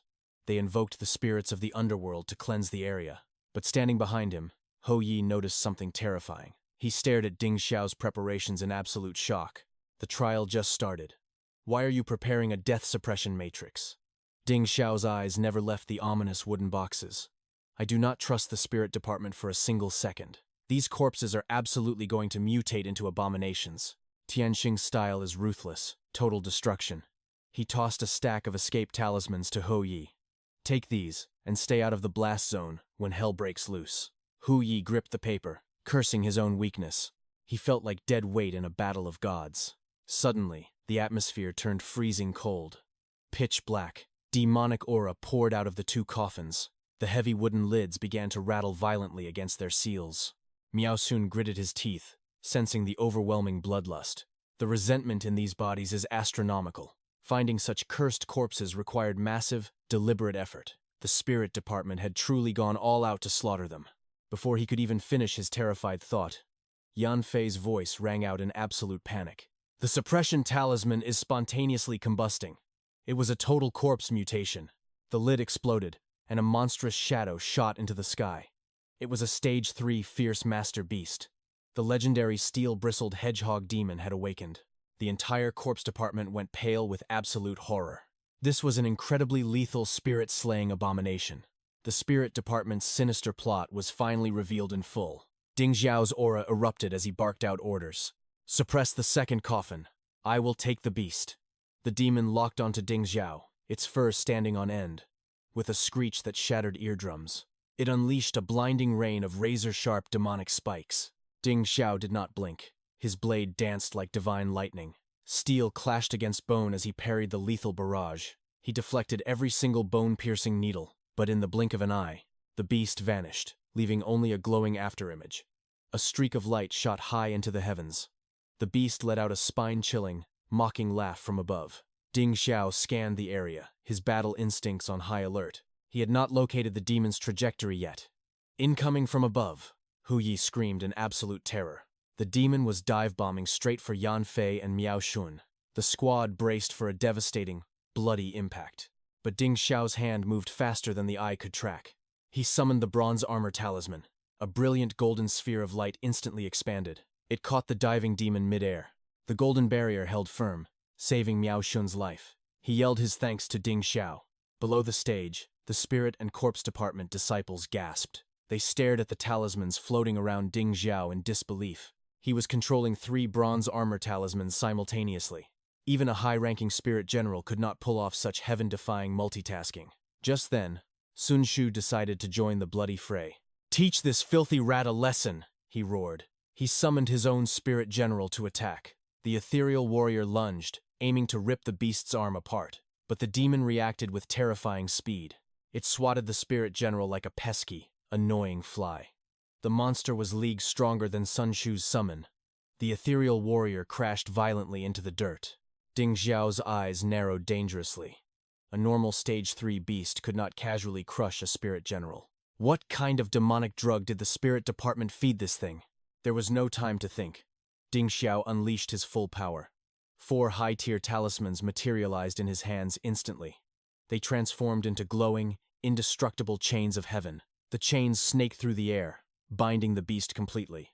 The monster thrashed, its demonic energy flaring wildly. But the heaven-defying chains held firm, draining its stamina. Eventually, the beast collapsed, completely out of breath. But Ding Xiao knew a beast this cursed would not go down that easily. He could not afford a single moment of carelessness. Suddenly, an ominous creaking sound echoed through the arena. The second cursed coffin had started shaking violently. Seconds later, a garden of cursed blue roses erupted.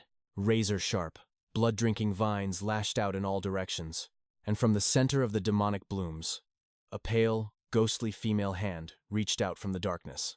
Seeing this, the captive hedgehog demon went completely berserk. Its eyes rolled back into its head. It let out an apocalyptic, blood-curdling roar. A deafening crack echoed. The heavy iron chains shattered into a million pieces.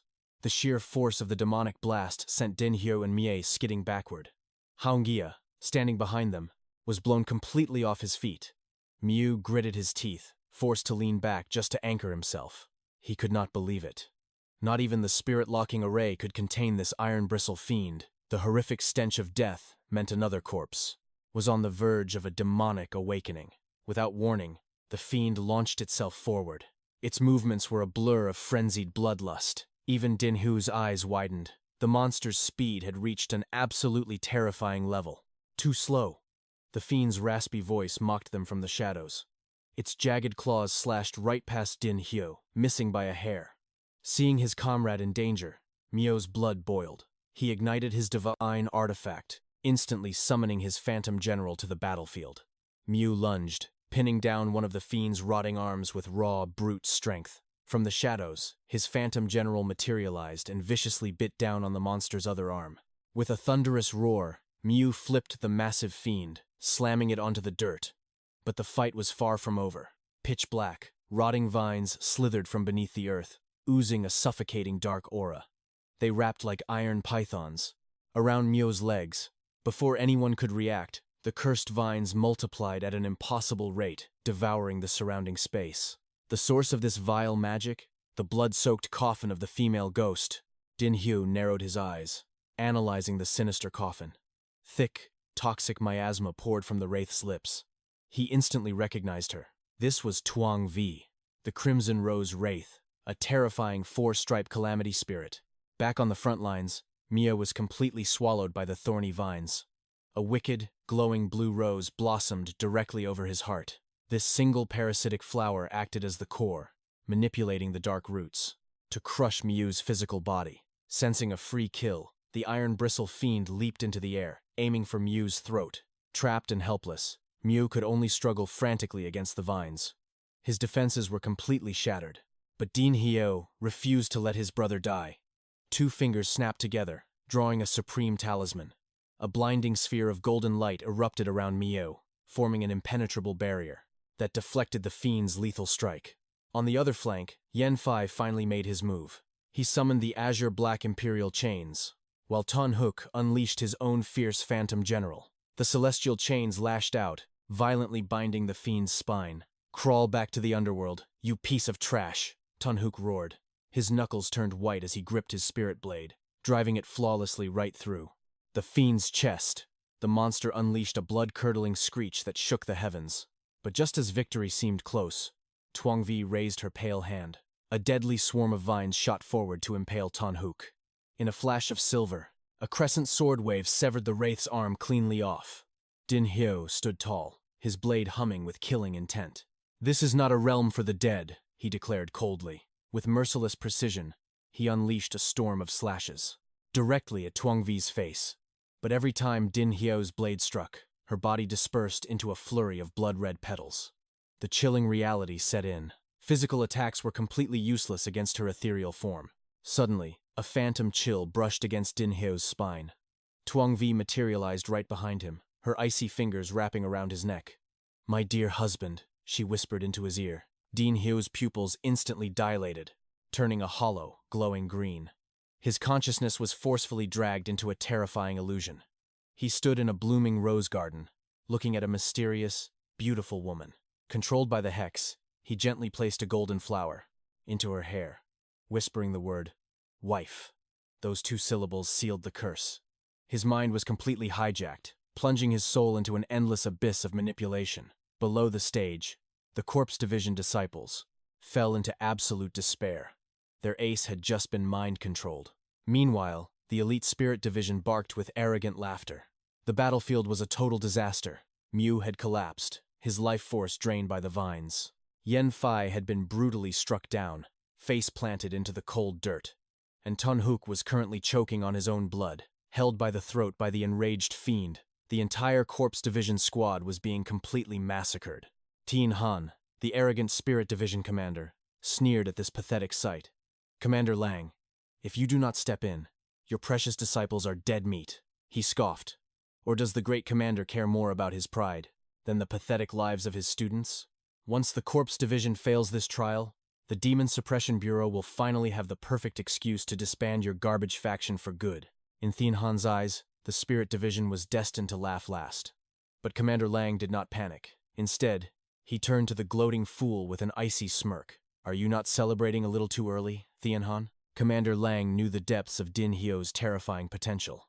The boy's innate talent was a source of absolute pride. "Din Hyo is not a man who falls so easily," Commander Lang declared with unshakable faith. Tien Han clicked his tongue in annoyance. "Stubborn old fool. Just wait until you have to collect their corpses." But the very next second, Tien Han's smug expression completely shattered. A blinding, divine aura illuminated the battlefield. A legendary golden talisman floated gracefully in the air. With just a single slip of paper, the crushing gravity of the heavens pinned both the fiend and Tuong Vi to the ground. Din Hyo's voice echoed out. "I had to let them think they won, just to lower their guard for this. He had been faking it all along." Down in the stands, Tien Han's jaw dropped to the floor. He had never seen a cultivation talisman of this terrifying caliber. The battered corpse squad slowly stood up, looking at the demons with wicked grins. "Looks like you chose death," they muttered. But Tien Han was deep in denial. "Even with that talisman, that brat cannot fight 2 calamity spirits at once." Defying all logic, Din Hyo summoned 2 more profound sword talismans, Falling Ember Dance. The talismans ignited into a devastating storm of invisible flaming arrows, raining down like absolute hellfire upon the 2 demons. Sensing the lethal threat, the fiend desperately burned its core energy, dodging the fiery barrage. It lunged at Din Hyo's blind spot for a fatal sneak attack. But before it could even twitch, a devastating haymaker smashed into its jaw. Mew had recovered. Taking the opening, Yen Fai and Tun Hook unleashed their own fiery talismans from a distance. The blazing inferno swallowed the iron bristle fiend whole. The beast shrieked in absolute agony, resisting the flames, refusing to be erased from existence. Meanwhile, Tuongvi's face twisted in demonic fury. "How dare you betray me?" she screamed at Din Hyo. Slipping into absolute madness, she activated her ultimate domain technique, sending a tsunami of razor-sharp vines to rip him apart. But Din Hyo did not even flinch. With a flick of his wrist, a soul-purging talisman slapped directly onto Tuongvi's forehead. The world distorted around them. Once again, Din Hye was pulled into her mental domain, like an intense, 180-minute fever dream. Back in the illusionary rose garden, Tuongvi's murderous aura vanished. She confessed her love for flowers, and how her husband planted this garden just for her. But when spring finally arrived, my husband never returned, she whispered in sorrow. She turned to Din Hye with a heartbreaking gaze. "Do you find the scenery here beautiful?" Facing her tragic past, Din Hyo stood in profound silence, making her lower her head in bitter disappointment. But just as her soul was about to shatter, Din Hyo's gentle voice broke the silence. "The flowers are truly beautiful." Tuongvi froze. A serene, angelic smile bloomed on her face. "Thank you," she whispered softly. She only wished that in her next life, she would live without regrets. The illusion shattered, returning to reality. Tuong V's physical body dissolved completely, turning into a breathtaking shower of glowing petals drifting into the night sky. She was purified. The corpse division erupted into thunderous cheers. Ding Hyo had done the impossible. They immediately turned to the arrogant spirit division, practically slapping the smug looks right off their rivals' faces. Din Hyo calmly walked to the edge of the arena, looking right at Tin Han. "Are you satisfied yet?" Tin Han's face turned purple with rage. He desperately pointed at Commander Lang. "What the hell was that talisman? You must have cheated and secretly helped him." Commander Lang let out a disappointed sigh. "You are a commander of the Bureau, Tian Han. How long will you keep barking like a sore loser?" Din Hyo won with his own absolute power. "If you want to launch an investigation, we can start by digging up all the dirty, underhanded tricks you pulled during this exam." Tin Han gritted his teeth, secretly vowing to see how much longer the corpse division could survive. Ignoring the coward, Commander Lang turned his back, radiating pure boss energy. "The trial is over," Commander Lang announced to his triumphant corpse division. "The sun has set. It is time to head back and rest." As they walked down the mountain path, the disciples chattered excitedly. Thanks to Din Hyo's hidden power, they had survived. The next 3 months were absolutely secured. The spirit department wouldn't dare cause trouble now. Who would have thought? A lowly former rank B coffin carrier had awakened such terrifying power. Moments later, Commander Lang couldn't hide his utter shock. He demanded to know what talisman Ding Xiao had just unleashed. An art so profoundly powerful, even a veteran commander had never witnessed it. Without missing a beat, the main character revealed its true name: the Golden Vajra Demon Subduing Talisman, an ancient art he had comprehended all on his own. Commander Lang stared at the boy in pure awe. His mind raced with disbelief. To think this mere brat had mastered the legendary Void Talisman control, and he could even forge his own divine talismans. But displaying such monstrous talent would surely attract deadly enemies. Fortunately, the sinister killing intent that had been leaking from Ding Xiao's body had completely vanished into thin air. Breaking the silence, the commander offered his gratitude. Ding Xiao had restored the absolute honor of the corpse department. Whatever heavenly reward he desired, it was his. Hearing this offer, Ding Xiao's eyes remained perfectly calm. He simply stated that the commander already knew his price. The very next morning, he returned home and called out for his little sister. Ling rushed out, her face lighting up with pure joy. But her sweet smile faded when she saw his fresh injuries. Where had he been all night? She scolded him for rushing off with Hu Yi without a single word. How could she not worry about her only family? Seeing her teary eyes, Ding Xiao gently explained the grim situation. The arrogant spirit department had provoked their faction, and he had to step up to crush their pride. But the true victory wasn't the battle. Commander Lang had personally prepared several extremely rare spiritual herbs as his reward. By the sect's strict laws, a lower-tier disciple like him had absolutely no right to these demon-cleansing medicines. Yet, the moment Ling heard the word medicine, she stubbornly shook her head in refusal. She begged her brother to bring back normal things instead of risking his life. But Ding Xiao's only desire was to cure her cursed illness. Suddenly, a bone-chilling whisper echoed right behind his back. A sinister voice slithered down his spine. "Save me, save me." His blood ran absolutely cold. Forcing a calm smile, Ding Xiao handed his sister the herbs and told her to go inside. He claimed he just needed to rest. But sleep was the last thing on his mind. Locking himself in his room, he immediately circulated his pure spiritual energy. His consciousness plunged deep into his inner spirit palace. Within the vast void of his soul domain, his sealed, dark avatar had finally awakened. But an absolute nightmare awaited him.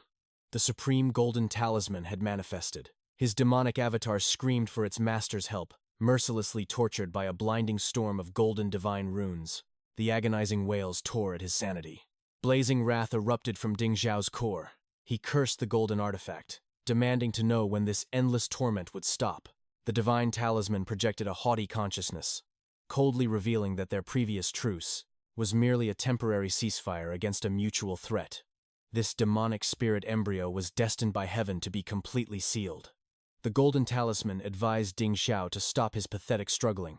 After all, borrowing its supreme golden power was already the greatest blessing a mortal could ask for. But Ding Xiao refused to bow to fate. He roared with absolute defiance. He would never let this arrogant artifact destroy his true inner power. Surging forward, he violently clashed, against the inescapable chains of destiny.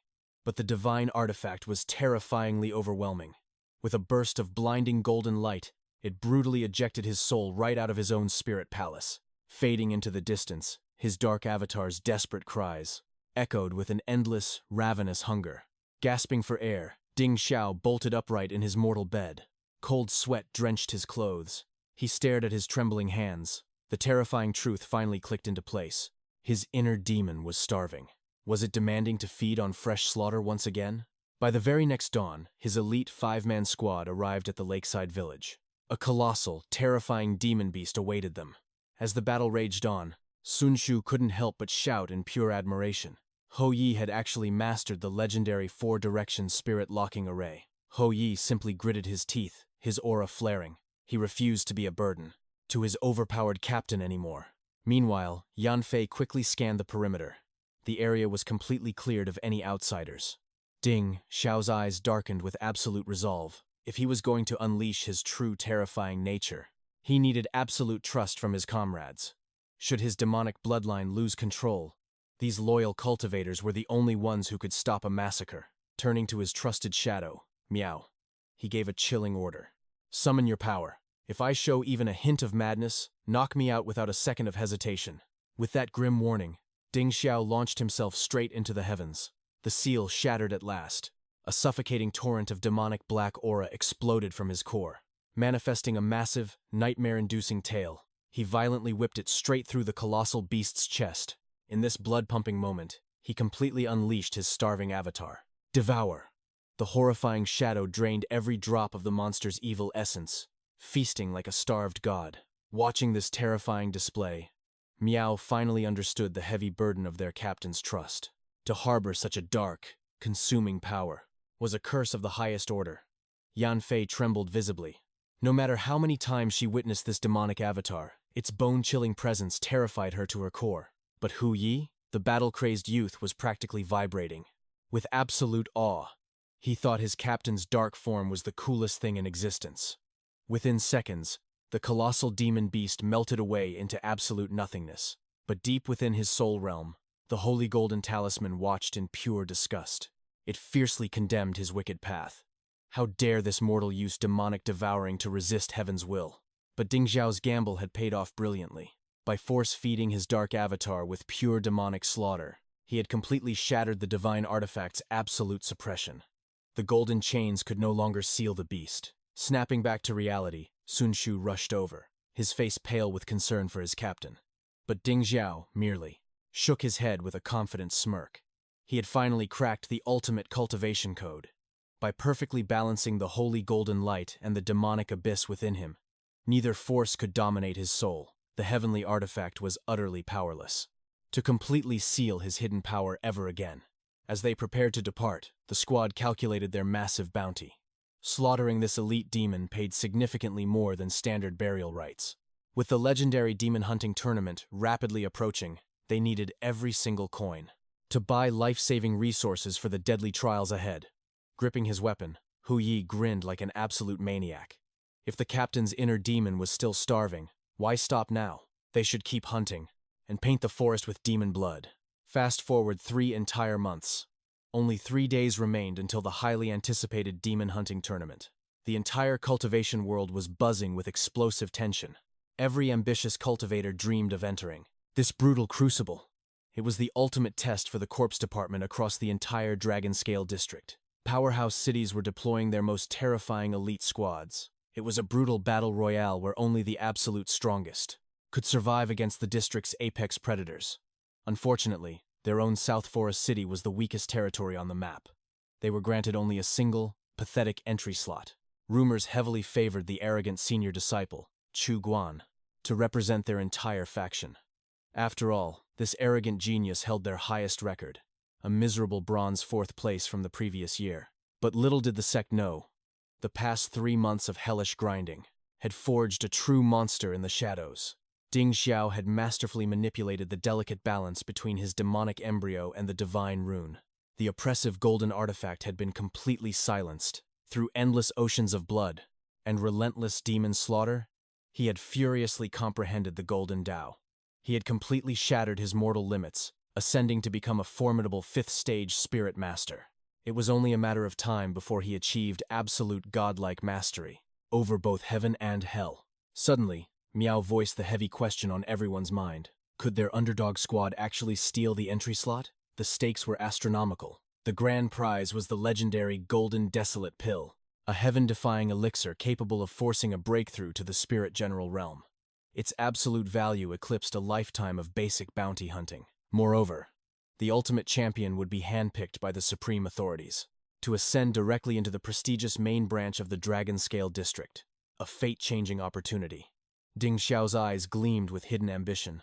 Everything depended on Commander Lang's final decision. His squad had evolved into absolute beasts. Miao's team was hovering on the absolute edge of the fourth stage, and shockingly, the battle maniac Ho Yi had blasted his way straight into the first stage. Just as their fighting spirit reached its peak, a disgustingly arrogant voice shattered the mood. The so-called top genius of their faction strutted onto the scene. Chu Guan sneered with absolute contempt. He openly mocked them as pathetic trash who dared to dream of the grand tournament. He laughed maliciously, telling them to look at their own pathetic reflections and realize their worthless place in this world. The surrounding background characters immediately began licking the arrogant senior's boots, showering him with ridiculous praise. Hearing this utter disrespect, Miao's blood boiled. With blazing fury, he was fully prepared to bash the senior's teeth in, but the squad quickly held him back.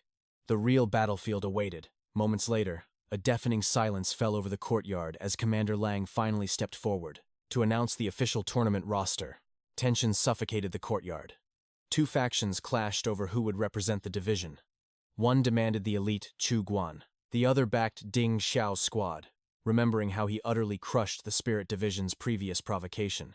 Standing at the podium, Commander Lang's voice echoed like rolling thunder. He reminded the cultivators that the impending Demon Hunting Congress was a matter of life and death for their corpse division. After heavy deliberation, he announced the 5 chosen warriors: Ding Xiao, Miao Shun, Shu, Yan Fei, and Ho Yi. The moment those names dropped, the courtyard erupted into absolute chaos. The crowd gasped in pure disbelief. Sure, Ding Xiao had shown flashes of brilliance recently, but stepping onto a grand stage? Suddenly, a cold voice sliced through the murmurs. Chu Guan stepped forward, aura flaring with blatant disrespect. Refusing to accept this, the elite disciple practically spat his words. He claimed Miao Shun's group was barely passable. But Ding Xiao, a trash-tier cultivator burdened with a crippled, dead fetus physique? How could a weakling possibly survive against the monstrous talents of other branches? The very same bystanders who cheered for Ding Xiao yesterday completely flipped their script. Like spineless grass swaying in the wind, they began to lick Chu Guan's boots. They shamelessly hyped up the elite. Chu Guan was already a 6th-stage spirit master. In terms of raw, destructive power, he was the absolute pride of South Lam City. Hearing these arrogant sneers, Ding Xiao's expression remained colder than a frozen abyss. He issued a bone-chilling challenge. If you refuse to accept my spot, let our fists do the talking. Winner takes the seat. Chu Guan smirked, accepting instantly. He vowed to shatter Ding Xiao's delusions of grandeur. The words had barely left his mouth before he exploded forward. Unleashing his spirit aspect, he intended to end this pathetic joke in a single, devastating strike. The phantom leopard spirit aspect materialized. In a heartbeat, Chu Guan triggered full spirit possession. Demonic energy surged. He truly lived up to his title as the trump card of the corpse division. Facing this overwhelming pressure, Ding Xiao casually flicked a concealment talisman. Swish!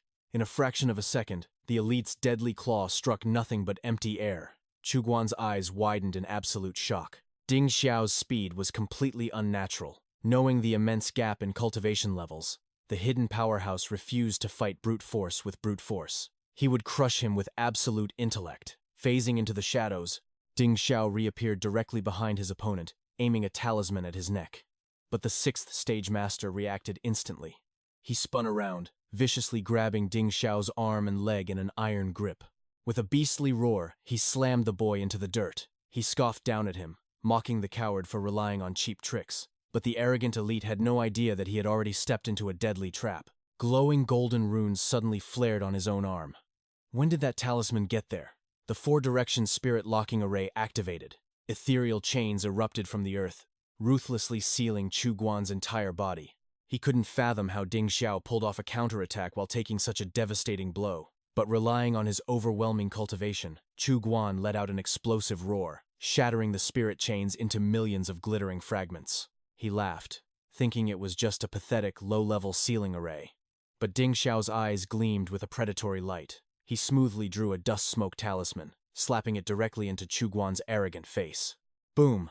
A blinding circle of light exploded. Thick, suffocating smoke instantly swallowed the battlefield, completely blinding the elite master. Yet, Chu Guan remained hopelessly cocky. Did this trash really think a mere smokescreen could stop a true predator, treating him like some mindless demon? What absolute disrespect. Channeling his phantom aura, Chu Guan activated Void Sense. His body seemingly melted into the surrounding atmosphere, phasing between reality and the void. Through this divine ability, he locked onto Ding Xiao's life force. Eyes burning with killing intent, he pivoted flawlessly. He launched a heaven-shattering palm strike, aiming straight to cave in his opponent's chest. But the moment his attack landed, the figure scattered into a wisp of wind. An illusion? Chu Guan froze, a chill crawling up his spine as absolute shock washed over him. While he stood utterly bewildered, a shadow loomed from behind. Ding Xiao coldly slapped the 1,000-pound talisman right onto his spine. Mumbling an ancient incantation, the true nightmare was unleashed. Mountainous pressure slammed down from the heavens. Chu Guan ignited every drop of his spiritual energy just to remain standing. His muscles bulged, trembling violently like a leaf in a hurricane. In mere minutes, the talisman brutally drained his entire aura. Thud! The almighty elite face planted into the cold, hard dirt. Total silence engulfed the arena. The onlookers from the corpse division stood paralyzed, their brains short-circuiting as they processed the absolute massacre. Then, the horrifying realization hit them.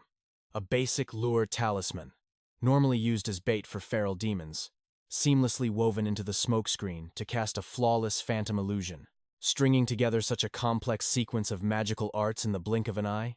Even the peerless geniuses of the talisman division couldn't pull off such god-tier microcontrol. With absolute calm, Ding Xiao casually peeled the crushing seal off the defeated man. He extended a hand toward the dirt-covered elite, his voice eerily tranquil. Tell me, do I have the qualifications to step onto the battlefield now?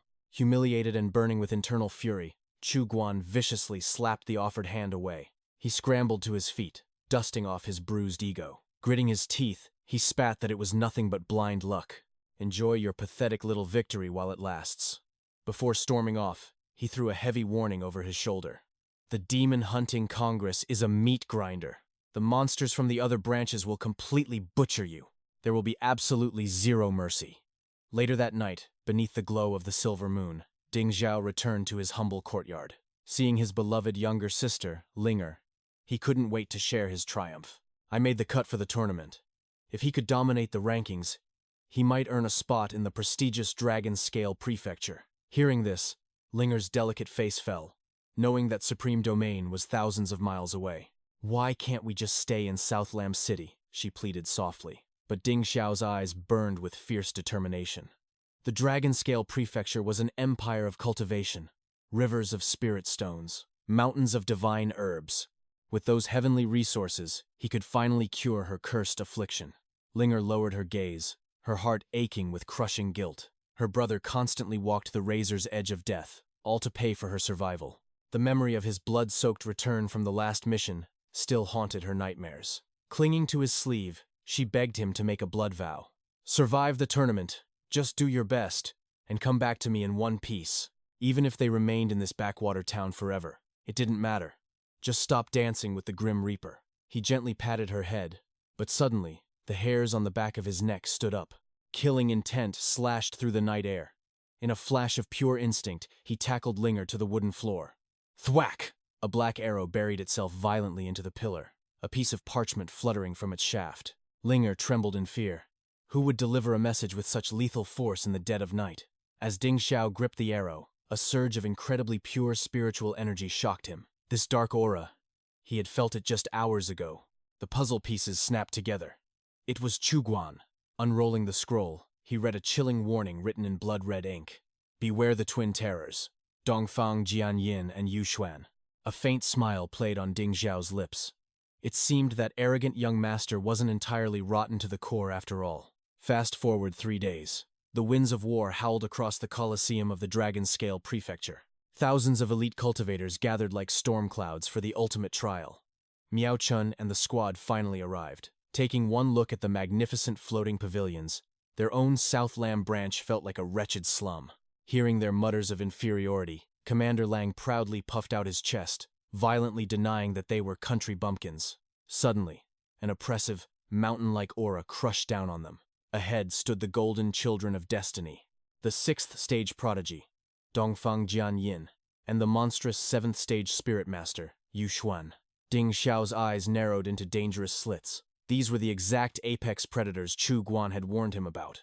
Miao Sun stepped up with a grim expression, breaking down the brutal rules. Phase 1 was an all-out apocalyptic battle royale between the squads. Only a handful of teams would survive the bloodbath to advance. Pray to the heavens we don't cross their path too early, he muttered nervously. Just then, a grating, obnoxious voice shattered the tension.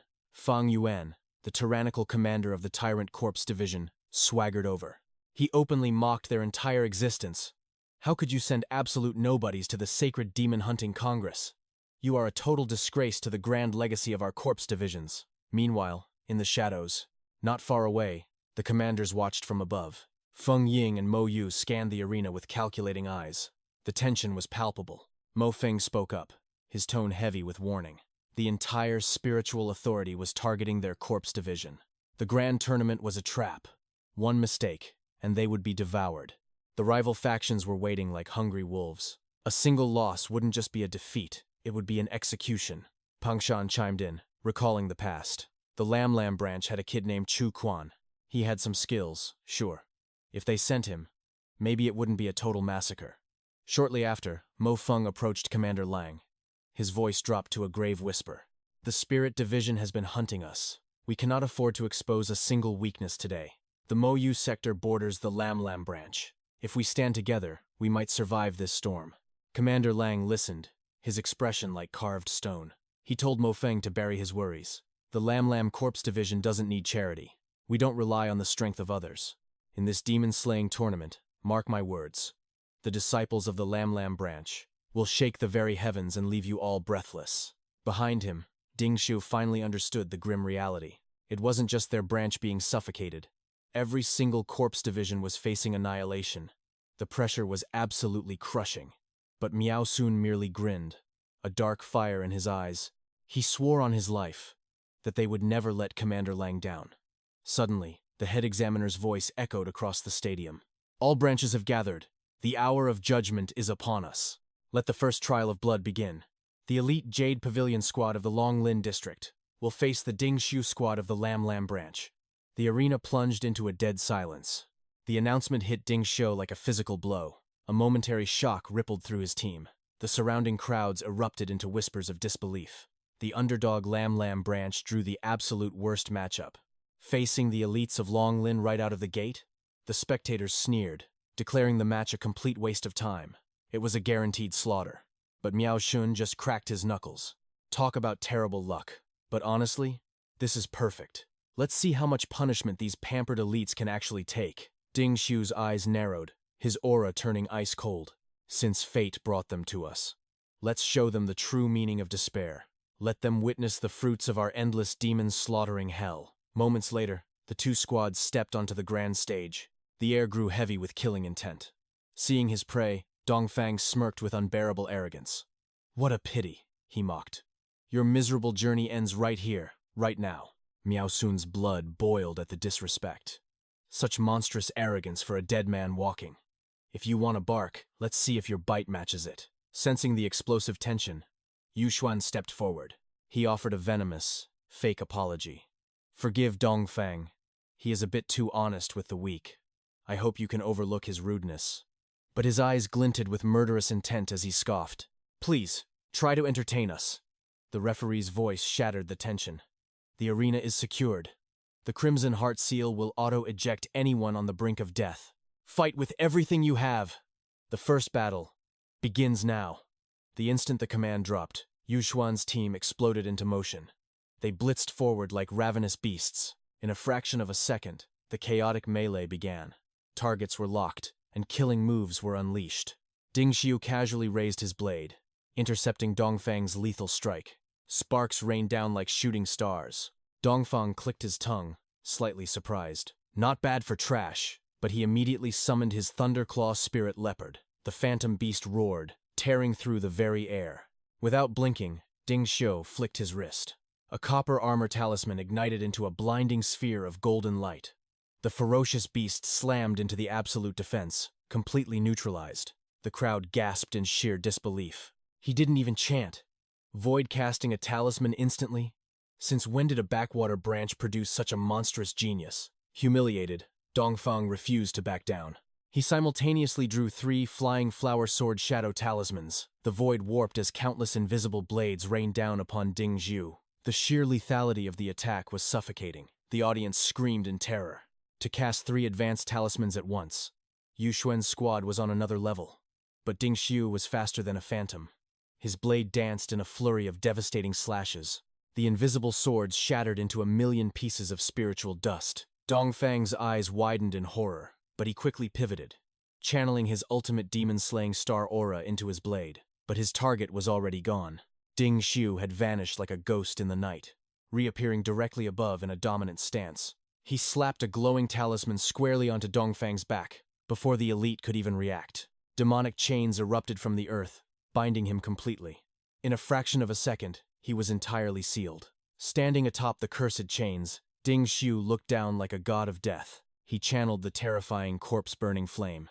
A torrential flood of spiritual energy erupted from his fingertips. The violent aura swallowed Dongfang's entire existence. The sheer magnitude of Ding Xiu's power was breathtaking. He controlled the battlefield with absolute, overwhelming supremacy. Up in the VIP stands, the grandmasters were shaking. Dao Jingzuo recognized the flawless combination technique, using the sealing chains as a springboard to escape the blast zone. To think, a lowly corpse division harbored such heaven-defying talent. Mai Mu, commander of the Star Division, nodded in awe. The corpse division is far from weak, but Tianxing sneered, his ego refusing to accept reality. It is nothing but flashy parlor tricks. When faced with true darkness, they will crumble. They are cowards who wet themselves at the sight of real demons. Down below, the arena trembled violently. Dongfang violently shattered Ding Xiu's suppression arts. He threw his head back and laughed maniacally. I didn't expect to find such an amusing toy. His eyes burned with the thrill of the hunt. Since everyone is watching, let's show these country bumpkins our true, terrifying heritage. It is time to unleash our absolute power. With a savage roar, he plunged his sword into the bedrock. Spirit General Possession. An ancient, overwhelming aura erupted from his very soul. Seeing the terrifying transformation, Ding Xiu didn't even flinch. He calmly readied his next talisman, his eyes deadly cold. Seeing their captain go all out, Yu Xuan ordered the execution. Slaughter the rest of them. Leave no survivors. Meanwhile, Miao Sun was fighting entirely bare-handed. He threw a devastating punch aimed straight at his opponent's skull. Yu Xuan watched from the shadows, analyzing the brute. His movements look crude and slow, but there are absolutely no openings. This guy has survived countless bloodbaths against real demons. His combat instincts are forged in pure hellfire. Let's see if your raw strength can beat our divine arts. Yu Xuan immediately signaled Shangshu. The 2 elites synchronized their spiritual frequencies perfectly. They merged 2 high-tier talismans in a flawless combo. The mind-shattering illusion array activated instantly. A thick, suffocating mist engulfed Miao Shun. His mind violently spun as the illusion tore at his sanity. Seizing the perfect blind spot, Yu Xuan lunged like a viper. He aimed a lethal mind disruption curse straight at Miao Shun's core. With a sickeningly sweet smile, he whispered, "Sorry, but your pathetic run ends here." But just as the talisman was about to strike, Miao Shun's hand shot out like lightning, parrying the attack to the sky. At the exact same moment, his other fist swung like a wrecking ball. A bone-crushing uppercut slammed directly into Yu Xuan's jaw. "Looks like I'm the one who's sorry." Blood and teeth exploded from the elite's mouth. The devastating impact rattled his brain inside his skull. He couldn't comprehend what had just happened. Like a broken rag doll, Yu Xuan was blasted completely out of the arena. It was an utterly humiliating, pathetic defeat. The remaining 2 enemies froze in absolute terror. How did he break a perfect mental curse? The truth was revealed in the backline. Yan Fei stood tall, her spiritual aura blazing like a goddess. a brilliant talisman glowing in her delicate hand. Did you fools really think that only your precious Longlin district had mental control experts? With her soul returning crown, securing their minds, the ultimate underdog team prepared to massacre the elites.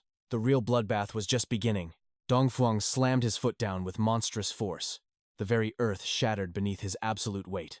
He surged forward like a devastating meteor, his blade dripping with overwhelming spiritual aura. But our main character stood his ground. A glowing wall of golden talismans materialized instantly. They formed an absolute barrier against the relentless sword strikes. Dongfuang halted his assault. His eyes narrowed in sheer confusion. Why wasn't his opponent summoning a spirit general? A confident smirk crept across the protagonist's face. He arrogantly declared he didn't need a phantom to crush him. Dongfuang's eyes blazed with intense fury. He scoffed at the sheer disrespect. Arrogance leads to a painful grave, he warned. With a lightning-fast flick of his wrist, Dongfuang unleashed a terrifying divine talisman. The ground beneath the main character roared to life. Earth and stone erupted with apocalyptic force. The devastating technique completely obliterated the arena, piling jagged rocks high into a massive mountain. Sensing a brief moment of vulnerability, Dongfuang prepared to end this once and for all. He brought down his blade with killing intent. A massive tempest of raging purple lightning struck, but suddenly, a glowing sigil flew straight at him. Dongfuang effortlessly sliced it into absolute oblivion. He smirked, acknowledging the protagonist wasn't just trash. He was finally worthy of being a true stepping stone. But Dongfuang's triumphant smile quickly faded. The arena was consumed by a dense, unnatural mist. It wasn't just a simple illusion tactic. The fog was laced with lethal, bone-corroding poison. Circulating spiritual energy would only accelerate the deadly venom. He had to make a split-second, desperate decision. Dongfuang instantly severed his spirit general possession. He forcefully sealed his own breath to survive. If the main character tried a cowardly sneak attack now, he would surely succumb to the toxic vapor as well. Dongfuang waited for the deadly smog to clear, but he vastly underestimated his opponent's absolute madness. Out of nowhere, a shadowy figure broke the sound barrier. The protagonist launched a suicidal full-frontal assault. His fist struck like a falling meteor. Dongfuang barely managed to block the lethal blow, but the barrage didn't stop there. A relentless storm of brutal martial arts followed. A devastating hook sank deep into Dongfuang's gut. The proud genius was completely thrown off balance. He furiously cursed the main character. Using aura inside the poison cloud was pure suicide. "You fight like a feral dog," he roared. But the moment he opened his mouth, the toxic miasma flooded his lungs instantly. His knees buckled as he violently collapsed. The protagonist coldly looked down at his fallen foe. "I just need to break you before the venom breaks me." Without hesitation, he cast the spirit sealing net, trapping the genius completely within the deadly smog. Dongfuang was utterly cornered by this ruthless trap. The protagonist freely admitted the massive gap in their cultivation bases. To bridge that immense chasm of raw power, he had to rely on this dark, forbidden strategy. Dongfuang's spiritual core was already severely drained. Summoning his phantom now would trigger instant death by poison. Stripped of their magical arts and legendary weapons, this was now a brutal battle of raw survival, and in the art of pure, unadulterated slaughter. 3 months of hunting demonic spirits in the abyss had forged the main character into an absolute killing machine. He held the supreme high ground in pure physical combat.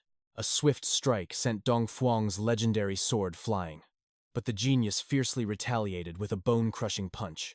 He spat out a final, grim warning. "The venom is eating your core. Just surrender. Continuing this suicidal clash will shatter your soul."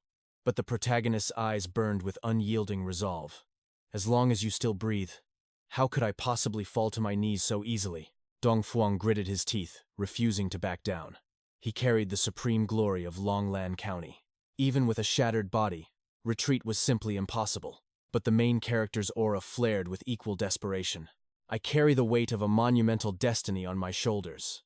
He unleashed an absolute hurricane of devastating blows. His fists rained down like merciless thunder, each strike echoing with undeniable, heaven-defying purpose.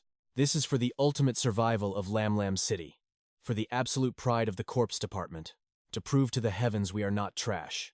But most importantly, for my precious sister. The mere thought of his fragile little sister ignited a dormant, catastrophic power within his blood. His fist transformed into a raging cannon of flesh and bone. and slammed directly into Dongfuang's reconstructed face. A sickening crunch echoed across the entire arena. The genius's vision spun into total, dizzying darkness. Spitting blood and curses, his absolute pride shattered. He crashed heavily to his knees before the protagonist. Through gritted teeth, Dongfuang finally admitted defeat. The battle was won, but the toll was catastrophic. The main character instantly dropped to one knee, humbly thanking his senior for yielding the death match. Up above, the spectators watched in sheer disbelief. Meanwhile, the final remaining enemy was in total despair. Cornered by 4 cultivators and a menacing feline beast, he looked absolutely pathetic. The poor soul was being toyed with like a helpless mouse. Knowing his spiritual energy was completely depleted to nothing, he wisely chose to swallow his overwhelming pride, bowing his head in total, humiliating submission. His opponent nodded, respecting his choice to surrender. Just like that, the chaotic bloodbath finally came to an end. 30 grueling minutes of pure martial dominance. The Grand Arbiter stepped forward to declare the verdict. The elite squad from the opposing faction has been annihilated. The supreme victors of this brutal deathmatch belong to the Lam Lam City faction, led by our unstoppable heaven-defying main character. A tidal wave of absolute shock washed over the crowd. Jaws hit the floor as reality fully sank in.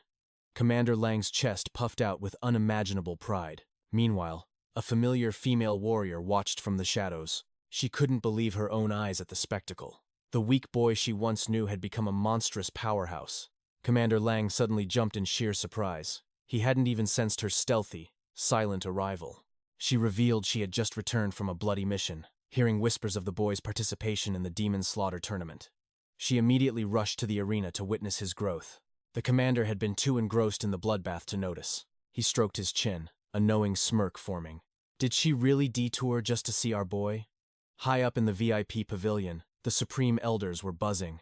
An elder praised the boy's terrifying battle intent, using a venomous scheme to utterly crush a superior cultivator. Such ruthless intellect and heaven-defying willpower. The elder declared his absolute intention to recruit this prodigy. I will steal him for our elite sect. Another Supreme Elder nodded in deep, solemn agreement. A demonic talent like this only appears once in a century. But a lingering shadow of doubt clouded his ancient eyes. Why didn't the boy summon his spirit general even once? Before anyone could answer, a sinister voice echoed through the hall. The treacherous villain stepped from the dark shadows. His lips curled into a venomous, triumphant sneer. Because his soul is tainted by a forbidden chaos general.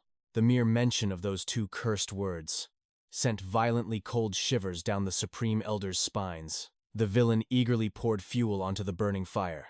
This boy was an anomaly of the darkest, most evil kind. At age 7, he formed a flawless spiritual core. But for years, his soul remained barren and cursed. Banished to the corpse department to rot among the dead. Condemned to carry coffins for all eternity as absolute trash.